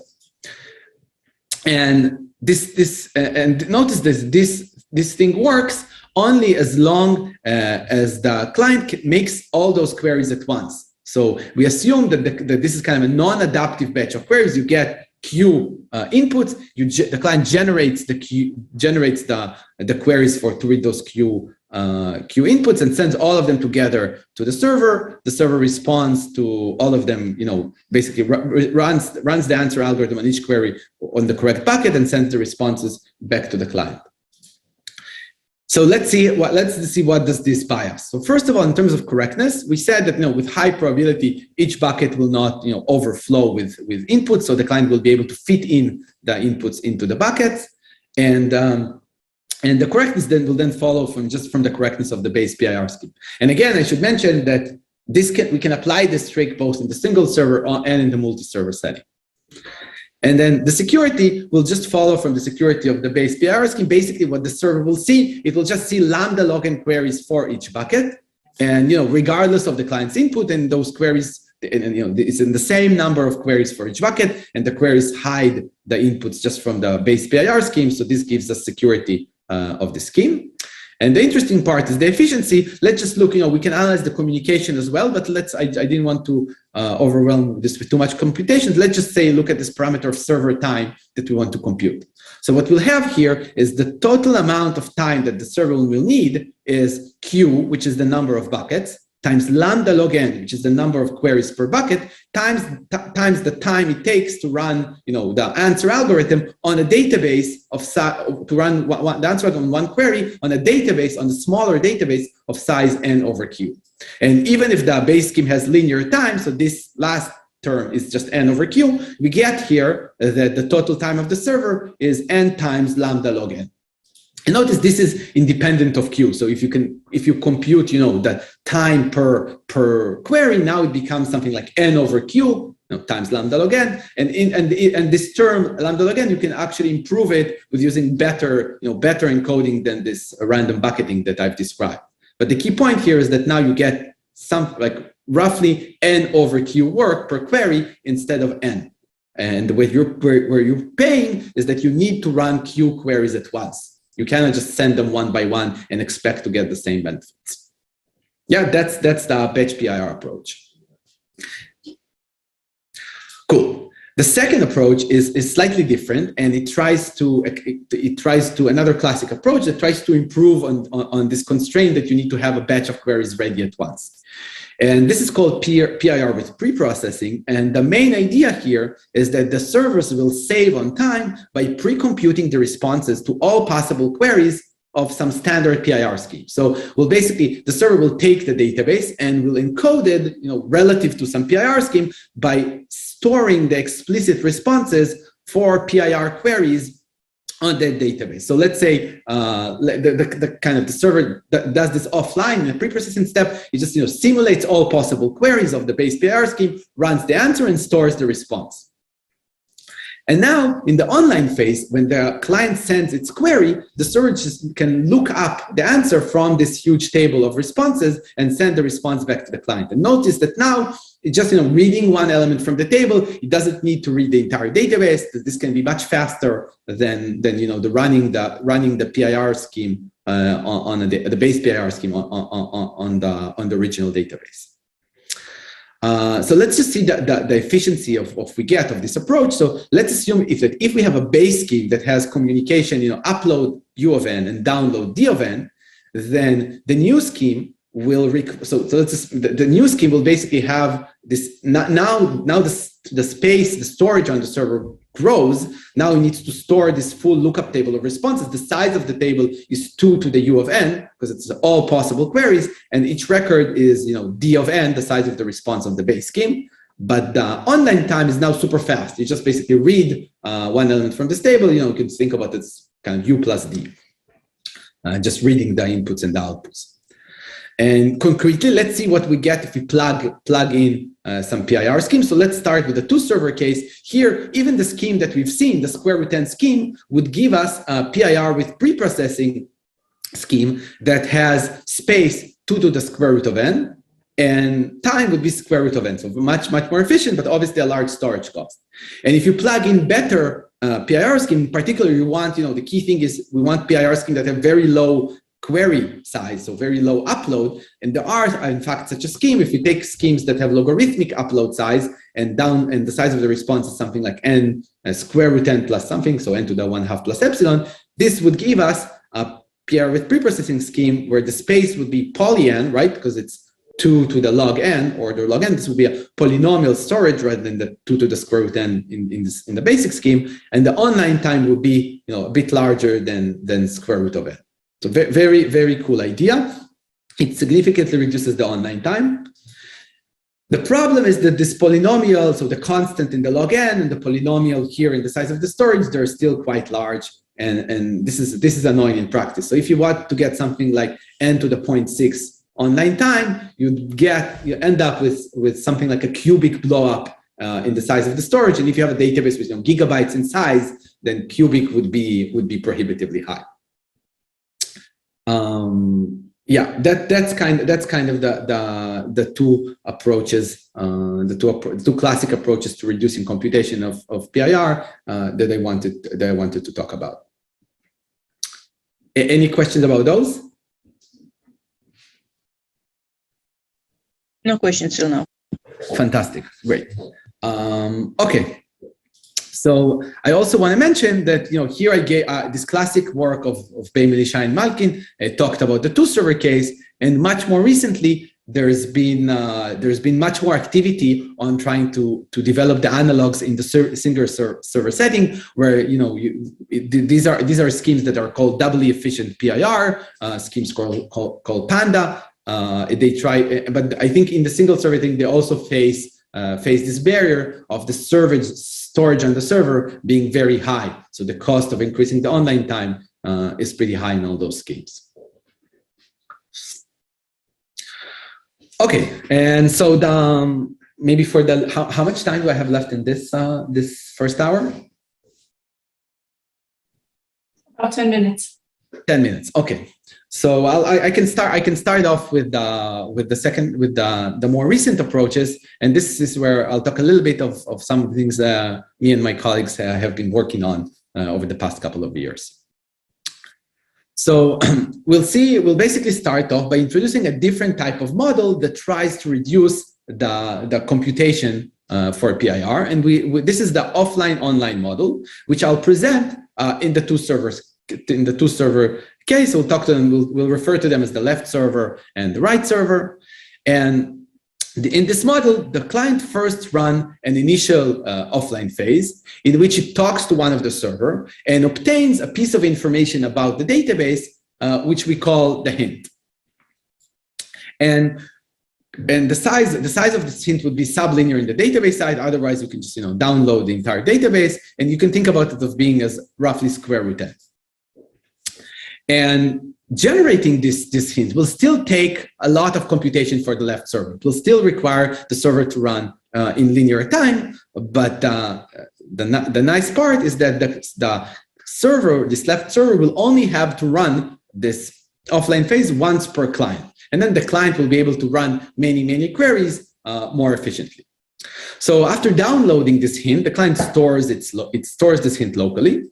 And then when the client wants to read an index from the database, some index I, it uses its locally stored hint to generate a query to the other server, to the right server. And crucially now, both the amount of communication and the time it takes to the right server to respond to the client's online query will be sublinear in the database side. So this will be much faster. And in the end, the client recovers its bit of interest. And I should just say again, the comparing, say, to the batch PIR approach is here the client can repeat this online phase to read multiple items adaptively. So it can read item 7, then it can get the response. Depending on that, maybe read item 10 and so on and so forth. And we don't need to commit to a non-adaptive batch. And I should also mention that kind of a similar offline-online model has also appeared in some works before, but I think in prior works, usually it either required a lot of storage for the server or the online time was still fast. And here, notice that in particular, the two servers, they just store the database in its original form. So if we compare it to PIR with preprocessing, here the servers the storage on the server doesn't increase at all. They actually just store the exact database. The client now needs to store this piece of information, the hint. This would be sublinear. And yeah, that's kind of the comparison to PIR with processing. And we said the comparison to batch PIR is that now we can do things non-adaptively. Sorry, we can do things adaptively. So let's maybe now see what type of schemes can be built in this model. And I'll just talk about that kind of this ignore for the remaining of this talk. I'll usually ignore polynomial factors and the security parameter lambda and polylog n factors where n is the length of the database. And in the two server setting, we can actually build offline-online PIR scheme with communication square root n and square root n online time. And this is from a very mild assumption, just from the existence of pseudo-random generators. In the scheme, the client will use square root n time, and also the size of the hint, the amount of storage that the client will require will also be square root of n. We can use PRPs to achieve that. We also can get efficient offline-online PIR in the single server setting. So here we have two options. We can either settle on slightly higher complexity, so n to the 3/4 online time. And this we can build from a wide range of public key assumptions like DDH, DCR, and others.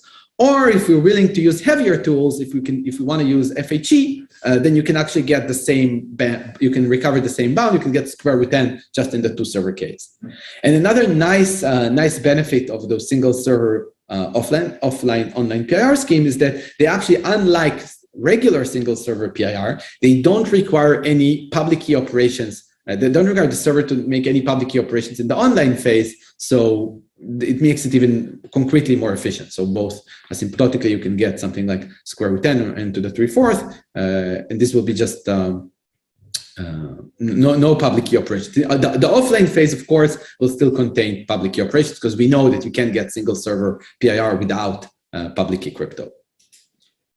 And if I have some time at the end of the next hour, I'll also describe the lower bound that shows that with in a specific regime, then those bounds that we get, they're optimal. So in fact, any offline online PR scheme that stores the database in its original form and uses communication C and online time T, the product of the two must be greater than N. So you can see the square root N schemes, and in the two server case, or from FHE in the single server case, they're optimal for schemes that store the database in the original form. If you're willing to encode the database, like in pure preprocessing, then you could do better. Cool. Okay, I think actually this would be a good time to stop, and then after the break in the next hour, I'll start by presenting the construction of these schemes. Maybe there are some questions left about the model and the results for offline online PIR. Yes, so there are several questions. So the first question doesn't deal with the offline online PIR model. So it's about PIR with preprocessing. What's the complexity of updating the database after the preprocessing is done? Oh yeah, this is a very good question. We'll see this applies also to offline online PR. So whenever we need to preprocess the database, then these things needs to be taken into account. Then so I think naively you would need to rerun the preprocessing algorithm, right? Because potentially every query, you store those responses. And those responses potentially, as we know with regular PIR, every response kind of requires touching every bit of the database. So if you update the database, you need to recompute the preprocessed database. Right. So next question about offline online PIR. So is it possible to get information theoretic offline online multi-server PIR, and if not, why not? Yeah, that's a very good question. We actually, you can actually get PIR with statistical security. So we don't get quite perfect security, but you can think about it as PIR with information theoretic security and a small failure probability, like a tiny failure probability, and you can do it like without any assumptions. I think in some settings you might end up paying a little bit more in communication, but generally the answer is yes. And you can check out the paper for the details. So last question. So the benefit of the online-offline scheme is that after the offline phase, the left server doesn't have to do more computation while the client can do multiple queries. So I would say that the main benefit is that you can, after running this expensive offline phase, any subsequent queries, and you can run many queries, the servers will be able to respond to faster. And in some of our schemes, you can actually only the right server needs to be involved in the online phase, while in others, both servers still need to be involved, but the collective amount of work is smaller. So I would say that the main benefit is reducing the amount of work. And even if you take into account the expensive linear time offline phase, if you're doing enough queries, then you can amortize this over many queries, and so you can think about the cost per query. The total cost per query would be sublinear or something like square root n, say, specifically. Okay, that's all. Cool. Okay, thank you very much, Dima, for the very interesting talk. And we'll have to wait until after lunch to find out how your constructions work. So we're taking a lunch break now, and we'll be back at 2 p.m. Israel time. Thanks.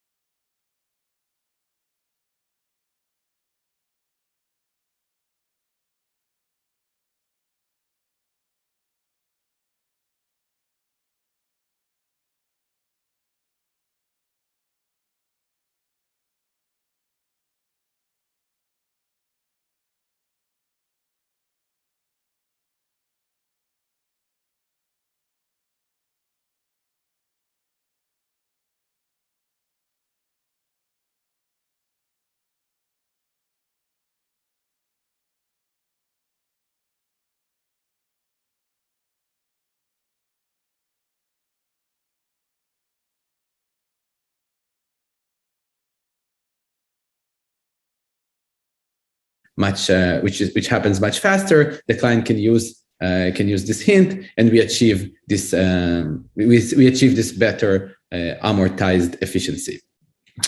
And we're going to start this hour by seeing this a construction of a two-server scheme in this offline-online model, which will have square root n communication and square root n online time. So okay, let's get into that. So in the protocol begins in the offline phase. Here, the client chooses m random subsets of the universe of indices from 1 to n, where the size of each subset is going to be square root of n. And then the client will send the description of these subsets to one of the servers, to the left server. The left server then computes this hint bit by bit, where the jth hint bit is the parity of the database bit indexed by the jth set. So overall, there were m sets, now there are m hint bits, and the server sends back those m hint bits back to the client. And the client then stores as its hint those m sets, the description of the sets, and the m hint bits, which are parities of database records. Now, to do an actual read in the online phase, the client gets an input I, which is the element that it wants to read. And the first thing that the client does is search through its local connection of sets to find a set that contains index I. If none of the sets contain index I, then the client fails, and we'll account for those failures later on. Otherwise, the client finds a set Sj that contains I. And roughly speaking, what the client does, it punctures this set Sj by removing index I from it and sending this slightly smaller set S prime that now has square root n minus 1 elements to the right server. And the right server behaves pretty similar to what the left server has done. It computes the parity bits, the parity of the database bits indexed by this punctured set S prime and sends the bit back to the client. And now the client outputs the XOR, the somewhat 2 of the jth hint bit and the response from the right server. And notice that the jth hint bit is the parity of the database records indexed by the set Sj, and the response A is the parity of exactly the same set of bits, except bit number I is missing. So if you sum everything up, everything cancels out except X sub I, which is the correct output. So this is a rough description, but it's not quite right. The problem is that as presented, this is not secure. And this set S prime leaks a tiny bit of information to the right server. Specifically, the right server knows that as described, the set S prime never contains index I. So it can kind of make an educated guess that I is one of the elements not in the set S prime, and this violates security. So to fix that, what we'll do is we'll make the set S prime to look uniformly random. Specifically, what the client will toss a coin, and with probability square root n minus 1 over n, so roughly 1 over square root of n, it will actually send a random set S prime that will contain index I. And in the remaining probability, the much larger probability of roughly 1 minus 1 over square root of n, it will be just in the sketch. So we'll just puncture the set, remove index I, and send that to the right server. And in this case, correctness will still hold, as we see here on the screen. So let's now see what did we lose and how we fix that by introducing this coin toss. So there are two failure events that can happen and prevent the client from correctly recovering the bit of interest.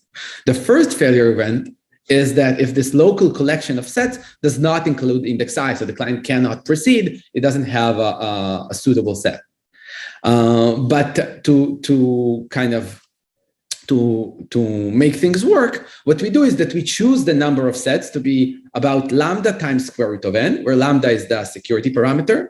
And if we choose a number of sets this way, then the probability that this collection of m sets does not cover the entire universe of indices is negligible in the security parameter in lambda, so we only get the negligible failure probability. Then we have the second failure event, which comes from the fact that this correctness equation that we've seen, that everything cancels out except xi, basically this equation only holds if the coin didn't come up heads and you didn't send like just a random unrelated set. So this introduces a a failure probability of about 1 over square root of n, which is non-negligible. So we can't kind of live with that. But what we'll do is we can repeat the online phase lambda times, in some sense obliviously. So it's not like if the first attempt works, we don't continue. We have to do it obliviously, lambda repetitions. And as long as one of those iterations succeeds, then the client can recover the bit of interest. Because notice that the client knows whether an iteration succeeds or not. Right? If depending on the coin toss, the client knows whether it's just like a dummy attempt or it's a real attempt that will result in the correct answer. And as long as one of those succeeds, the client is good to go. And this introduces a factor of lambda, multiplicative factor of lambda at the cost of the online phase. So it's a little bit annoying that we pay another factor. In practice could be over 100. But in fact, in our paper, if we do something slightly more complicated, that we can avoid this blow up in the online phase, and we can achieve perfect correctness in the online phase. So we'll still have, this negligible failure probability from the offline phase, but the online phase will always succeed. And it's very similar ideas. I kind of invite you to look at the paper if you're interested how to improve that. Okay, so let's now analyze security, make sure that the scheme we constructed is secure. So security against the left server trivially holds. The left server just sees a random collection of sets. They have nothing to do with the secret input, so there's no problem here. And then in the right server, the way that we fixed this coin toss exactly takes care of the security. And to see a sketch of the argument, notice that what we claim is that the set S prime is now a uniformly random set of size square root n minus 1, a uniformly random subset of the universe of indices from 1 to n. And again, this is not a proof, but just to convince yourself, let's look at the event of whether the set S prime contains index I. The way we structured it is that it will contain index I with probability square root n minus 1 over n, and with the remaining probability, it will not contain I. And note that this is exactly what you would expect of a random set of size square root n minus 1 to contain any fixed index. So at least with respect to, including or not including I, this thing looks random. Obviously, you need to analyze the entire distribution, but that's the argument. Okay, that was security. And now in terms of efficiency, let's do the bookkeeping. So in the offline phase, the client sends a description of lambda times square root n sets. And naively, this would be too expensive because the size of each set is square root of n, and this would already be like super linear and would beat our purpose. But what we notice is that all these sets are essentially, they need to be random set, but if they might as well be pseudo-random set, and we can just compress them using pseudo-randomness, in which case the client would just send a seed to a PRG to the left server, and then the left server would expand the PRG to generate, to run the sampling procedure and generate the description of the sets. And this would save us on, an offline communication. And then on the download direction, still in the offline phase, the server just needs to send lambda times square root n bits. So the offline communication is, roughly square root of n. Then in the online phase, the client just sends a single set of size square root n minus 1, and it gets back a single bit. So the communication here is also order square root of n.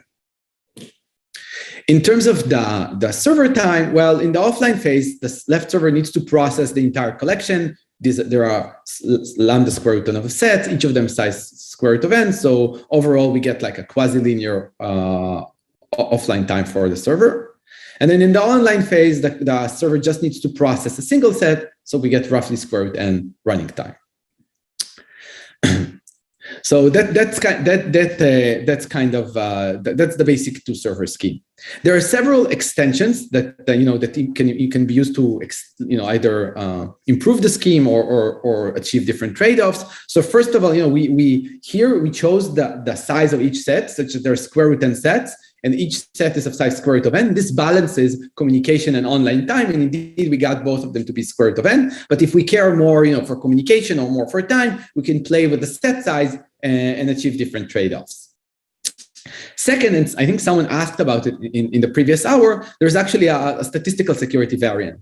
So by using a different representation of a set, instead of this, instead of this PRG seed that we need to send, if we don't want to use computational assumptions, we just want statistical security, then we can work with a different description of sets, and then we would get slightly worse communication and client time, but we would not require any computational assumptions. And then finally, so as described, the scheme has square root n communication in both the offline and the online phase. And we can actually decrease the amount of communication in the online phase by somehow compressing the description of the single set that the client needs to send in the online phase. And we do this using a new primitive called puncturable sets that allow us to, on the one hand, have those pseudo-random sets, but on the other hand, being able to puncture them, remove elements while still keeping the description succinct. And with this tool, we can get logarithmic communication in the online phase. So this is much closer to what you can get, in the normal PIR setting. There is a caveat, it's that the client storage and the time grow to n to the 5/6. So we will kind of save on communication, save on server time, but the client pays more costs. And actually, there's a more recent work that showed how to avoid this blow up. So get back to square root n client storage and time with logarithmic online communication using a primitive called privately punctual PRFs that you can construct from lattice assumptions. So this is concretely, not super efficient yet, but this is a very interesting direction to trying to get, everything, all the parameters of the scheme as tight as they can be. Cool. Any questions on the two server construction? No, we don't have a question, only a request. If you could maybe go a little bit slower, because it seems to be rather hard to follow. So I would say please continue, but maybe a bit slower. Sure. I'll make sure to go slower. Yes. Okay. So in any case, we'll see now a single server construction. So hopefully things will be clear. But yeah, if you have any questions on the previous constructions, then please type them on the chat, and I'm happy to go back and explain those. Cool. So in the next part, we'll see a single server offline online PIR scheme. And the scheme that we'll see will have communication and online time n to the 3/4. So this is slightly worse, but we can construct the scheme from a wide range of public key assumptions like DDH and DCR and others. And I should just mention, we won't see this today, but if you're interested, by using fully homomorphic encryption, we'll be able to, you can construct single server offline online schemes that have, better communication and better online time. Okay, so let's see how should we go about constructing a single server scheme. So schematically, what we had in the two server case is, an expensive offline phase that ran against the left server, and a fast online phase that, that the right, another server would execute. And so, now that we want a single server scheme, well, what we can try to do, we can say, let's try and just run both offline and online phases on the same server. The problem is that if we do this, then the security assumption would break, right? Because the two server PIR assumes that the two servers not colluding, like the adversary either sees the queries to the left server or the queries to the right server. And if we just, run everything on the same server, security would no longer hold. Well, what can we do? Let's try and encrypt the queries.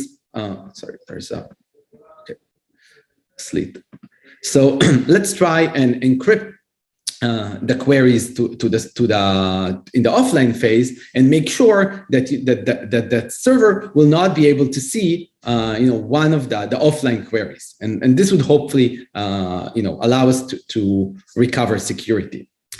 And we have two options. We will use, we will encrypt the queries with homomorphic encryption. We've already seen how homomorphic encryption is helpful in single server PIR in the standard non-offline online setting, and it will help us here as well. And we have two options. One is the heavier tool, as I mentioned, fully homomorphic encryption. We'll just encrypt the queries with FHE, and then in the offline phase, the server will just evaluate its answer function, the circuit of the answer function on the encryption of the query, and return the response, and the client will decrypt it.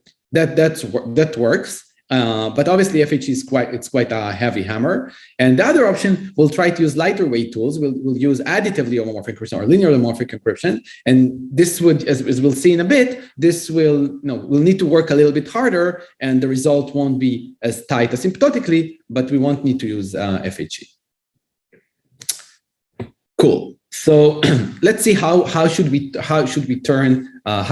make the scheme work with linearly homomorphic encryption. And the main challenges here is that linearly homomorphic encryption only allows us to evaluate linear functions on the encrypted input. So if the answer function to the server needs to run, if it would have been linear, then we could just encrypt the query with linearly homomorphic encryption and have the server evaluate. The problem that if you go back and see how the answer function works, it needs to compute parities of different bits it reads from the database, like look at sets. This is not exactly a linear function. And so what we'll do now is we'll restructure the offline answer algorithm such that it would be linear. And then once it's linear, if the inputs will be encrypted using linearly homomorphic encryption, we can homomorphically evaluate the answer function and get the output.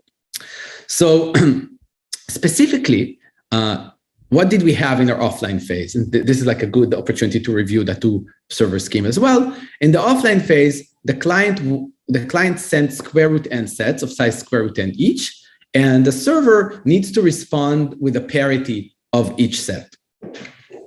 And we need to, as we said, we need to make this thing linear. The way that we'll do it is that we'll have the client send the characteristic vectors of each, of all the sets, where I wrote it down here below, a characteristic vector of a set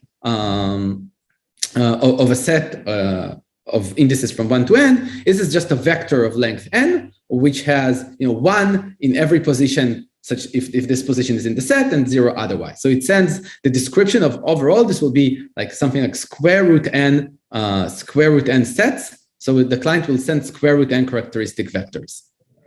And then if we have this representation of the sets, what the server can do is basically compute the response as a matrix vector product between the database represented, between the database represented this time as a vector and a matrix that contains all those characteristic sets. So let's see how it works. We have one row in the matrix for each set. This is the characteristic vector, and we have the database. As a vector, and then if you do this matrix vector product, then each element in the result, it's just it's the parity of the database bits indexed by the set represented as a characteristic vector. Yeah, so this is just a way. What we've did here is we found a representation of the input. So instead of just sending the sets explicitly as a list of indices, we've represented them as vectors. And what we've gained is now that the server can compute its response as a linear function of the input. Yeah, that was our goal. And now we can encrypt this query using linearly homomorphic encryption. So what we'll do is we'll encrypt this matrix, or this, each of those vectors that we'll encrypt each of their elements using linearly homomorphic encryption. And now the server can do this. You remember linearly homomorphic encryption allows us to do like linear algebra over ciphertext. So we get an encryption of this response vector. Again, it's encrypted index element by element. Then when the client gets the response, it decrypts every element in the vector, and what it finds there, it's just the hint bits, right? It's the hint that this response is exactly the hint bits, 1 per each set that the client sent. And this is kind of a different representation, but the result is the same. We got this collection of sets and their parity bits. So the nice thing about it is now the online phase can remain unchanged. In particular, we don't need to encrypt and use this linearly homomorphic encryption in the online phase, because we only need to hide the offline process from the single server. So we encrypted that. We're keeping the online phase the same. And since the offline phase is just restructured, but gives us the same output, we can then run the online phase just as in the two server case. Yeah. Any questions on that? Maybe. Yeah, so we have two questions around slide 53, 54. I think the first you already covered in your last sentences. So it asks why encrypting or linearizing the query of the offline phase and not of the online phase. Yeah, that's a good question. So I kind of, you could say I explained why one of them is sufficient, but you can ask like why do one versus the other? And the thing is that the reason it would have been trickier to do it with the online phase is that basically we would, so okay, the short answer is this would have prevented us from having a sublinear online phase. And the reason that in the online phase, we would have needed not only hide, like we would need to hide which elements does the server needs to access to respond to the query. And if we basically we would still need to have the server touch every possible element and run in linear time. Because, and you can say, in both in the offline phase, we already kind of pay the price of linear cost. So it doesn't, cost us more to encrypt everything with linear homomorphic encryption and have the server touch every bit of the database as it responds. In the online phase, the entire thing is that we don't want the server to touch every element, but this would somehow contradict with security.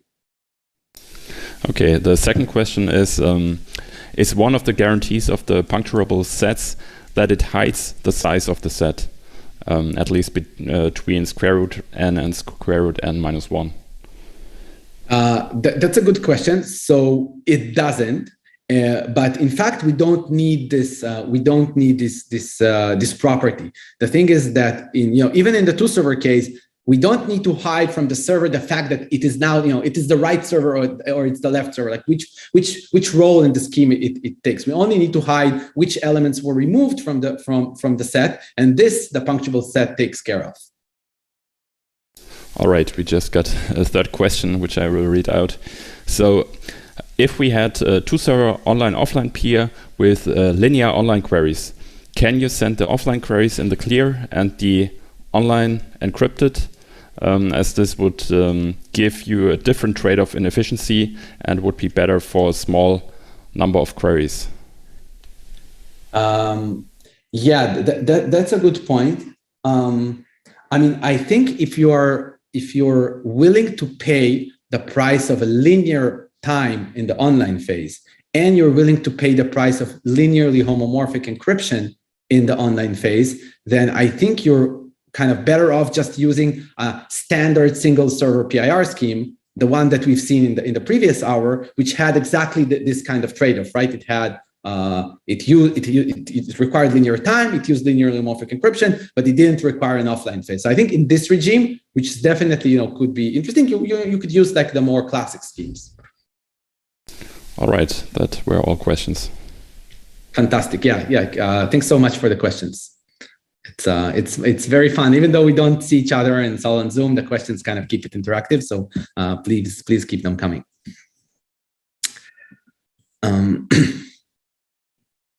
Okay, so let's maybe look at let's just analyze the efficiency of the scheme that we got.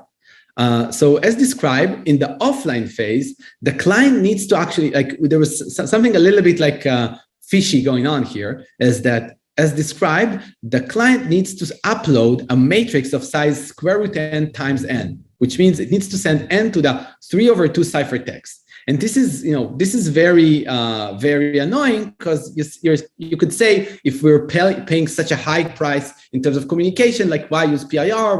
Why not just download everything in linear time? It seems it kind of beats the purpose.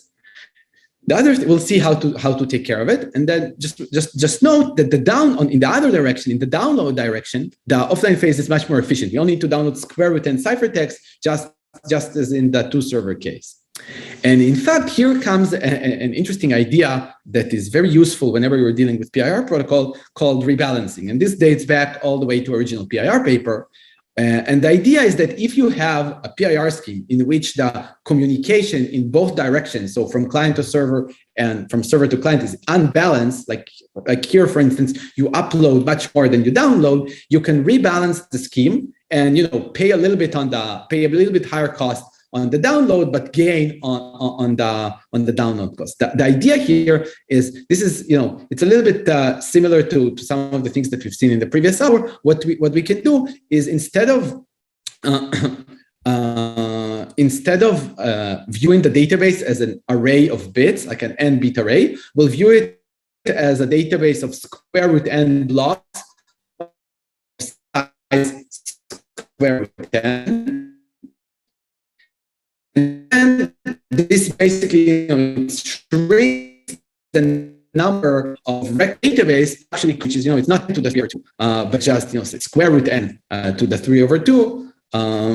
So we would have a sublinear in n cost.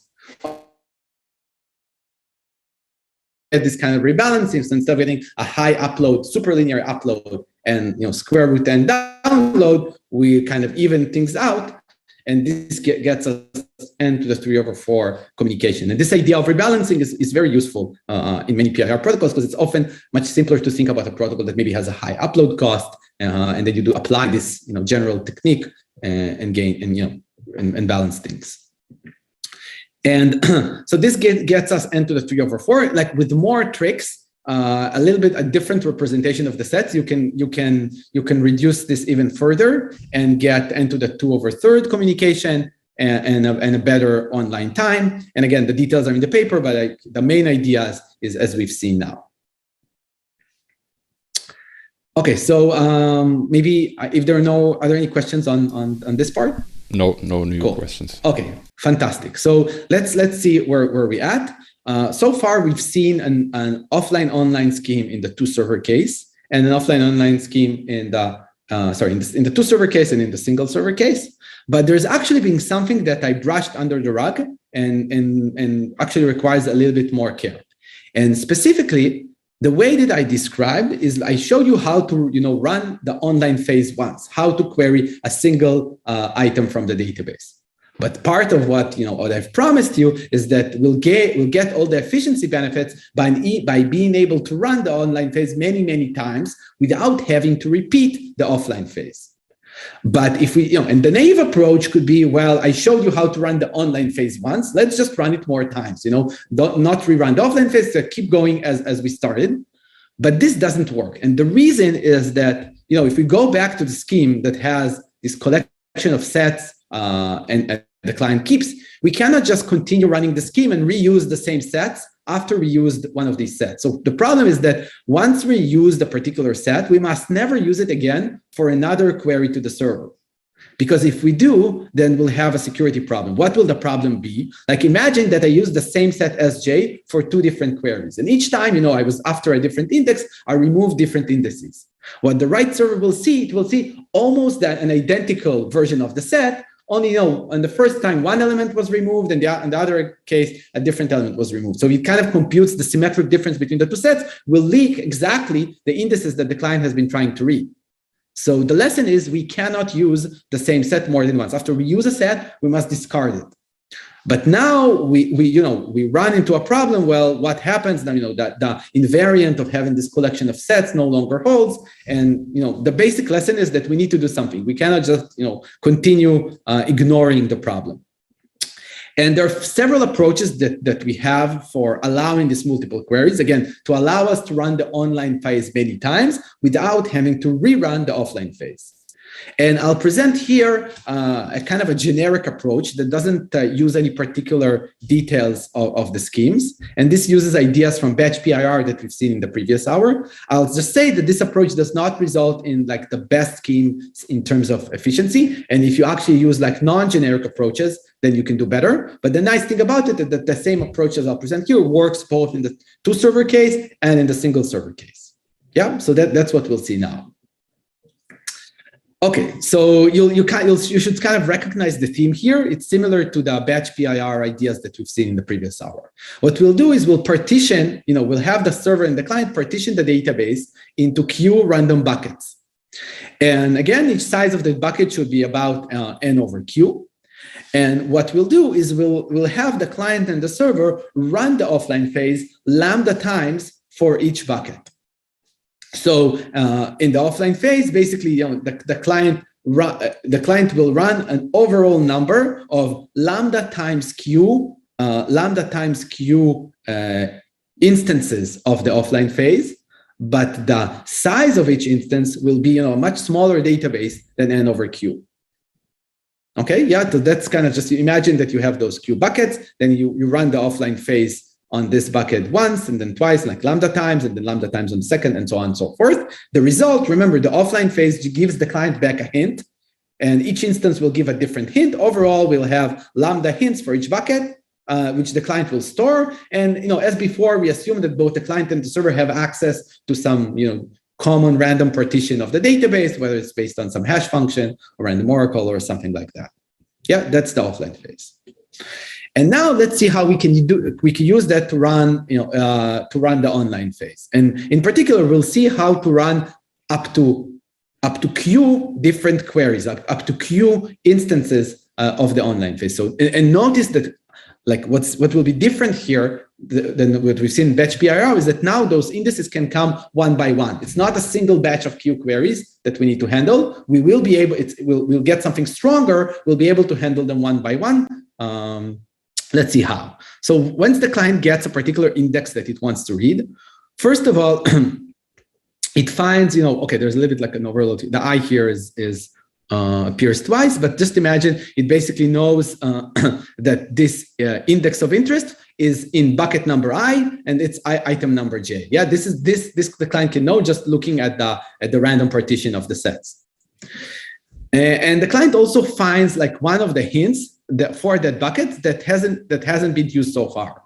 So each hint will be used only once, but hopefully there will be one that's still unused for that set. And now the client will use this unused hint HI to query its index of interest within the bucket, and will send it to the server. And it's just like either the right server in the two server case or to the only server in the single server case.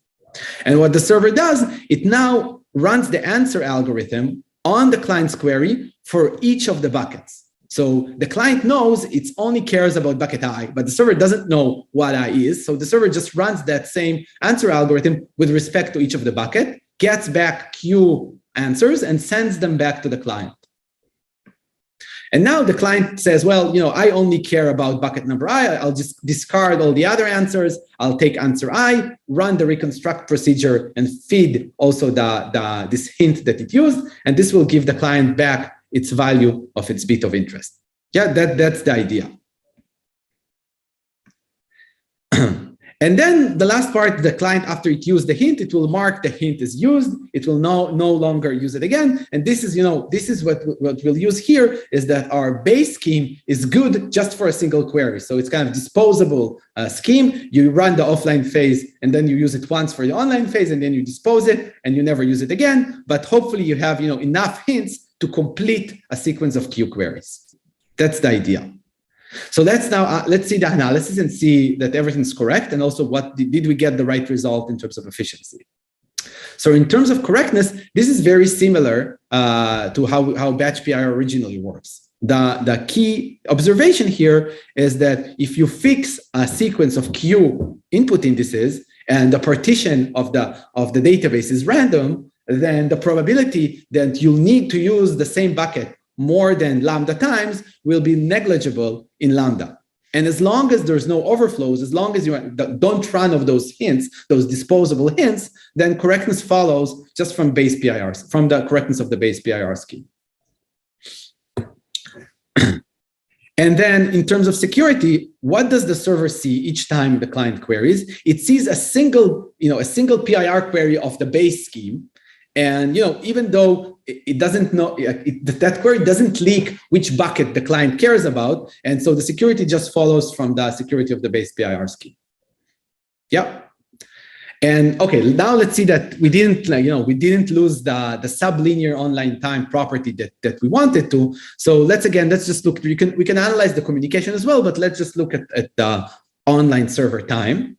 So the online server time of the new scheme T prime on a database of size n consists of the server running the answer algorithm Q times, but each time on a smaller database of size n over Q, the size of each bucket.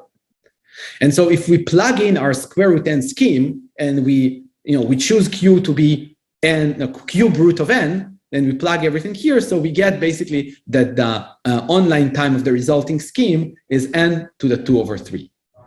And here you might ask, well, what happens if I want to run more than cube root of n schemes? In this case, what you'll do, you'll just rerun the offline phase from scratch.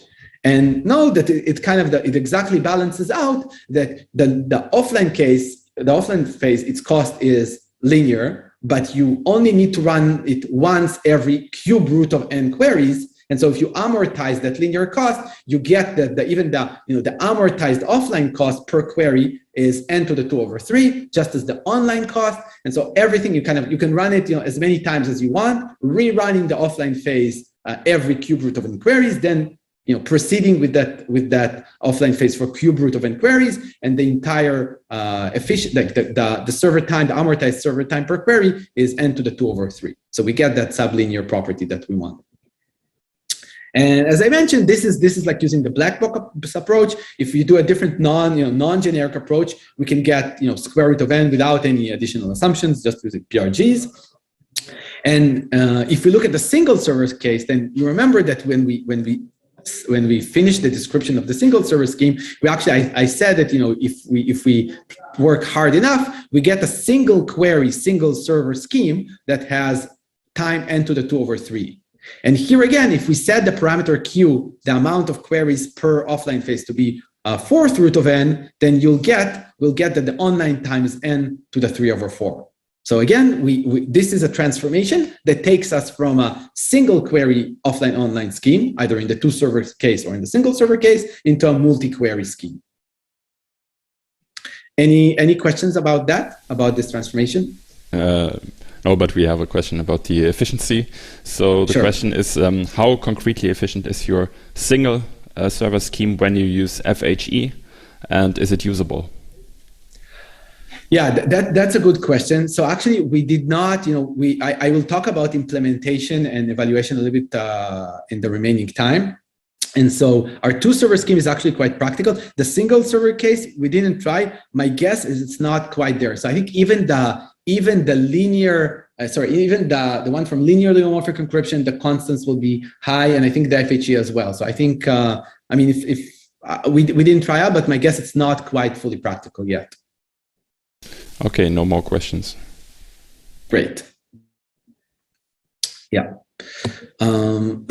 Okay.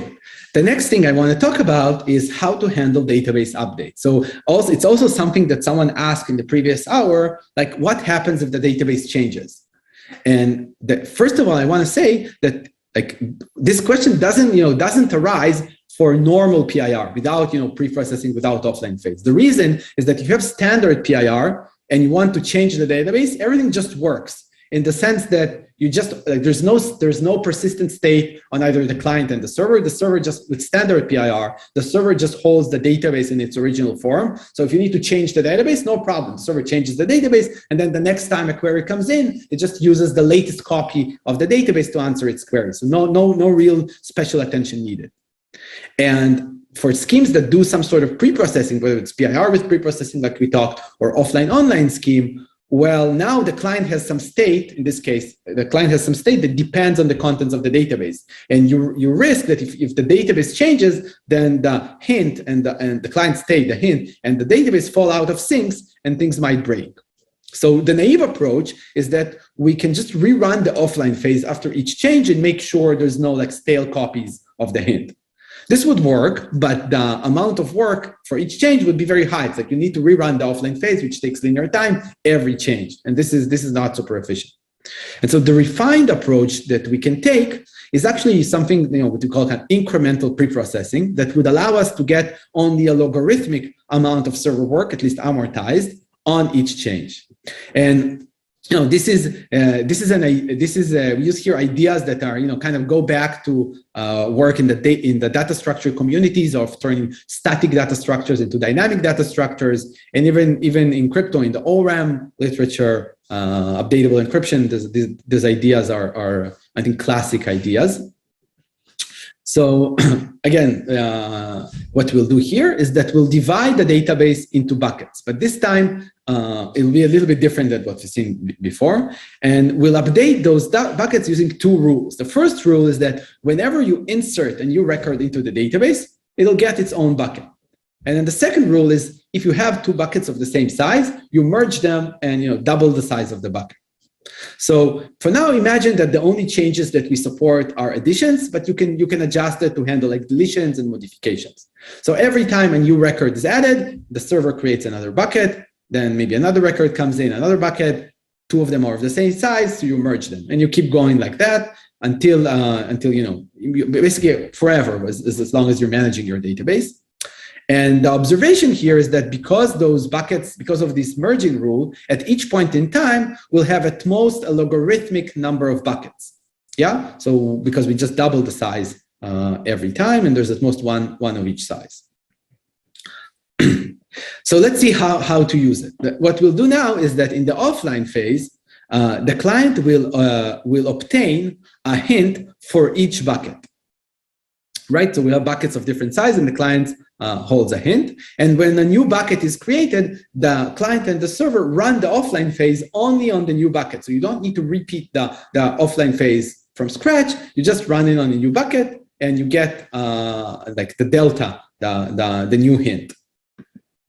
And the idea here is that now we only have a logarithmic overhead in terms of by handling updates compared to a database without updates. The reason here is that every record is only pre-processed at most once in each bucket. So you kind of, every record as it travels between the different bucket sizes, it gets pre-processed multiple times, but at most log n time. So it's not like for every bucket you need to rerun the entire pre-processing. You only get a logarithmic overhead overall. And then in the online phase, when the client wants to read a particular index, then first of all, it maps it into the right bucket that it knows the structure of the sizes of the buckets. It knows which bucket that the input falls into. And then it sends a query, an offline, like the query of the offline online scheme with respect to that bucket.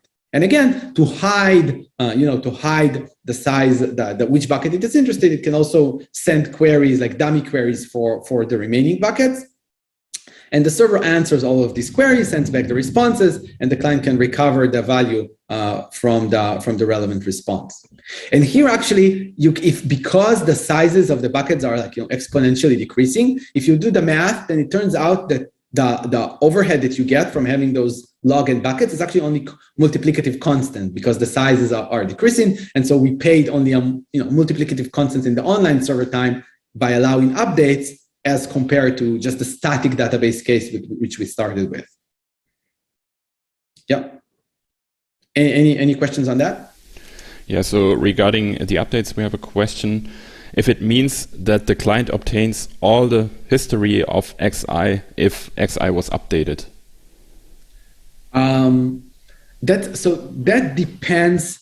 I think naively we could say the way that we described, we only described additions. So you can imagine like things. You in this sense you can maybe think of it of getting the full history. Recall that in this setting, we don't really have any privacy requirements for the server, so we don't really care about those, but you can imagine somehow adjusting things to take care of it. Yeah, we could. I think even those OPRF ideas that we mentioned, I think you could actually use them if you care about like deleting history or something like that. It's a good, interesting question. And a second question from a few slides back. Would it maybe be possible to use the answers for the other buckets, maybe together with the hints already there, to generate new hints? Yeah, that's actually, so I'm not sure if this was meant by the question, but I think it's a very good point. In fact, if you recall, I mentioned this non-generic approach to handle multiple queries. And it actually uses ideas of that of exactly that type. So, from even without, updates, there is a way of actually updating the hint from the answers. And this is something that we do to get a non-generic approach. So I think that's a clever idea, whoever suggested it. Yeah. Okay, that were all questions. Great.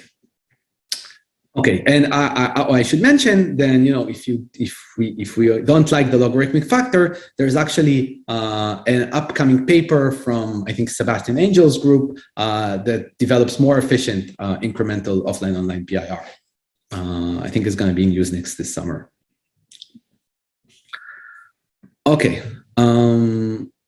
Okay, actually, let me, I want to mention the lower bound. I might skip the proof because I want to talk a little bit about implementation. But I should just mention, I kind of said it before, but we can actually show that in some respect, our schemes are optimal. And specifically, we show that every offline-online PIR scheme in which the server store the database in its original form, and it uses, C bits of communication and online time t, it must have the product of the two must be, at least linear or quasi-linear. And this shows us that the square root n schemes are in some sense efficient. I wanna emphasize that there is hope that by maybe combining some ideas from PIR with preprocessing, in which the servers encode the database and don't store it just in its plain original form, like the lower bound doesn't capture that. So maybe this is something worth looking for in order to improve on this. Cool. So that's the lower bound. I will keep talking a little bit about the lower bound proof, and it's in the slide, so I think you can look at it. But I want to talk a little bit about evaluating PIR, and specifically, let's put offline-online PIR to the test. So one thing that together with Henry we've done is we've actually built a system that uses PIR for something called safe browsing. And then we integrate, I'll explain what it is, but we basically build the system. We integrated it with the Firefox browser. And we wanted to see, how does offline-online PIR compares with more traditional DPF-based PIR, in the plain setting, not in the offline-online setting. So you might recognize the screen that you get in Chrome or in Firefox that warns you of that you're about to visit a dangerous website. It could be something that's used for phishing or for spreading malware. And this is based on a system called safe browsing that Google and a couple of other providers operate.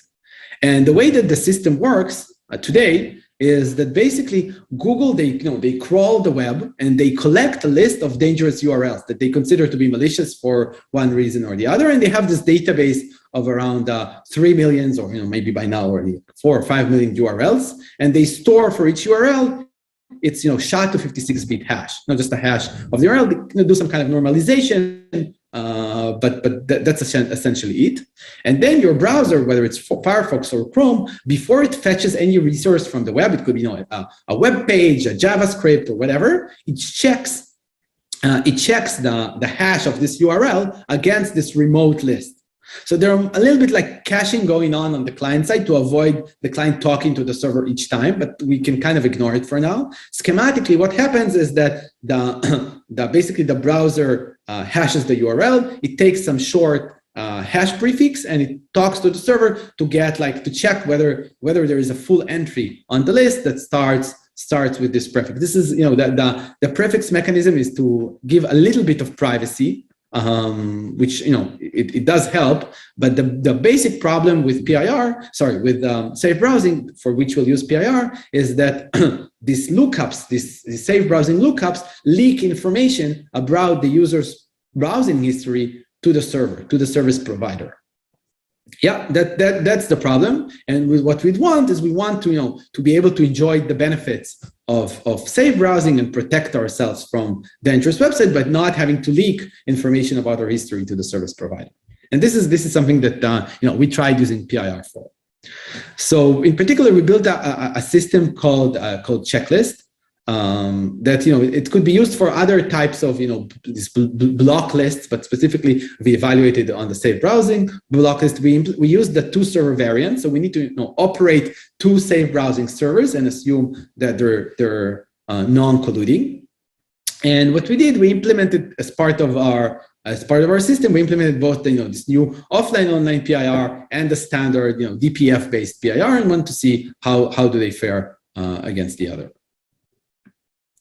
And the benefit of this is that now the PIR will guarantee that there's no leakage about the browser history to the service providers.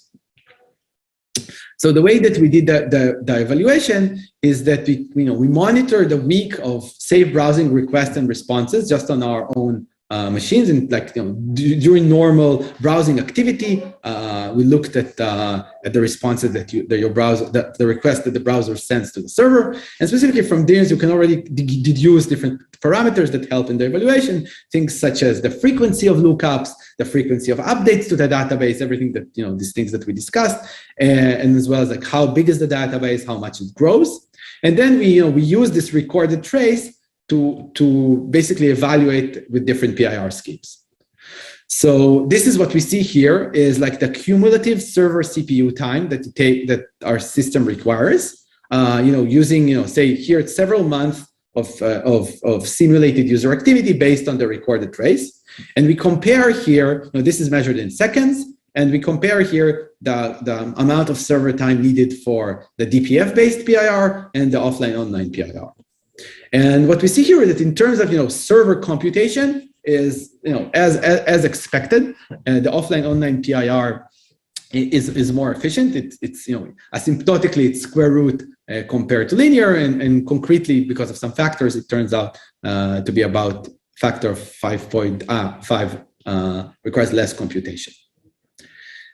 But everything on the other side. For the client, we mentioned that the offline-online PIR is more expensive, and indeed, the DPF-based PIR requires less computation for the client. So here it's the same type of graph. Only we look at client computation, and we see if you're in a setting where you care about client running time, then you probably want to go with DPF-based PIR rather than offline-online PIR. And in terms of communication, then you see also that the offline-online PIR comes with its cost. It requires more communication. A lot of it actually has to do with this update mechanism. This log factor adds up, and I think it contributes to a lot of this difference. So it's actually interesting. I didn't have a chance to look at it yet, but this new paper on incremental PIR might help with this, for instance. So I think kind of the conclusion of this evaluation, I guess of my talk in general, is I think that PIR has an application to different privacy preserving systems, and we've seen now that the cost of PIR are approaching the realm of practicality, and what I wanted to show from this evaluation is that you actually have several alternatives. We don't have a single solution that's best across all parameters, but we have a menu of things we can change, whether we care more about server computation, client computation, and this kind of stuff. And but I think the interesting next challenge is to try and make these things work. So we only built a research prototype, and it's interesting to see if PIR can be helpful in other settings. So that's everything I want to talk about PIR. I'll be happy to take more questions now. I'll just say that if you wanna, the slides are on the school website. If you want to look at the offline-online PIR papers, they're all linked from my webpage. And thanks for attending the talk.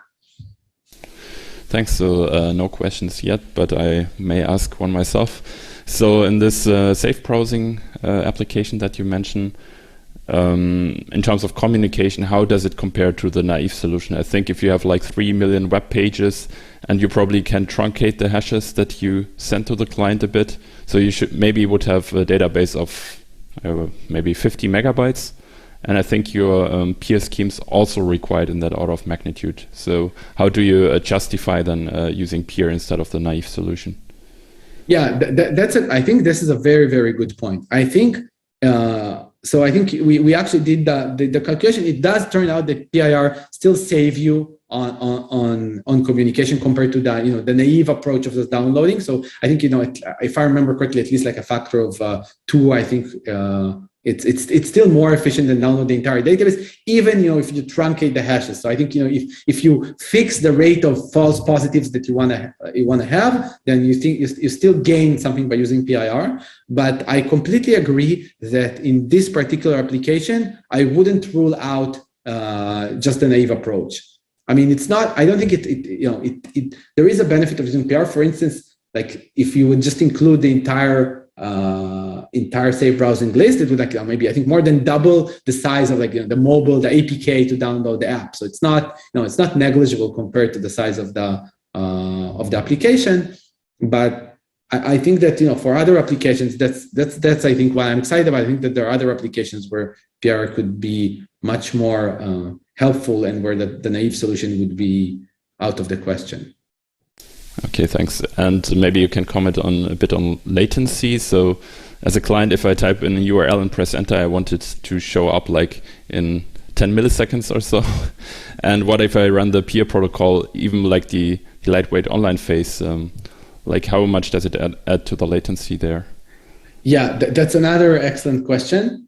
So first of all, like I should just mention, the offline phase, we can run it, out of band without waiting for you to click. So that's already helpful. The online phase, in our evaluation, at least like we did, from our personal devices or test devices to a cloud server, it turns out that even linear time PIR in terms of latency, just like with the memory speed today, and the entire database fits into memory.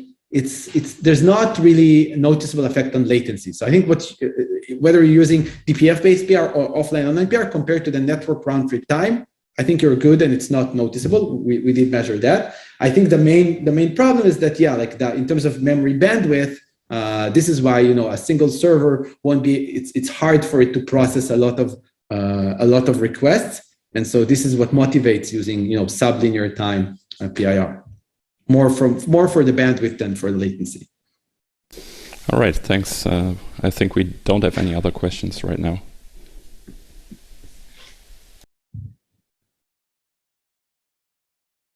Right. Thank you, Dima, for 2 great talks. And we will resume for the next session after the break. Thank you. Thanks again for inviting me to the Winter School.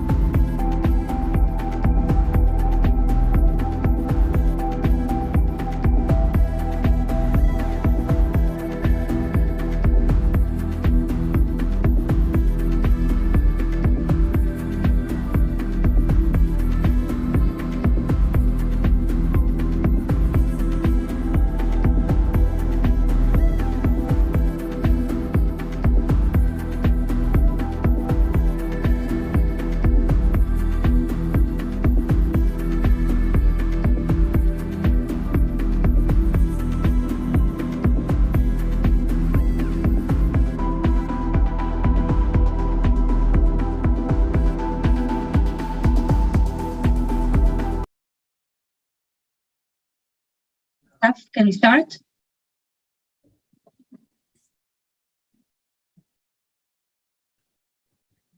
Hi, everyone, and welcome to the second talk on private information retrieval, which will be given by Dima Kogan. Dima, the stage is yours. Thank you, Karmit, and welcome back, everybody. So before the break, we started talking about the problem of reducing the amount of computation that servers have to do in private information retrieval. And specifically, we talked about two classic approaches for this to solve this problem, namely batch PIR and PIR with preprocessing. And then we just started talking about a more recent approach called offline-online PIR. And in this hour, we'll focus mostly on this new approach of offline-online PIR. And I just want to mention that this part of the talk is based on joint work together with my co-authors, Henry Corrigan-Gibbs and Alexandra Hensinger.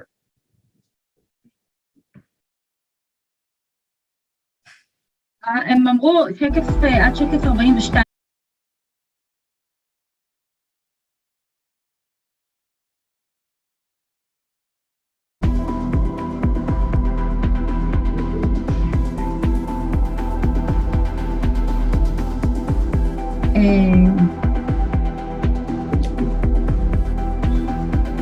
אוקיי. אין לי בעיה להמשיך עוד קצת, רק שנהיה בטוחים עכשיו. אוקיי, בואו נמשיך. אוקיי.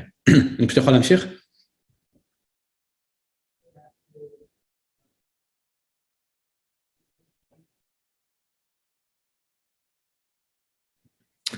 Cool. So just to remind everybody of the offline-online model, we said that PIR schemes in this model consist of two phases.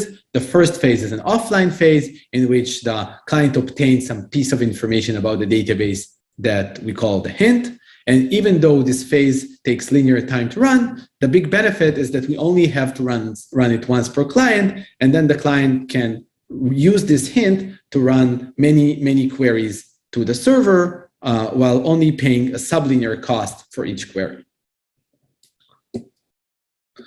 So in this model, I want to first mention, oh, sorry, עכשיו אני התבלבלתי. נראה לי שזה מספיק.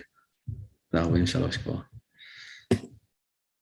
בסדר, בסדר. Yes, you don't need that. תודה רבה, דימה. בשמחה. אני מקווה לבוא לבקר מתישהו אחרי הגל. We'll be happy to. כן, אוקיי. Thank you very much.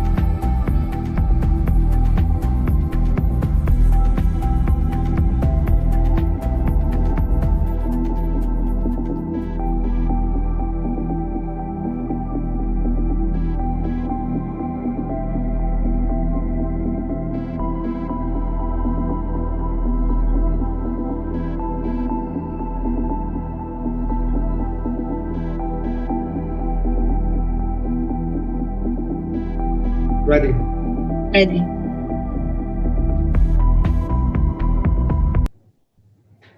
Hi, everyone, and welcome to the first session on threshold signature schemes. We're very happy to have Rosario General here. Rosario is a professor of computer science at the City College of New York, and he's currently on leave at Protocol Labs Research. He has a 25-year research career in cryptography with contributions in threshold and proactive cryptography, denial authentication and key exchange, secure election protocols, and zero-knowledge systems. For his work, he was named as a fellow by the IECR in 2020, and he was among the participants of the first Secure the Internet Awards by Facebook. Rosario, please. Thank you, Carmit. Thank you to the organizer for inviting me. I'm very excited to teach for the winter school. I wish I could have come in person. And if I'm speaking very loud, it's because I'm excited, but also because apparently my microphone is a little weak today. So I'm compensating by speaking very loud. So today I'm going to talk about threshold signatures. We're going to start with SQL log-based schemes.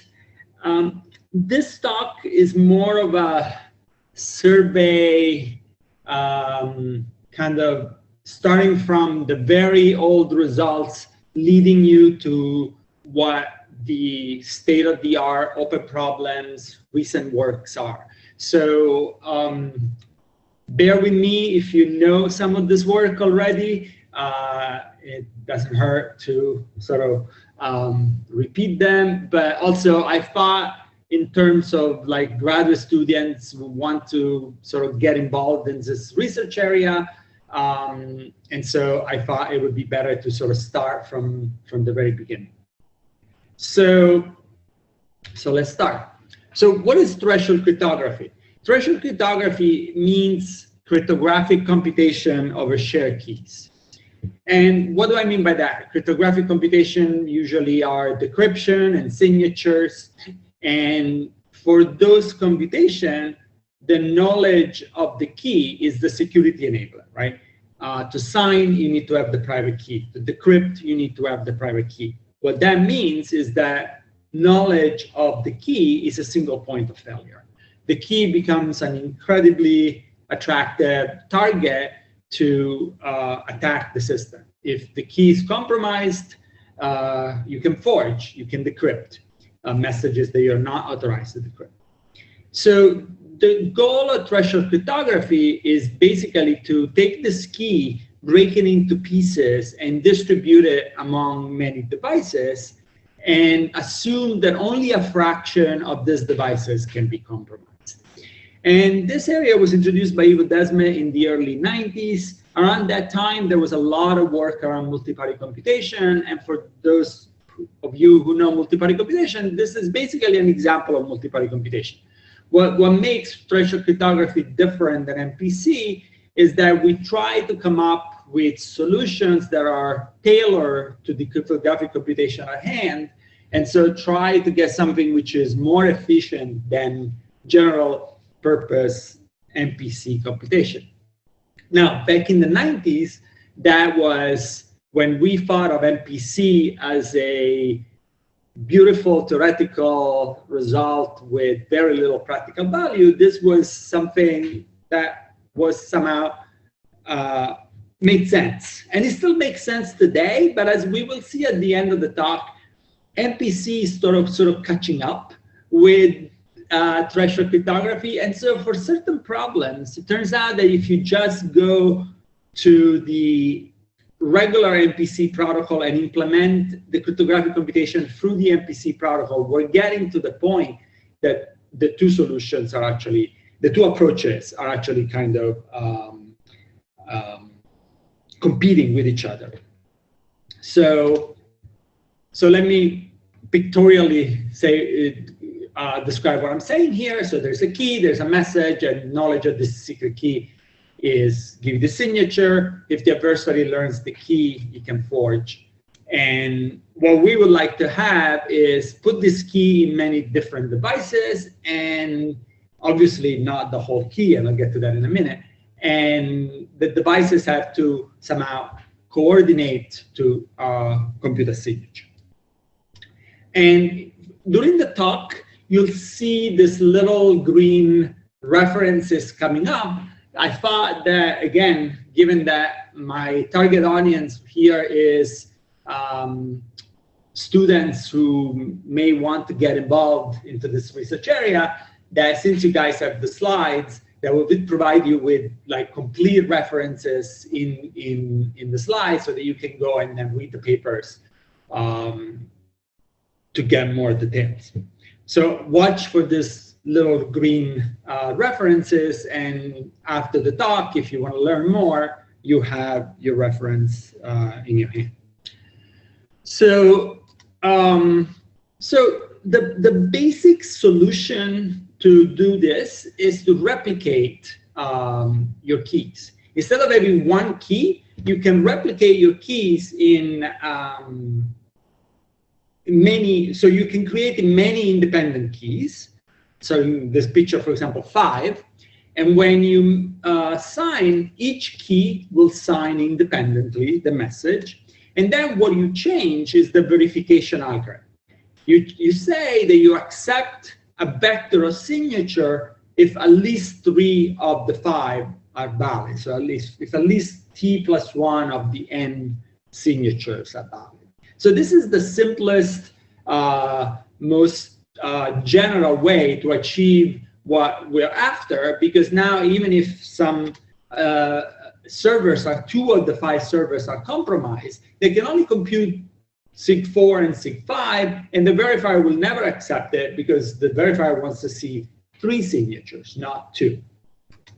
So the issues with this solution is that it is somewhat inefficient. It requires replicating your cryptographic computation. So if you're looking for a T out of n, your signatures now blow up by a factor of n, and your public keys blow up by a factor of n. There's also an issue on non-transparent security policy, meaning I know what is the security policy that this server is using to sign messages. And what we really want is a system where when the message and the signature come out of the server, the verifier shouldn't know what's going on behind the curtain. It should look exactly like a single regular signature.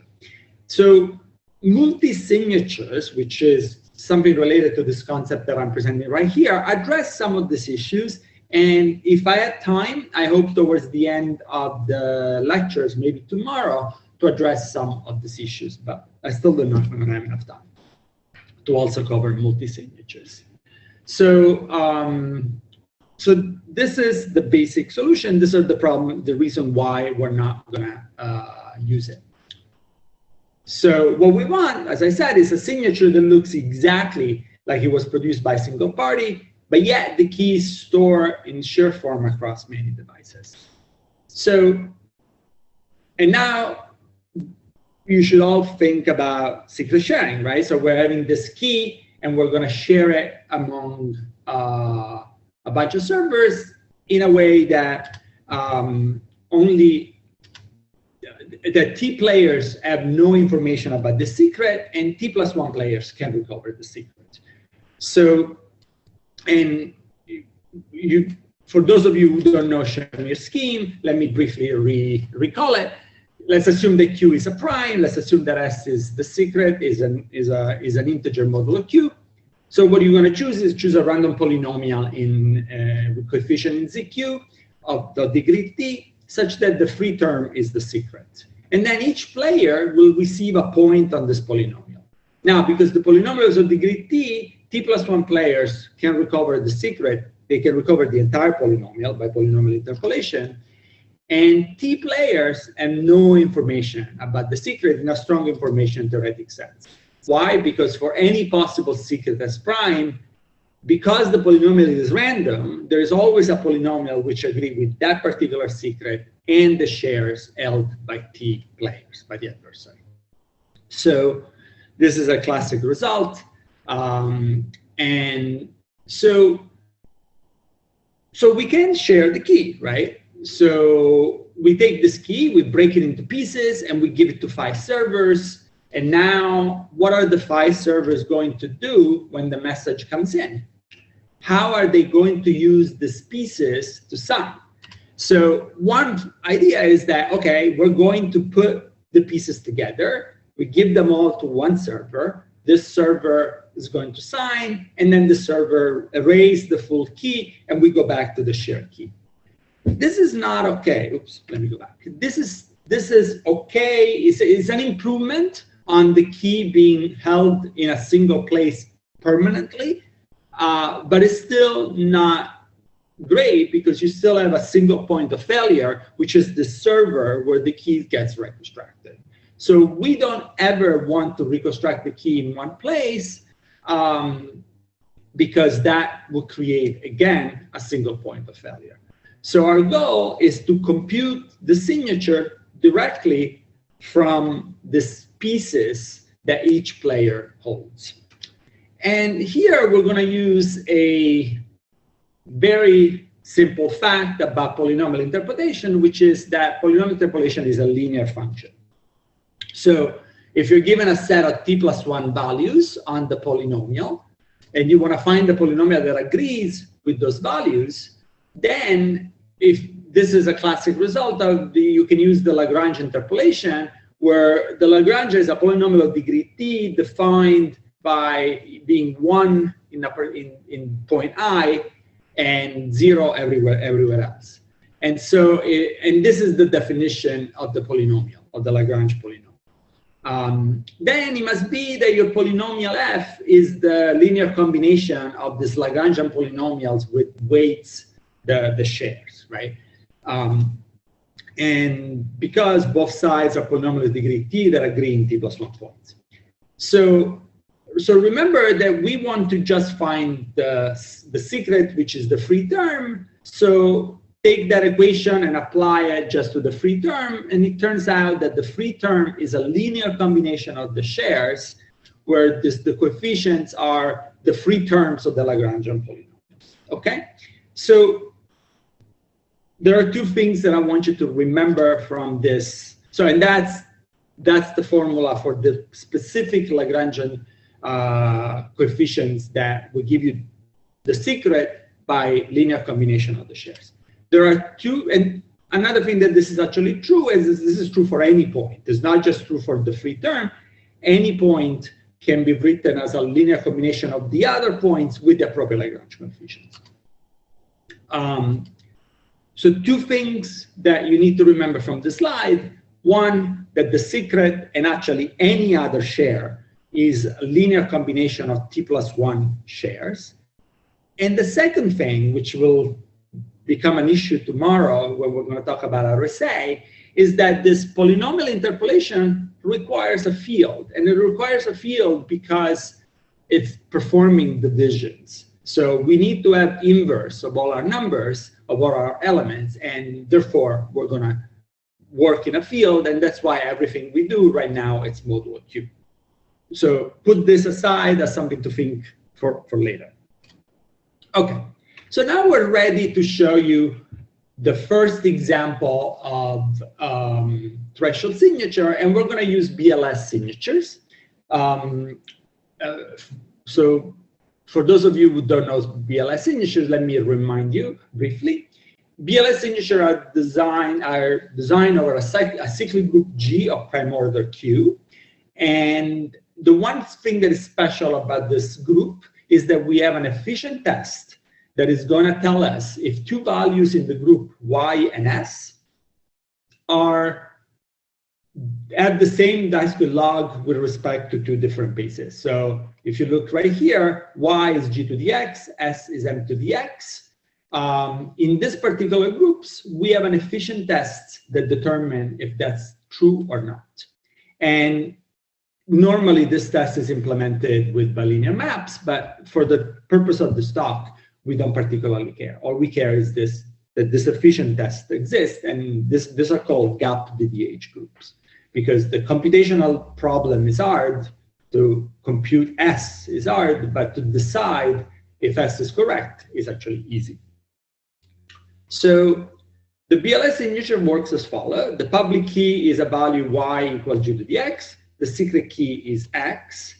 On input a message M, the message is hashed into the group through a collision resistant hash function. And you actually, for the proof of security, you actually need more than that. You need to be a random oracle. And then the signature is computed as M to the x. And then the message and the signature are sent to the verifier. And what the verifier does, it uses this public test to check that M was raised to the same exponent that the public key is raised, so basically to the secret key. And the idea is that only the signer can do it. Okay, and this is the reference right here. So great. So this is how BLS works. How does threshold BLS work? So let's assume for a minute, and we'll talk about that in a second, that the dealer, that at some point the secret key sits in, somebody generates the secret key in a single place, and then it shares it among n parties using Shamir. And let x1, x2, xn be the shares. So what does that mean? That means that there is a polynomial of degree t such that the free term is x and the point at I is xi. And everything is modulo q, which is the order of the group. So on input m, every player outputs what we call a partial signature. A partial signature is the message m raised to its share. And we call that si. Okay? Now, if we have a set of t+1 partial signatures, remember that x is a linear combination of the xi's with some appropriate Lagrangian coefficients. And the signature is m to the x.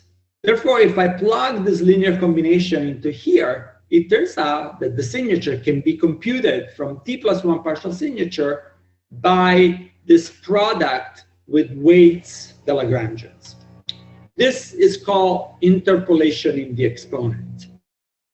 So interpolation in the exponent is where we turn this linear combination of the secret into a product of these public partial signatures with the appropriate Lagrangian coefficient in the exponent. So maybe this is a good point to ask if there are any questions, because this is going to happen a lot. So I want you guys to understand that we're doing what it means to do interpolation in the exponent. But up to now, it's pretty simple. So if there are any questions, let me know. Yes, so far there are no questions in the chat.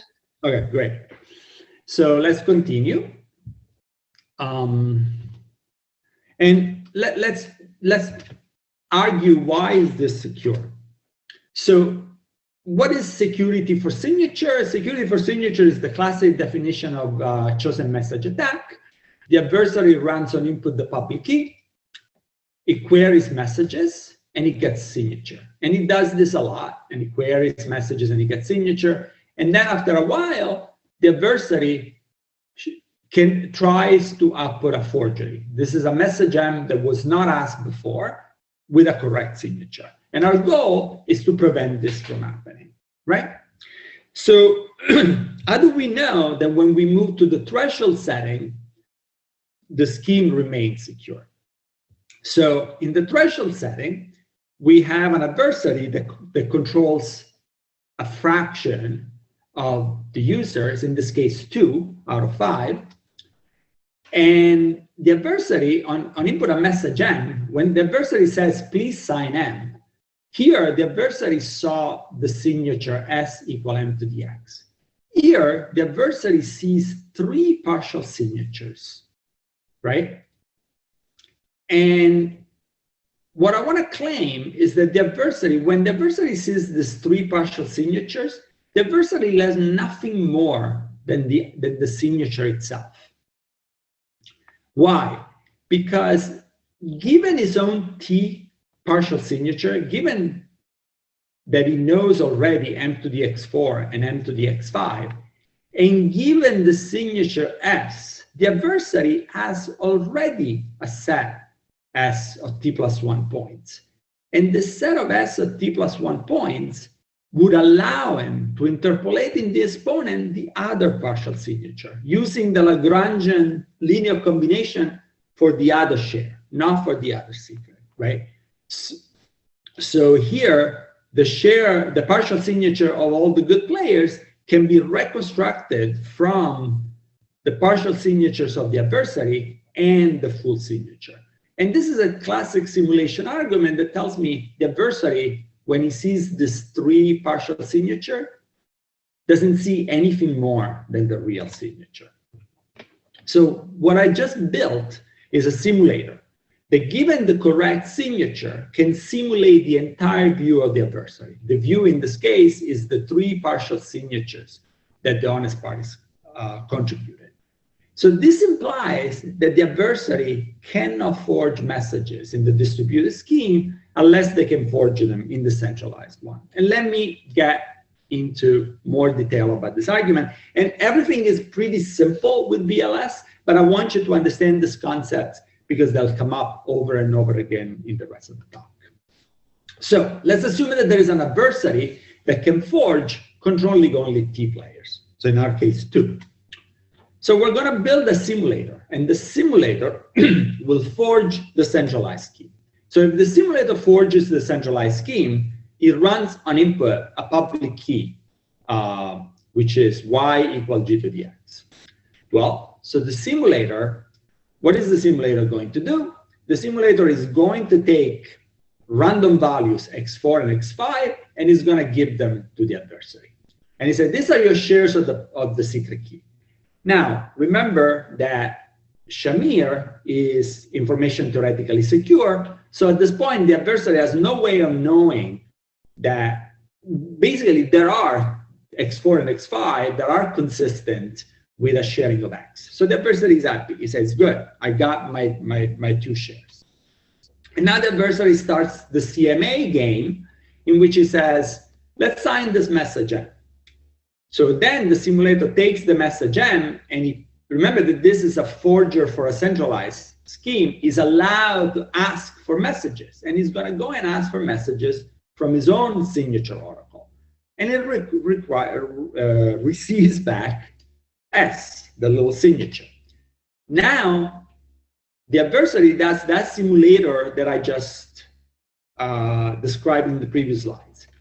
Given the signature, S equal MX, and given the partial signatures of the adversary that the simulator knows because he gave x4 and x5 to the adversary, the simulator can interpolate in the exponent the partial signature of the honest players, like I told you before. And he outputs these guys.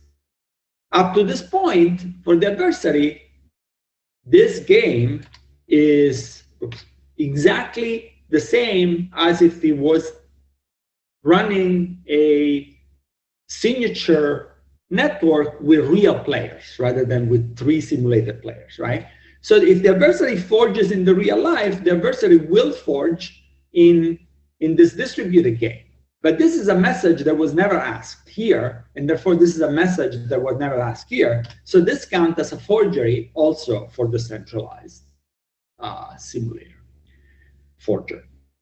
So here is how you use simulation to prove that if your signature protocol is simulatable, then it's unforgeable. And if the original one is unforgeable as well. So again, hopefully there is no question up to this point, but if there are, please let me know. So we have focused on unforgeability right now, where every player outputs the partial signature M to the xi, remember? But we can interpolate only if the adversary gives me partial signatures which are correct. So the protocol that I described to you works for what we call a semi-honest adversary, meaning an adversary that follows the protocol, always does the correct thing, but is trying to learn information. And I just showed you that in this case, the adversary cannot forge. Now, if the adversary gives me incorrect partial signatures, what can we do? The unforgeability proof doesn't change. The adversary, for any t less than n, the adversary will never be able to forge, even if it corrupts everybody minus one of the servers. But if we assume a malicious adversary, how do we guarantee that the protocol always completes successfully with a valid signature, without denial of service? Well, first of all, now we really need honest majority. We need that n is bigger than 2t. Why? Because t corrupted players can always even refuse to speak, right? So you need t plus 1 honest players if you want to guarantee termination, successful termination of your protocol, right? So first of all, to guarantee robustness, we need at least honest majority. But even if we have honest majorities, how do we detect which signatures are correct and which signatures are not correct? And here, let me take a small detour. I put this slide and then I realized it's really a major detour, but I decided to leave it. Turns out that, and the reason I put it here is because when I was in grad school, this problem occupied my mind for a little bit. So one interesting thing about Shamir's secret sharing is that it's an example of a Reed-Solomon code, which means that if we have enough good shares, we can interpolate the polynomial, even if there are t incorrect values. So if I give you the values y1, y2, yn, which are supposed to be fi,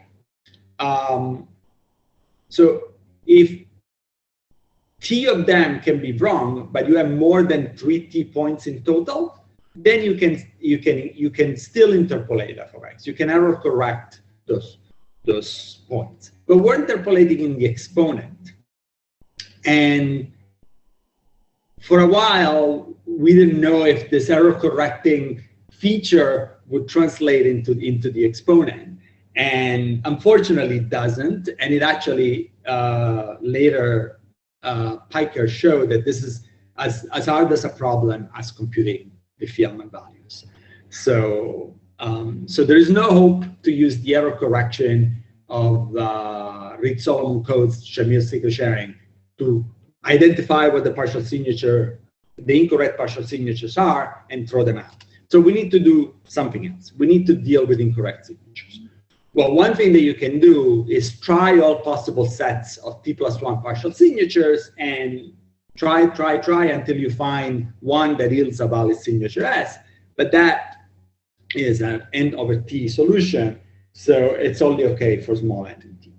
Well, for BLS, it's actually not that big of a problem, because if you augment the secret sharing with this commitment to the shares, if the players know yi, which is equal to g to the xi, where xi is the share held by player I, then when the player outputs a partial signature, which should be m to the xi, remember that we have a test that check if this value and this value have the same decimal log, we can use this efficient test also to check that.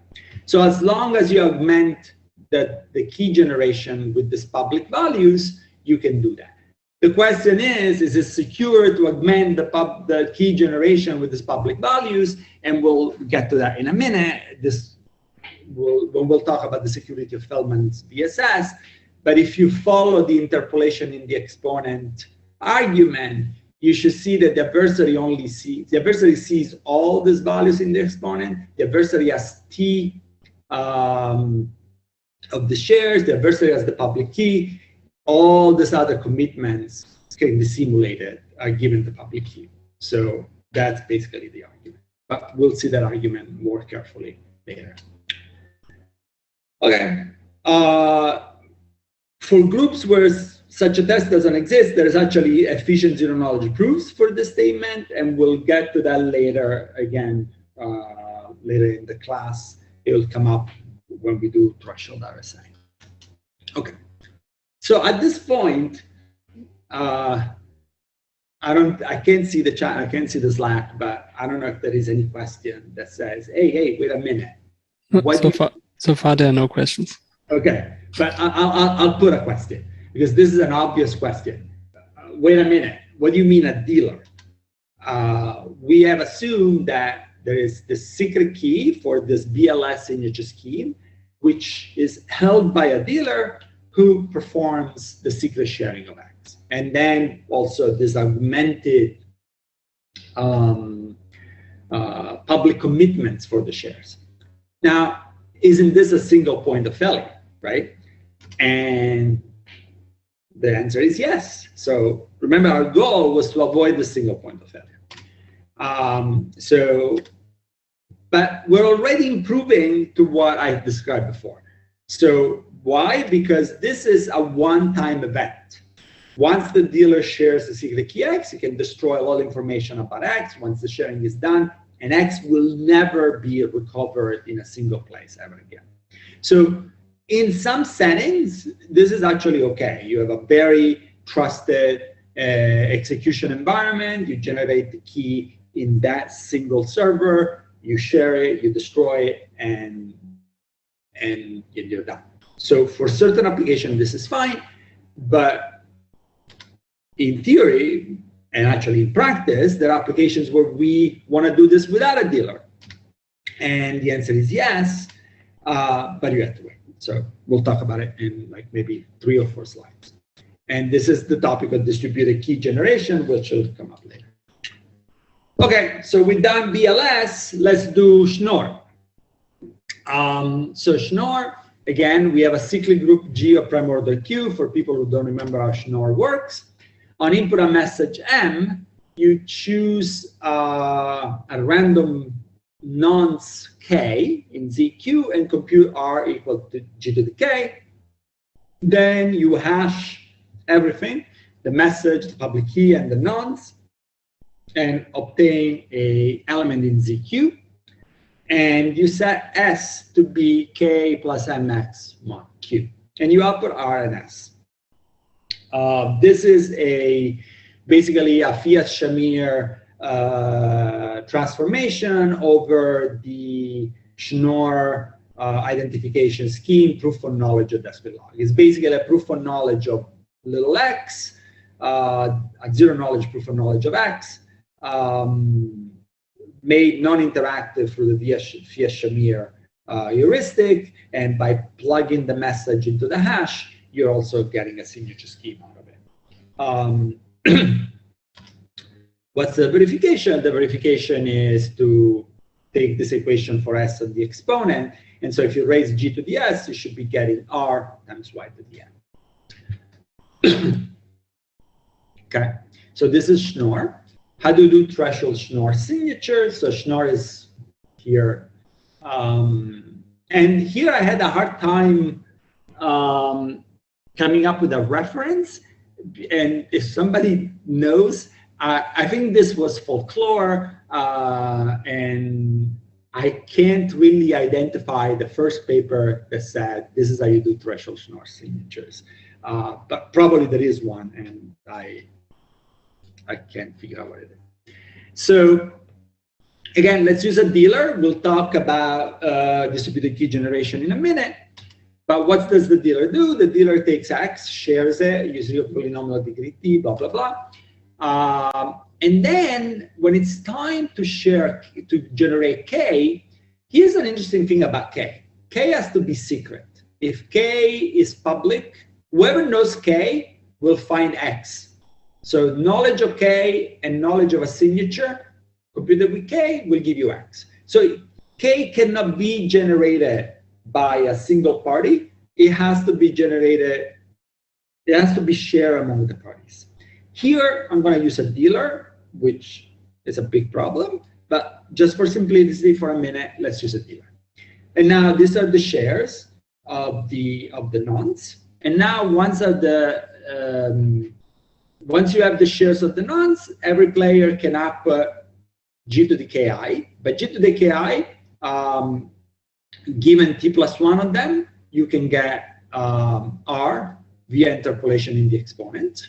And now the players can compute, once you have r, you can compute m and set your partial signature si as ki plus mxi. And now, if you interpolate this si, you get the free term of a polynomial that asks for free term k plus mx, which is exactly the s that you're looking for. And again, this only works for semi-honest adversary. Okay, so here we're using the linearity of Shamir in 2 points. We're using the linearity of Shamir to compute the r as an interpolation in the exponent, and to compute s as linear combination of 2 secrets. Okay.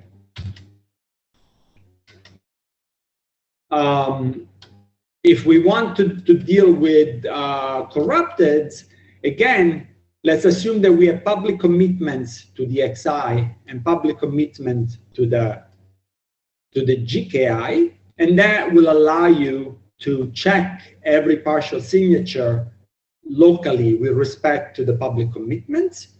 And at that point, you know which one are the correct signatures, and you can interpolate those. Okay? So these public values here will allow you to do basically a n of t plus 1 Schnorr verifications on the partial signatures, which would then allow you to sieve out bad partial signatures and interpolate us.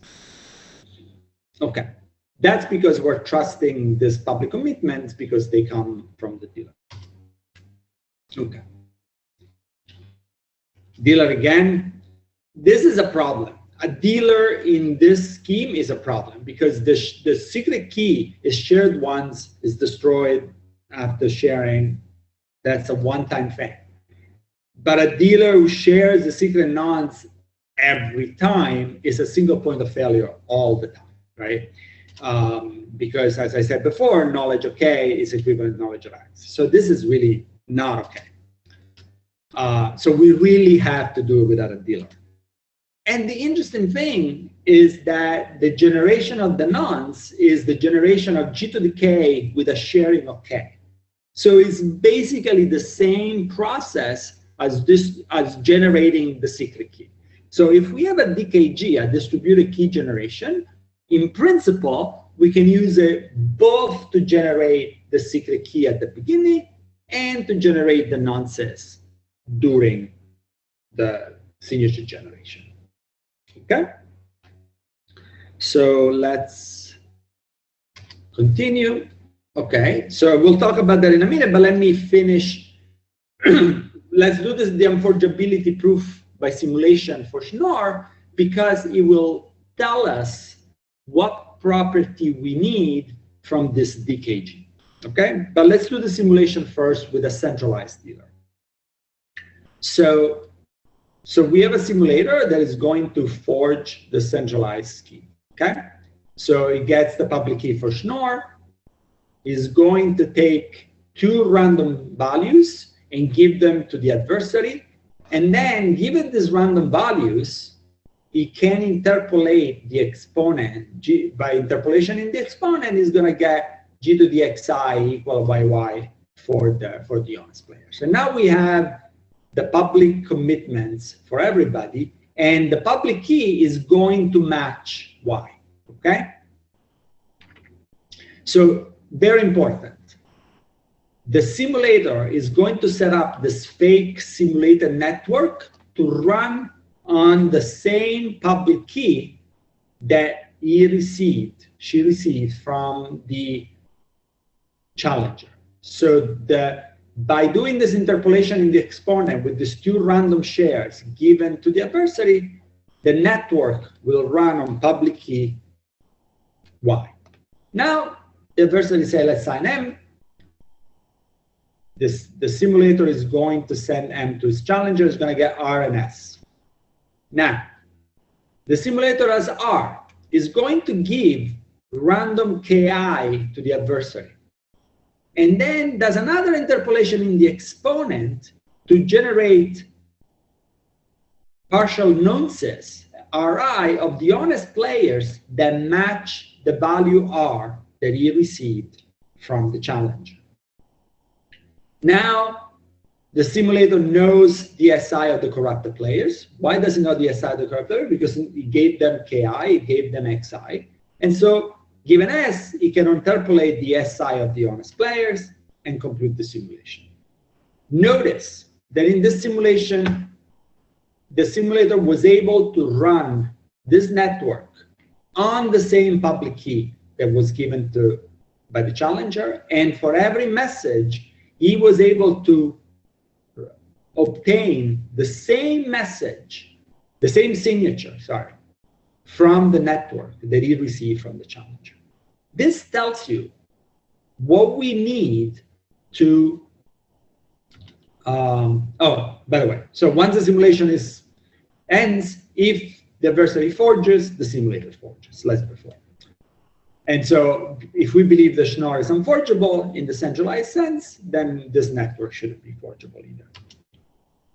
So this tells us what we need in terms of property for the DKG. We need a DKG that when the end players, they jointly generate a sharing of a secret X, and those are their private shares, and that's the public key. And those are so this is what the protocol should do, right? It should generate a random secret X with shares for the players.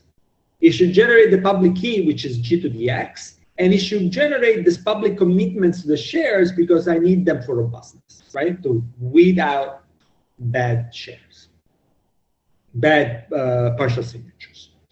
So this is what we need for the protocol to work. For security, and we're going to do this once for the secret key and then once for the nonce. For security, we need a simulator that is given as input this public key Y or this nonce R as to produce an indistinguishable view for the adversary on an execution that hits that specific Y.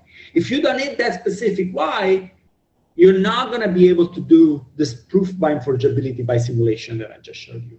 There may be other avenues. We'll talk about that later in the talk. But if you want to stick to this proof by simulation, the simulation of the DKG has to match the public key that you receive from your original challenger. Any question on that? Because this is a very crucial point that is going to come up in a minute. So the chat is quiet so far. Okay. Seems to be clear. Either I lost everybody or I'm doing a very good job. Good. So let's continue. So let's now do DKG. So DKG starts with what we call a verifiable secret sharing. In VSS, players have a guarantee that there is a unique secret share and that their shares interpolated the correct secret. So, once the dealer is not trusted anymore, once we're all going to start dealing secrets and some of these players are corrupted, somebody could pretend to do a Shamir secret sharing, but in reality give random values to all the players that do not lie on a polynomial, and that would sort of mess up everything, right? But Feldman VSS actually prevents that and does it as follows. On input a secret X, the dealer chooses a polynomial as usual, basically does Shamir, right? It does Shamir, but it also broadcasts publicly the values of public commitments to the coefficients of the polynomial. When the player receives this Shamir share, the player can check that this share lies in the correct point by doing an evaluation in the exponent. Instead of being interpolation in the exponent, now this is evaluation in the exponent, meaning is going to check the linear combination of the coefficient times its value I to the j should be g to the xi. And if it doesn't work, you lodge a complaint, and complaint are, obviously, if there are more than t complaints, the dealer is bad because there is an honest player who's complaining, and obviously the dealer is dishonest. But if there are less than T complaints, you need to decide who is bad, the player who's complaining or the dealer, and you resolve this complaint by broadcasting the correct share, because at this point the adversary knows it anyway. And here we're talking about honest majority. So, or actually it doesn't matter. Okay, so this is Feldman VSS. And Feldman VSS is the base of the first DKG that appear in the literature, which is Pedersen DKG. And what Pedersen DKG does is basically N Feldman VSS in parallel. So every player I performs a sharing of a random value Zi. And because it's a Feldman VSS, the value G to the Zi is public. Remember, I publish all the public commitments to the coefficient, and Zi happens to be the free term of my polynomial. So that's public. Each player receives his own Shamir share from this particular sharing. Let's call it Zij. And this value right here is also public from the Feldman VSS, right? Because it's the evaluation in the exponent of J of the points released by the Feldman VSS. Oops.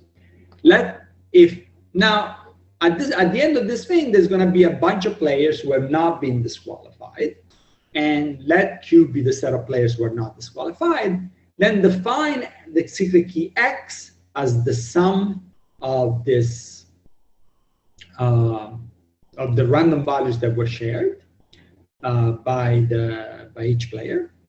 And this automatically will give me G to the X, because it's the product of the Zi. And if each player takes his own share of X as the sum of the shares he received, then the public commitment to his share is also public as the product of the local public commitments of each VSS. Okay? Any questions? There is a very... right? So no, not in the chat. So there is a very crucial issue with Feldman's VSS, which is that the secret Zi is not information theoretically is not even semantically secure given this protocol, right? It's only protected by this one-way function right here. So it's true that I cannot compute Zi, but I may have enough information to affect the output. The adversary is going to use these values right here to affect the value of the total protocol. And that's going to be an issue when we try to simulate Pedersen DKG. So it's very interesting. Pedersen DKG was the standard DKG that everybody referred to for a long time, until we noticed, we meaning me and my co-authors, noticed that there was an issue in trying to simulate it. And that was in the process of building exactly this proof by unforgeability proofs by simulations, right? Where we noticed we really have to hit a particular public key and a particular nonce. So let me show you what the issues is, right? So the simulator is receiving a particular public key Y, and now it needs to simulate the execution of the Pedersen DKG so that it hits Y, not it hits any random public key Y. It has to hit this specific Y. So the simulator is going to play the role of the good players, and when each player broadcasts, they do Feldman, right? So this player does this player does this player does this, and the simulator has no idea what the adversary is going to do. Remember, when we simulated Feldman, we gave the adversary, as a dealer, we gave the adversary their shares, so we were able to simulate these guys. But now each player is playing the dealer in Feldman. And so when the simulator puts out its values, they have no idea what the adversary values are going to be. And there is no way that the simulator can hit the right distribution. There's no way that the simulator can hit that target Y, you know? And because the simulator really needs to see the contribution of the adversary before committing to the contribution of the honest players, right?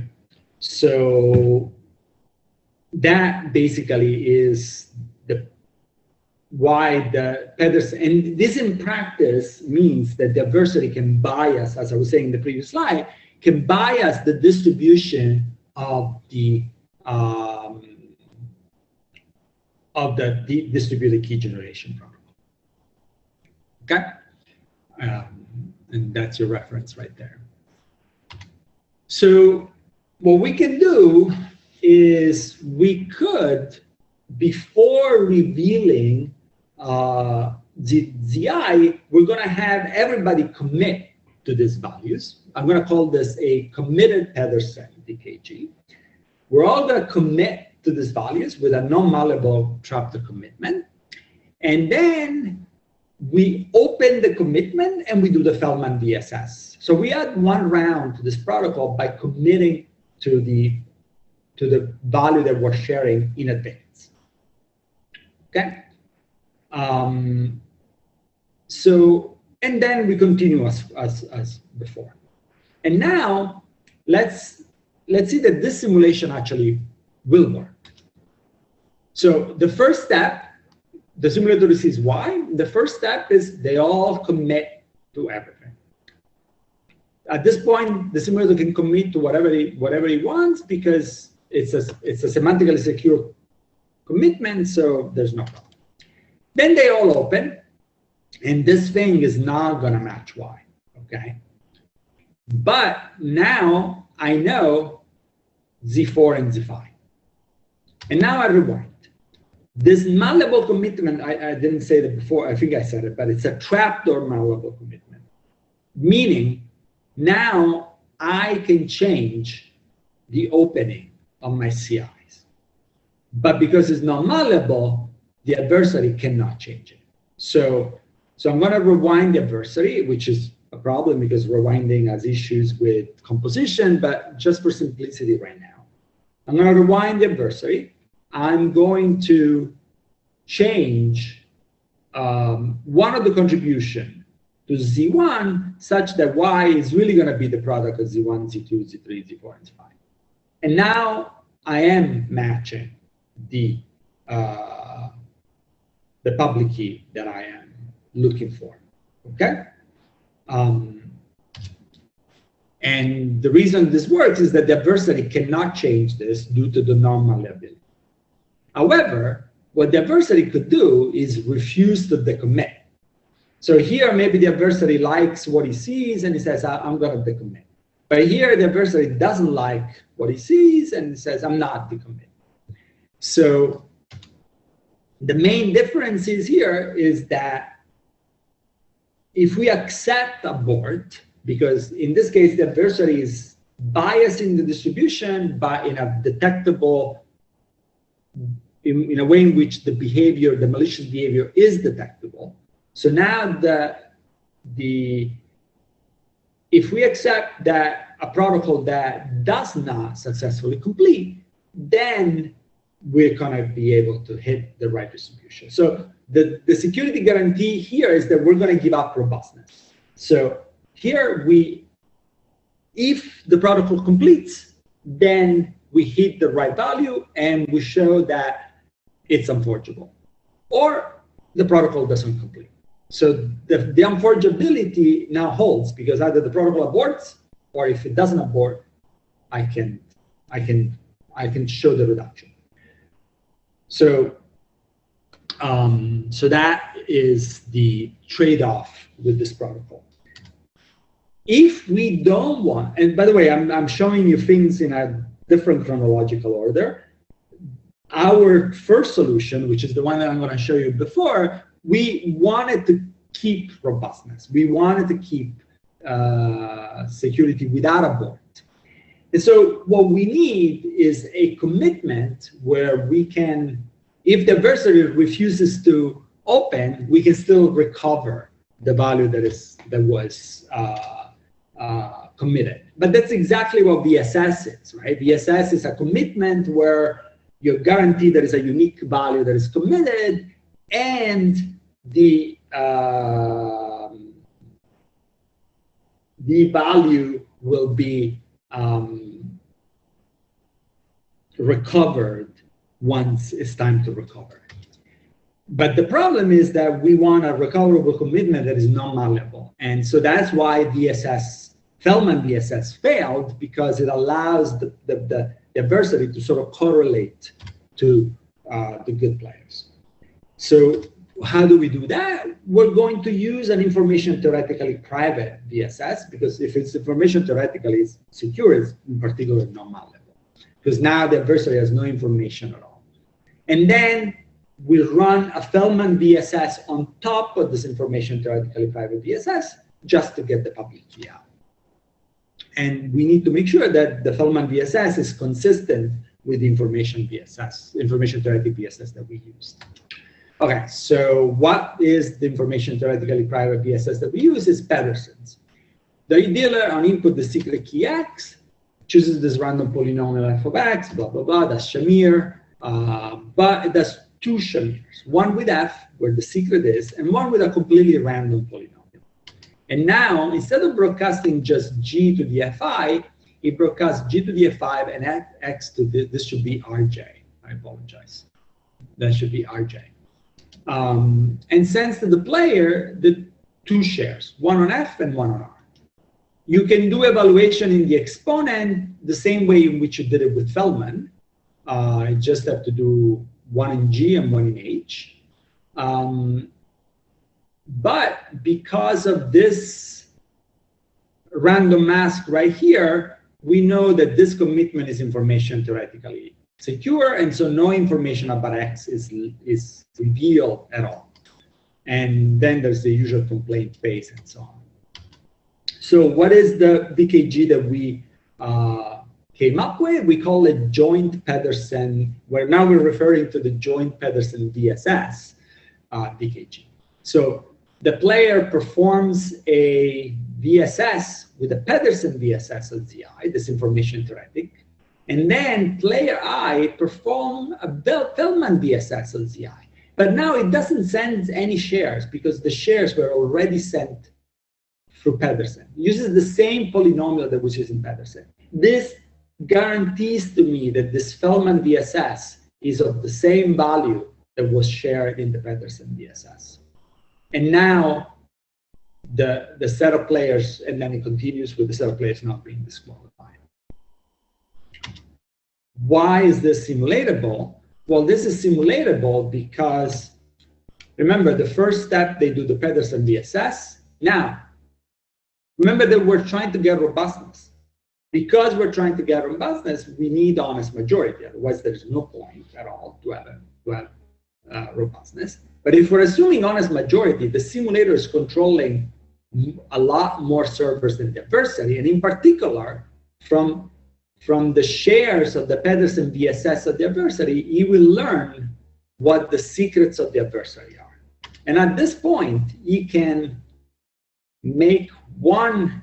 Now he knows what Z4 and Z5 are. He knows because he knows from the Pedersen VSS. And now he can choose a Z1 so that he can match this value.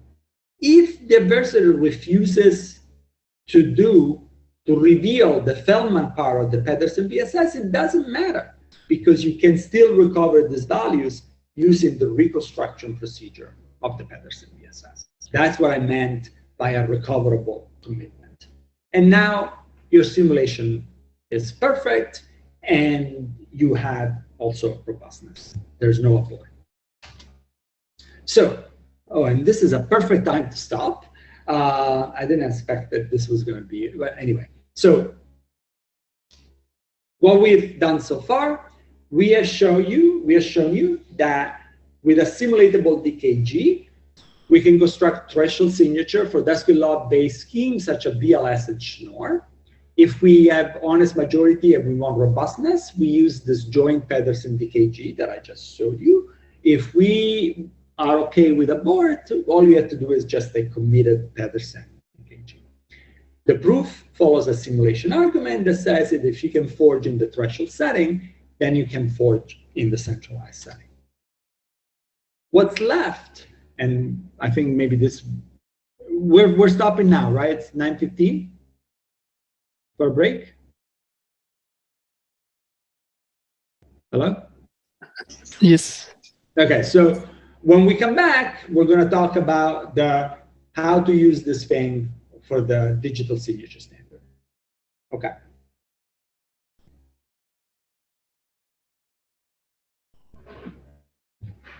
Any questions before we start? Yes, there are actually two questions. Okay. So the first question, why isn't it possible to just boot the players not answering and restart the protocol? It is, but you will still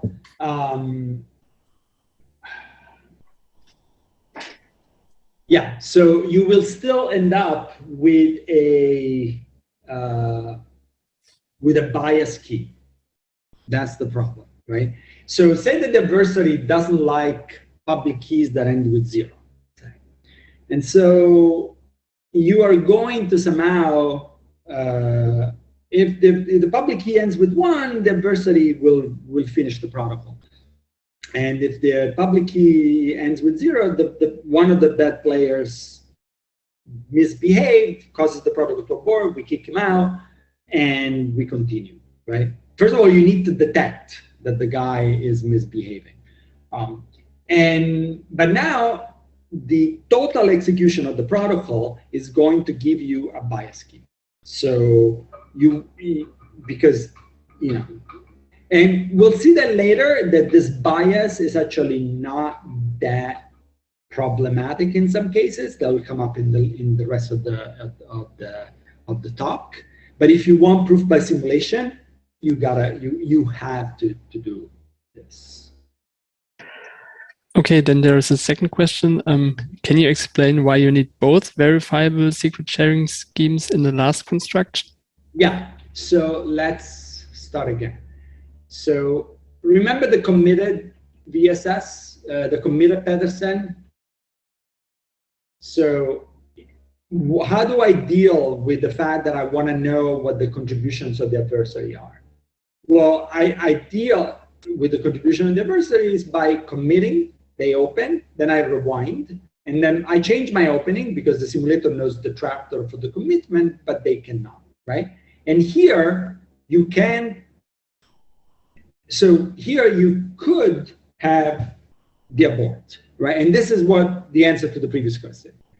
The guy might refuse, the adversary might refuse to answer this question, and here you have the abort. There is a bias, but this bias is not a problem if you accept abort. If you don't accept abort and you always want to end, then the bias is going to be a problem.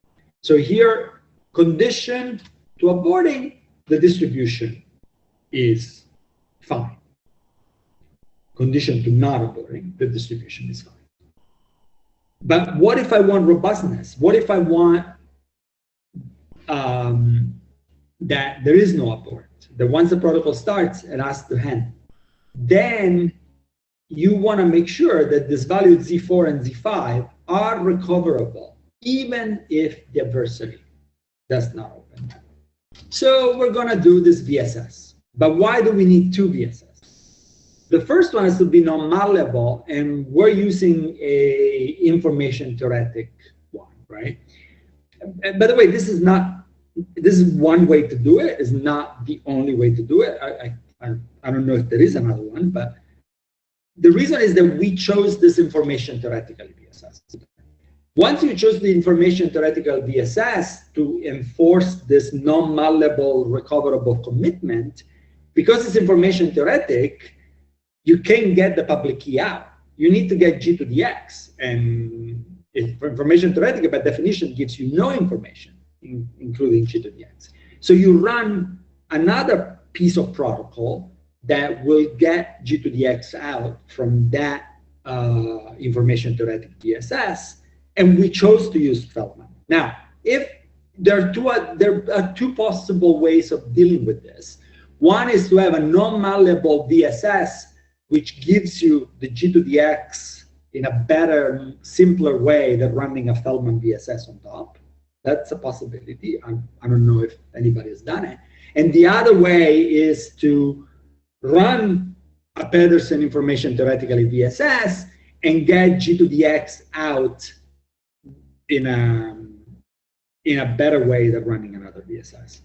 We chose to do it this way, also because the second Feldman is really not, I mean, it is another round, and it's, but there is not much computation there because all the commitments, all the exponentiation have already been computed as part of the Pedersen. So at least from the dealer point of view, there is not a lot of work. It doubles the verification time for every player, though, because they have to verify the Pedersen pair and then the Feldman after. Okay, maybe a short final question. Is it possible to transform proposed protocols in two-party setting? Not so the ones with a board, yes. Obviously not the one with robustness and honest majority. I am not going to talk much about this in this talk, but there the honest majority. I'll make some references towards the end of the talk today. The ones with a board, they're basically generalization of two-party protocols. So yeah, you have two-party Schnorr, two-party DSA, and so on.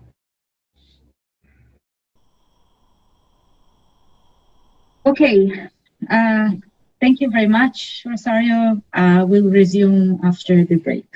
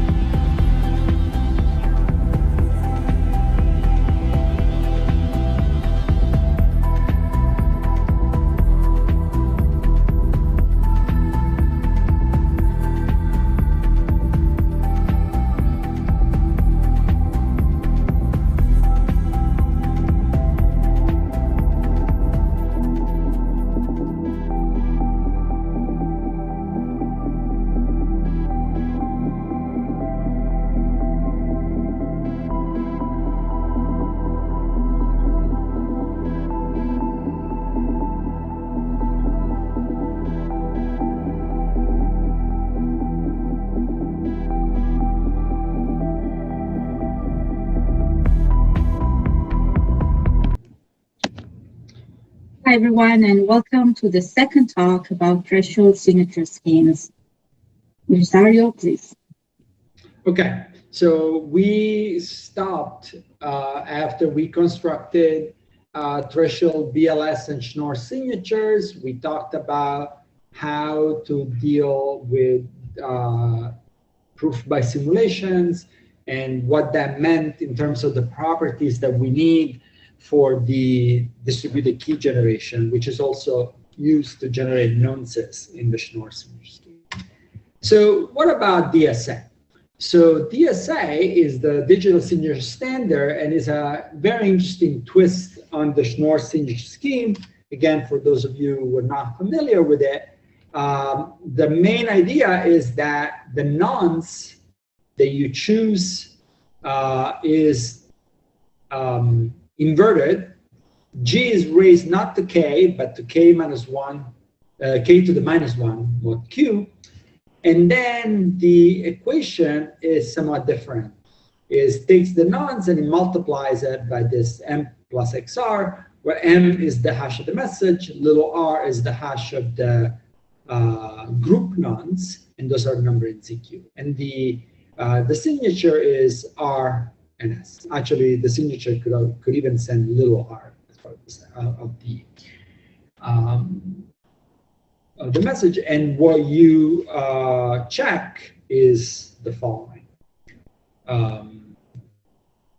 Okay, so let me show you the difference in more detail between DSA and Schnorr. The nonce is inverted, and here the computation of S requires just a linear combination of shared secret, K and X. Here, however, the secrets are multiplied, K and X, you see they're multiplied. So that's gonna, in this inversion, those are both quadratic operations, as we will see in a minute, and they'll introduce quite a bit of complication in how we do threshold DSS. So let's start with the robust version. So let's assume more than honest majority, at least. We'll see that we need more than that. And let's see how we can do the robust threshold DSA. So for DKG, we're going to do the joint Pedersen DKG that we discussed before. Now, for the nonce, here's what we're going to do. Instead of performing one joint Pedersen to get K, because we need to do this inversion operation, we are going to do two of them. And let's call K and A the values that are generated by these two joint Pedersen. But we'll do a slight modification. Only for A, we do the Feldman phase, okay? For K, we don't. There's just a sharing of K information theoretically, and that's it, okay? And then the players reconstruct the value B, which is the product of K and A, in the clear by broadcasting the product share.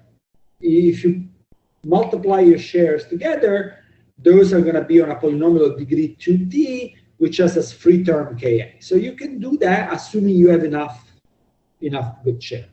Okay, and it requires also randomization with a zero polynomial degree 2D, because this polynomial that interpolates B is not a random polynomial, but is a, it can be factored into polynomial degree T. But anyway, those are standard MPC kind of tools.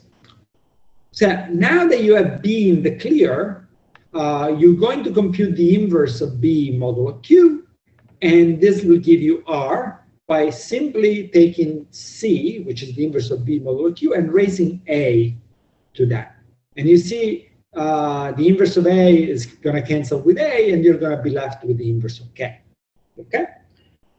So this is a way to compute inversion with one round and one multiplication, which so you obtain G to the inverse of K and the sharing of K from the Pedersen DSS that you did at the beginning. Just a slightly embarrassing thing. When I was a graduate student, I thought I invented this trick, and then I found out that it actually had appeared already in a paper by Barlan and Bieber a few years before. But it's a very neat trick. It sort of allows you to compress an inversion circuit into a single multiplication. So, okay, so this is how we end up with the nonce, a R, G to the inverse of K public, and a sharing of K. And now, once we have that, we do that again for this trick of the polynomial degree 2t. We do it again to compute the S values. Now, every player broadcasts this share right here, which again interpolates to S, but on a polynomial of degree 2t. And again, you want to randomize this polynomial of degree 2t with a zero polynomial of degree 2t to make sure that the polynomial is random and no other information is leaked. And now you have this. So first of all, because you need to interpolate a polynomial of degree 2t, and in this particular protocol, we're not doing any complicated degree reduction step, you need to have at least 2t plus 1 good players, right? So already our fault tolerance has gone down. Now we need 3t. The total number of players has to be at least 3t plus 1, because you need at least 2t plus 1 to interpolate this polynomial degree 2t. And then we need to talk about how we get rid of bad shares. Well, one thing would be to use error correction codes, because we need to only weed out bad shares out of this SI.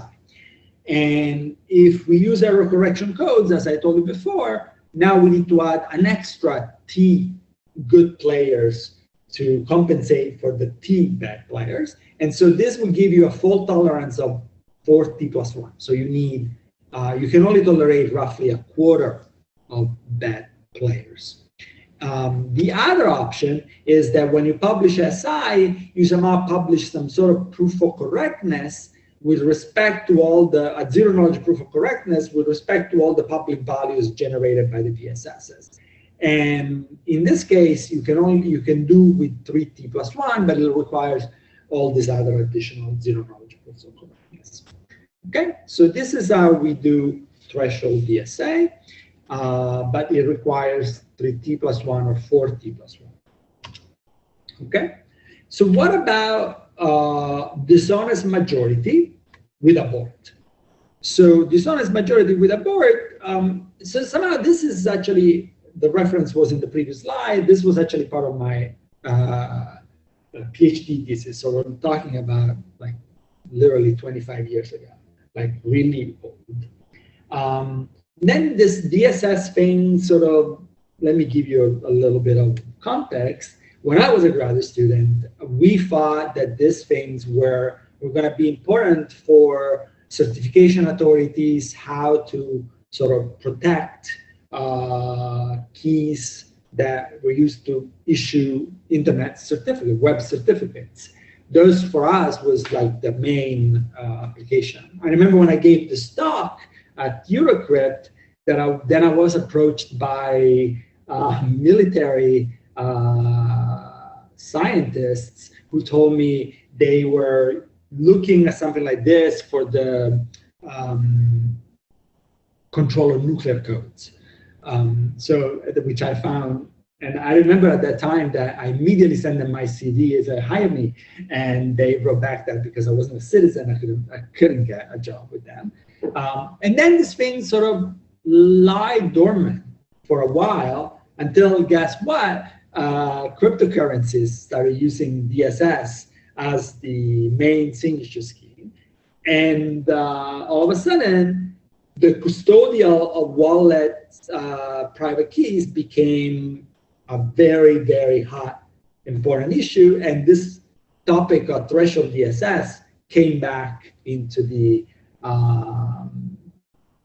fore, and particularly the setting of dishonest majority with abort that we had not really sort of examined back then sort of became important. So what if we want to do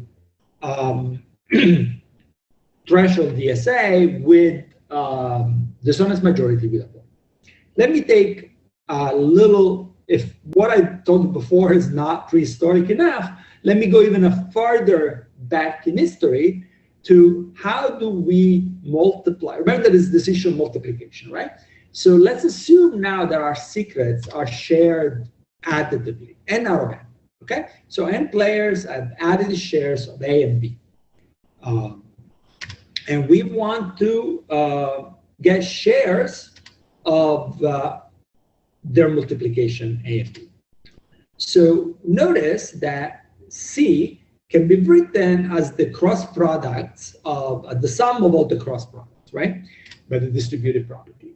So if two parties, I and J, could turn the product of AI Bj into two values, Dij, Eij, such that the sum of Dij, Eij is the product of AI and Bj, then we would be done. Why?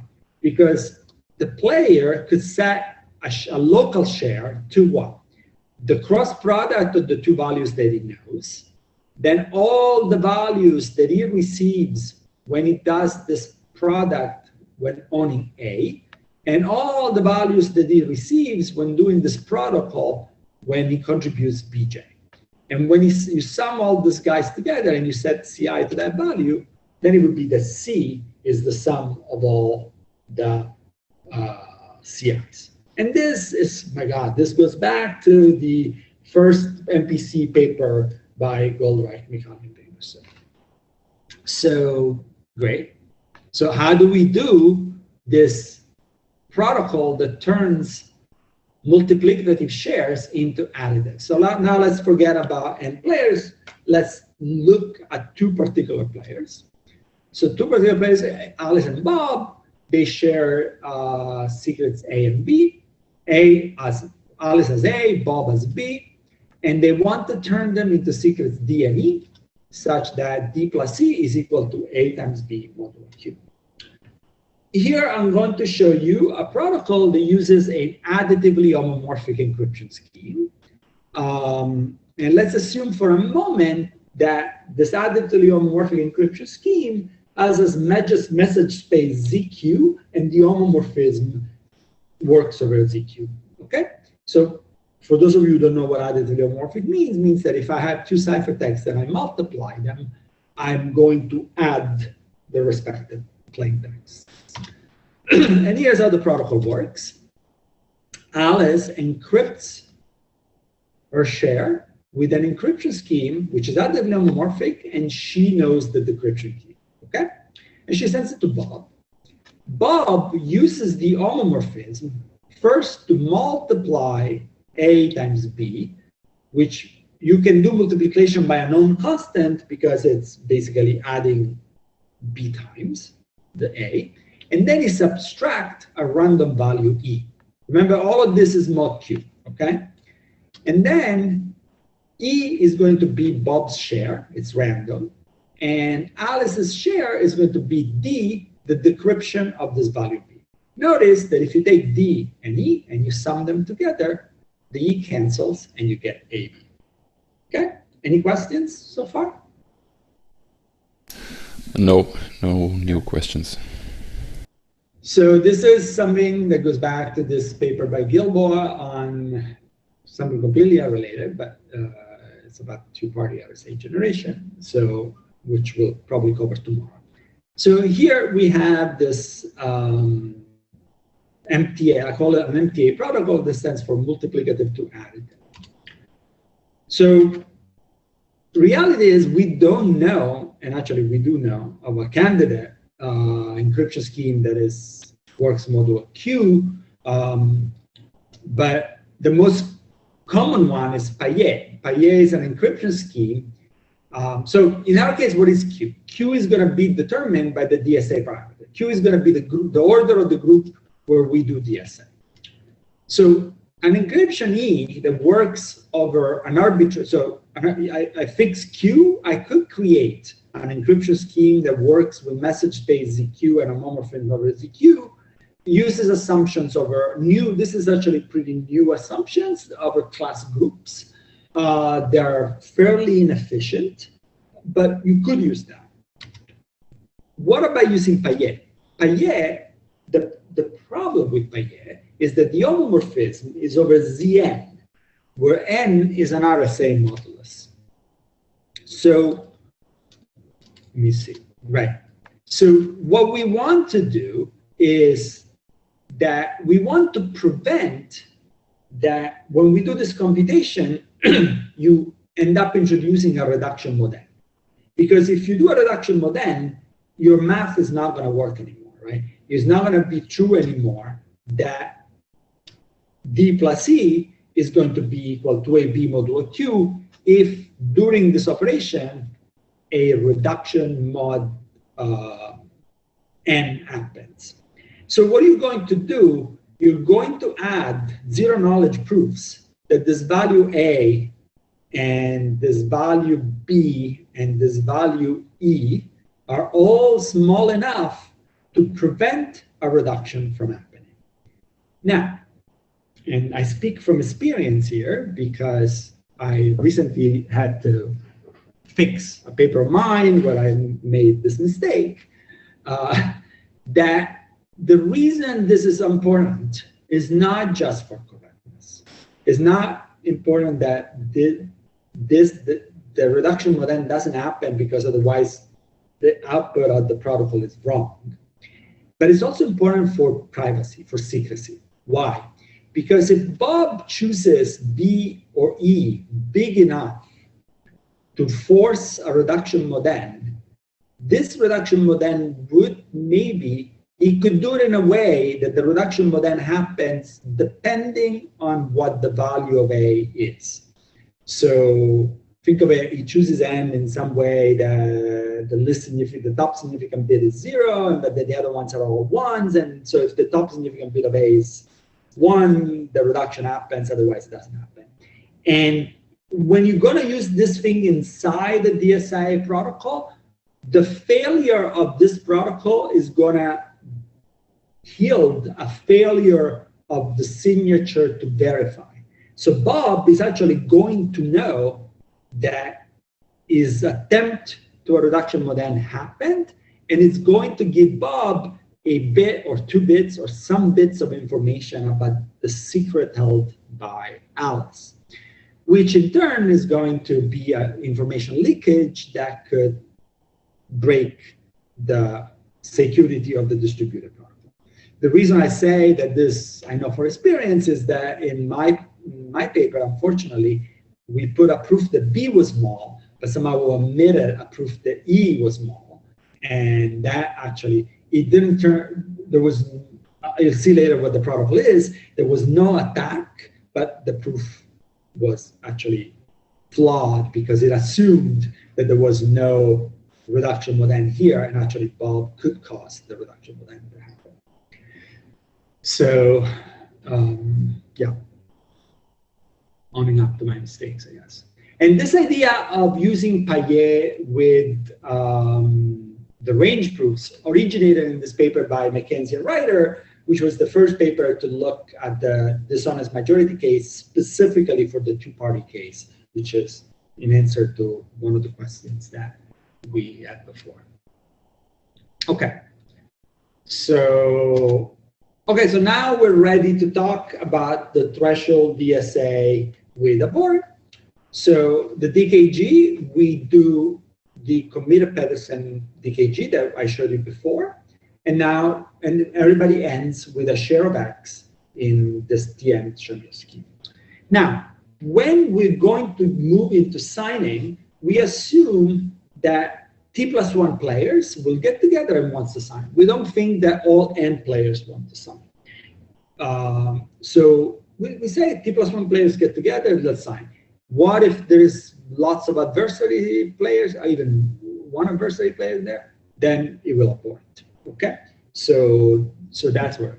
If we're going to use this, then think of now mapping this Shamir shares of X into additive share of X by scaling them with the proper Lagrangian coefficient. So if I know the subset of players who are getting together, I take my Shamir share, I multiply it by the appropriate Lagrangian coefficient determined by the set, and I'm going to have an additive share.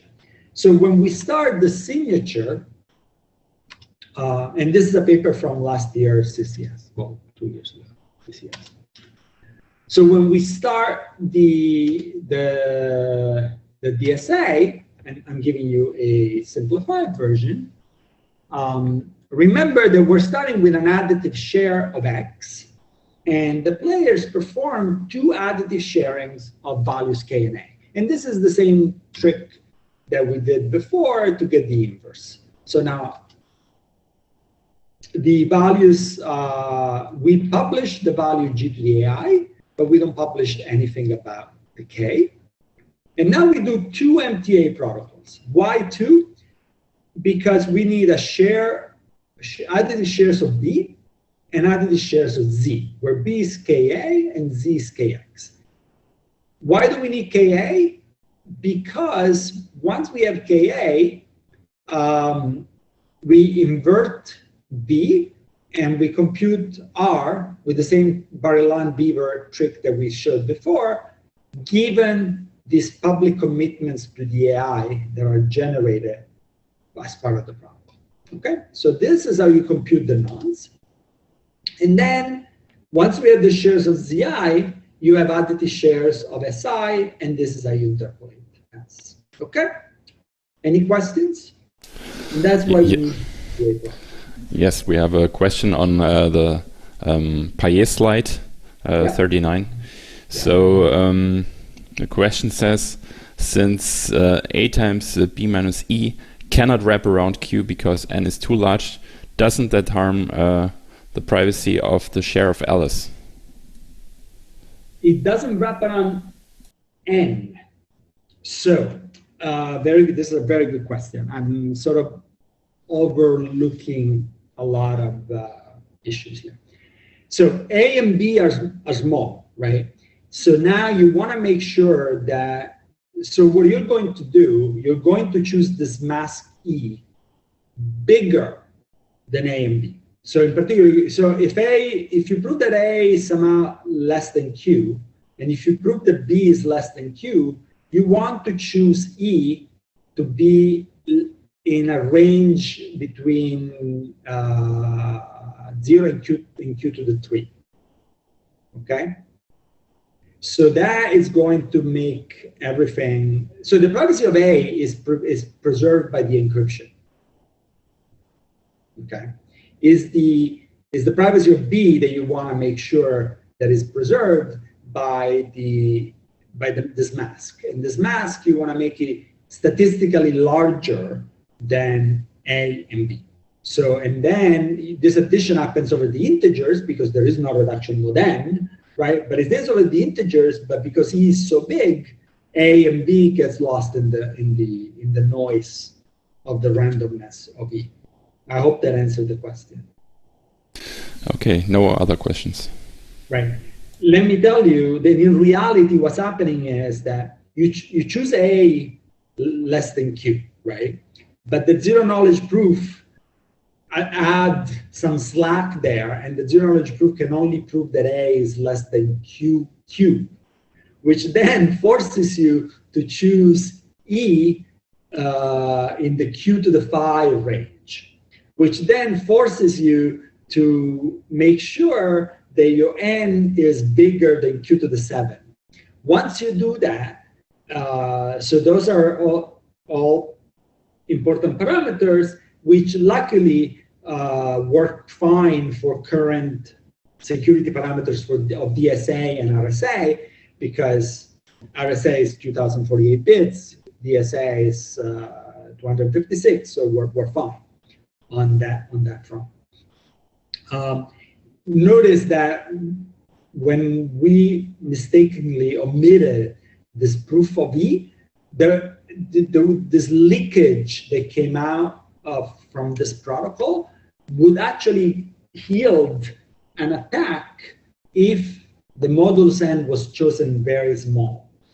And in fact, this is recent. This was published maybe 3 months ago.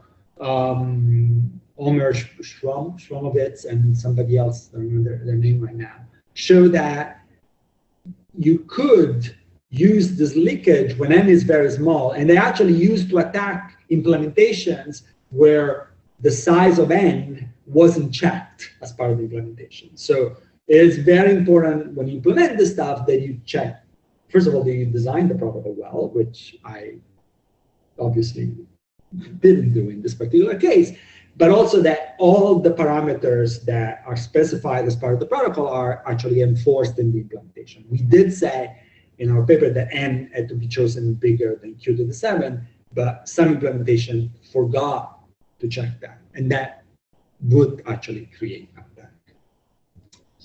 So hopefully that answered the question.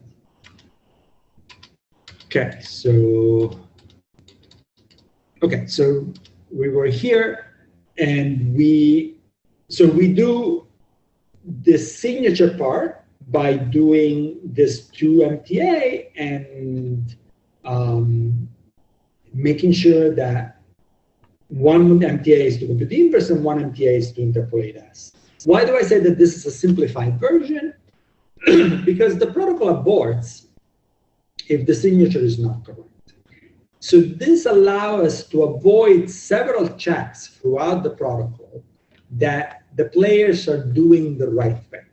So you do need to make sure in this MTA protocols that you do the zero knowledge proof that things are small, but somehow we don't do many other checks, saying, oh, if the adversary is going to input one K here and a different K here in these 2 MTAs, things are going to fall apart, but the signature is not going to verify. Well, we want to make sure that the protocol reveals no information even when you abort, so that the abort is not dependent on the values held by the good players, right? That's one of the reasons why we put those range proofs in the MTA. And the other is that we want to make sure that the values between the MTA protocols are all consistent. And this, you do that by checking in the exponent before you actually recover S. Okay? So this are, I'm not going to get into the detail of that, but you can go look at the paper. But these are, it's a series of protocols that have come up, and in fact, I have them right here. So let me know if there are any questions here. No questions. So, and this is a series of, as I say, this has become again a very area of research due to the interest from custodial cryptocurrencies. And so let me give you some more references on threshold DSA. Similar techniques to the ones that I described above appear in a paper by Lindell and Knopf.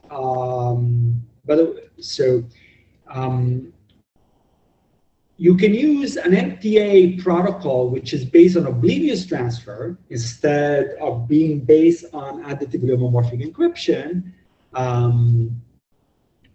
And this as the advantage that it avoids introducing additional assumptions, because you can do an Oblivious transfer protocol based on dice-square log, and so you're staying inside the realm of assumptions that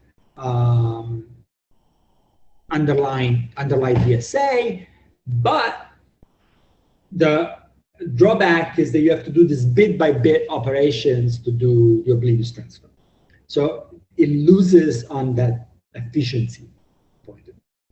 You can use class groups in the MTA protocol, which would, get rid of this headaches of the range proofs, which they're not too bad, but they are the most computationally intensive part of the protocol. But unfortunately, the cost of working in this class groups would overshadow the efficiency of not doing the range proofs. To answer the question, the two-party case was started by McKenzie and Ryder, and some of their techniques found their way in all this dishonest majority protocols, and Yuda Lindell improved that Then there's a whole series of protocols, and this refers to the thing that I said at the beginning, which is that in a way, the protocol that I just presented there they're just using traditional MPC tools that are tailored to the computation of DSA's function. So this should be there are other ways. There are other ways to do MPC, to do DSA, and you can use, for example, pre-computation of Beaver triplets to speed up the computation of DSA. And here there is some papers that do exactly that. And then the last reference is this work by Darmagard et al. That assumes honest majority, but assumes also aborts. And in this case, by using this trade-off, they get better efficiency and round complexity than the aborts with dishonest majority. And also don't need a reliable process channel. If you need no protocol with dishonest majority requires a reliable process channel because they all have no fairness or termination guarantee, so you can do without it. But if you want a robust and fair protocol, you would need to have a process channel, and that's the reference. Okay, so now I'm going to start another topic, and I have about 10 minutes, so I'll start it, and then maybe tomorrow we'll revisit it. So if there are no questions about threshold DSA, I want to move to a different way of proving security. So let's revisit how we have proved security so far. We have proved security by unforgeability by simulation. We assume that the adversary can forge only when controlling T players. We get a simulator that wants to forge the centralized key. The simulator gets a public key, and then it simulates a distributed key generation for the network that hits the specific public key. To do that, it must not know at least one honest party secret key, right? Otherwise, it would know the secret keys of everybody and the secret key corresponding to PK. And then when the message comes, it gets a signature from a centralized oracle, and somehow it simulates an execution of the protocol that hits that particular S. Once we do that, we have a threshold scheme which is as secure as the centralized one. Okay, this is great because we're basing the security of the threshold scheme on the security of the centralized one. There's nothing that the adversary can do in the threshold scheme that it couldn't do in the centralized one. But there is another strategy, right? The other strategy would be, think about Schnorr. So for Schnorr, we know that an adversary that forge, for an adversary that forge Schnorr, there is a reduction that is able to compute discrete logs. How? So by the way, this should be Z. The reduction gets Z, which is a target group element, and it needs to compute U, right?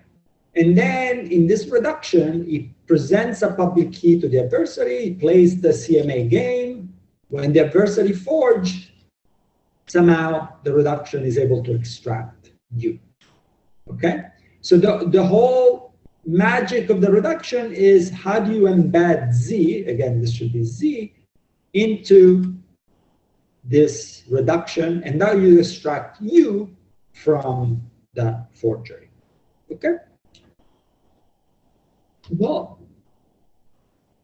I want to note that one little dirty, not so secret fact about DSA is that we do not have any such reduction for DSA. We use DSA, we assume it's secure, but we have no known reduction that DSA, forging DSA is equivalent to the computation of SQL-long. So, and if any of you is looking for an upper problem, there it is. I mean, but this is obviously a very difficult one because we've been looking at the scheme for close to 30 years and no such reduction is known. Okay, so maybe we can do this even in a threshold scheme, right? So let's assume that the adversary can forge only controlling T players. Now, instead of simulating with a centralized scheme, what I want to do is, again, this would be Z right here. I want to build a reduction that, given Z, a group element, wants to compute U. Now, this reduction is going to run our network with a bunch of players simulated by the reduction. And this reduction, this is going to run on some public key. Notice that there is no public key to match here, okay? And that M, you get M, and the reduction somehow uses whatever reduction we know for the signature scheme to produce a signature. And then when the adversary forges, we use the reduction to compute U. Notice that if we do this, all of a sudden, we don't have to hit a specific public key. And we don't have to hit a specific signature S. What we need to do is to be able to embed our challenge Z into the public key, into the signature protocols, and into the forgery, okay? If we're able to do that, then we have a proof of unforgeability by reduction to a hard problem, okay? Do you see the difference, right? The difference is in one, we're doing a reduction to the unforgeability of the centralized scheme. Here I'm doing a reduction to a computationally hard problem, in this case, that's very long.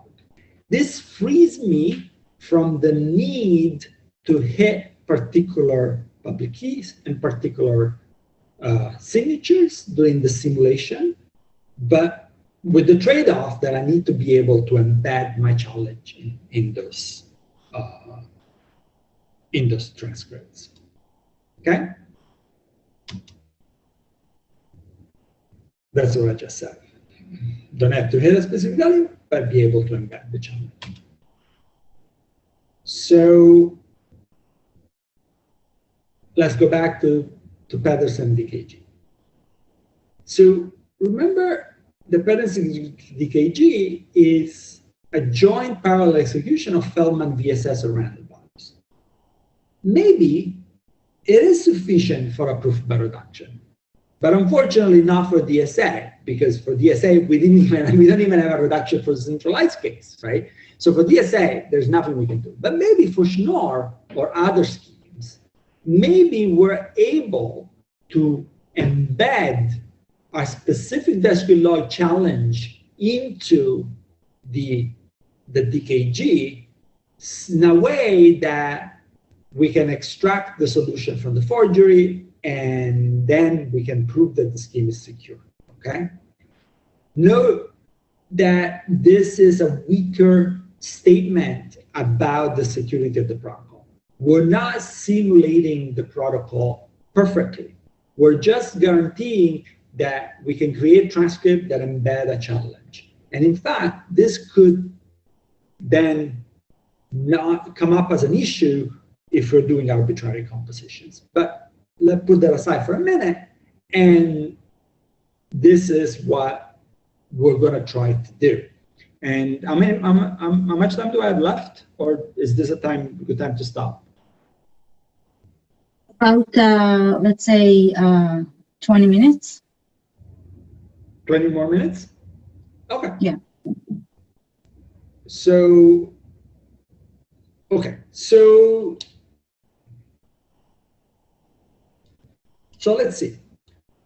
So, and this is actually something that we did when we figure out that the Pedersen DKG was not simulatable in the terms of hitting a particular value, what we realized was that still the instances that were generated by Pedersen DKG were still kind of hard instances, meaning the adversary should not be able to compute the dice-square log of what comes out of the DKG, okay?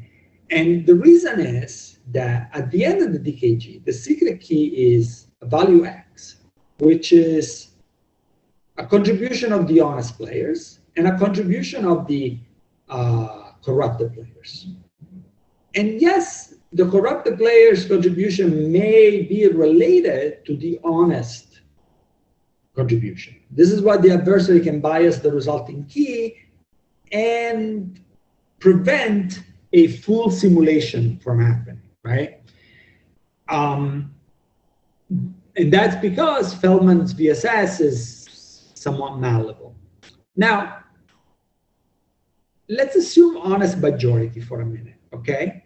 Then if we assume an honest majority, the contribution of the corrupted players is known to the reduction. Why? Because if you assume an honest majority, the reduction, the simulator, controls the majority of the players. And therefore, it has a majority of the shares, which will allow it to know what the contribution of the adversary is. This will allow the reduction to embed the challenge in the contribution of one of the honest players. Let me specify more precisely what's going on. So what I mean by simplify Schnorr, I mean the Schnorr that during the, the DKG is the basic Pedersen DKG, where everybody runs Feldman in parallel, and the generation of the nonce is also done through a Pedersen DKG, where everybody runs in parallel and Feldman VSS. So we have a reduction that runs on input Z, G to the U, and wants to compute U. So during the DKG, one player, one of the honest players in the reduction, okay, uses Z as their contribution for their Feldman VSS. That means, unfortunately, that they don't know U, right? So the reduction will simulate Feldman VSS for this player. Remember, we can simulate Feldman. What we cannot simulate is a parallel execution of Feldman, but we can simulate a single Feldman to hit a particular Z. Okay, so what is the resulting secret key? The resulting secret key is U plus the contribution of the other honest players, which the reduction knows because it's going to choose them at random, like normally, and the reduction of the contribution of the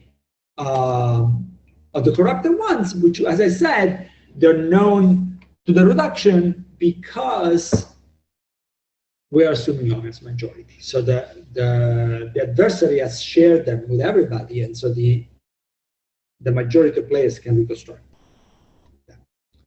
So now you can adapt the standard reduction for the centralized Schnorr to the distributed case. Meaning what? When the adversary queries a message M, use the regular Schnorr reduction to produce valid partial signatures for the players who use Z. Remember that the partial signature looked like local Schnorr signatures for the local public key of the player and so on, right? So we have a way which uses the programmability of the random oracle in the Schnorr signature scheme to, during a chosen message attack simulation, to sign even if we don't know the dice-square log. And so we're going to do that for the one player in the reduction that we don't know the dice-square log, the player that uses Z. For the other ones, we know the dice-square log, so we can do it, right? And the adversary does whatever he wants. Now, when the adversary produces the forgery, again, we have a regular Schnorr reduction that will give us the secret key, X, right? But now, if we know X, remember the reduction knows XH, knows XC, and so it can get U. Any questions? So far, there are no questions. Okay. So this is, again, this is a paper that we did a long time ago when we realized. So at the end, what we did say was, okay, if you want simulation, you have to do this joint Pedersen DKG. And unfortunately for DSA, you have to do that. And if you want to do Schnorr, you can do regular Pedersen because it's enough if you have a reduction to a specific R problem. By the way, we just did Schnorr, and we didn't really tease out what properties of the DKG, what formal properties of the DKG you need to make sure that this proof by reduction works, right? So for the proof by simulatability, we have very clear properties that we need for the DKG. Here we said, oh, you generate these R distances and it works, but it somehow, it would have been nice if we had written down exactly what properties of the DKG you need and what properties of the hard problem you need that makes this all work. And there's a very nice paper at the last Eurocrypt last year by Gurkhan, and I will actually mention it later, which does exactly that. It's one of the results in the paper. There's another result. They actually formalize the notion that the actual properties of the DKG that you need to make this work. The reference will come in the next slides. So, okay, so this is how you do Schnorr. And the state of the art for Schnorr is a scheme called Frost, which has two major improvements over the previous Schnorr scheme that I described. The first one is that it assumed dishonest majority. Okay, that one that I showed you assumed honest majority that gives you robustness and all of that. So it assumed dishonest majority, so it works with a board. Now, the problem with assuming dishonest majority is that at the end of the DKG, the secret key is still the sum of the contribution of the honest players and the contribution of the dishonest players. But now, because it's dishonest majority, we can't assume that the reduction has enough players to reconstruct the contribution of the bad players, right? So what they do, they modify Pedersen DKG so that each party provides a proof of knowledge of their contribution. Now, funny enough, they use a Schnorr identification proof of knowledge of SQL log to do that.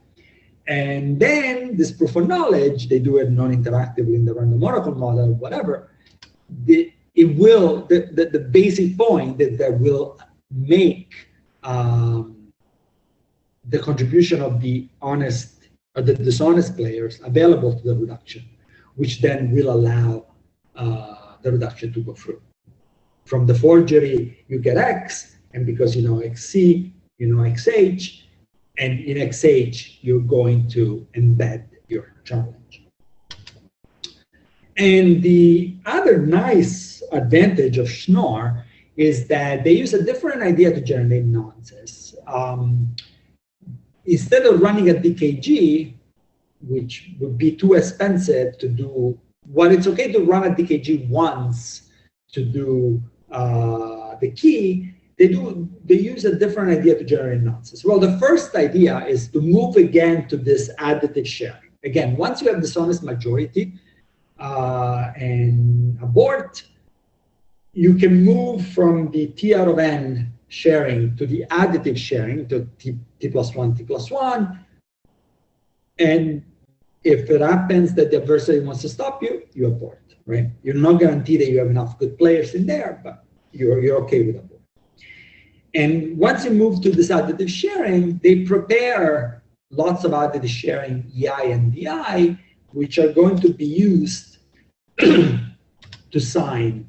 And the nonce, the most simple idea would be what we do in the other DSA paper, would be to just use EI as the nonce. But they do this interesting linear combination of mixing of two nonces with a value which is dependent on the message and the subset of players, which really binds the nonces to the message and the set of players signing, which makes them really effectively random across all executions. And this prevents an attack that allows an adversary to somehow open several concurrent sessions at once and sort of play with the nonces if by using them by partitioning the set of players and using this, somehow making the same nonce appear in the two sets, which would be bad because then you have the same nonce using two signatures, which would then leak the key. And by the way, these concurrent attacks are somehow ruled out in the model of the previous Schnorr because we only proved that in kind of the sequential as very limited concurrency. So I think this is a good place to stop. Tomorrow I'm going to talk a little more about PKG and open problems.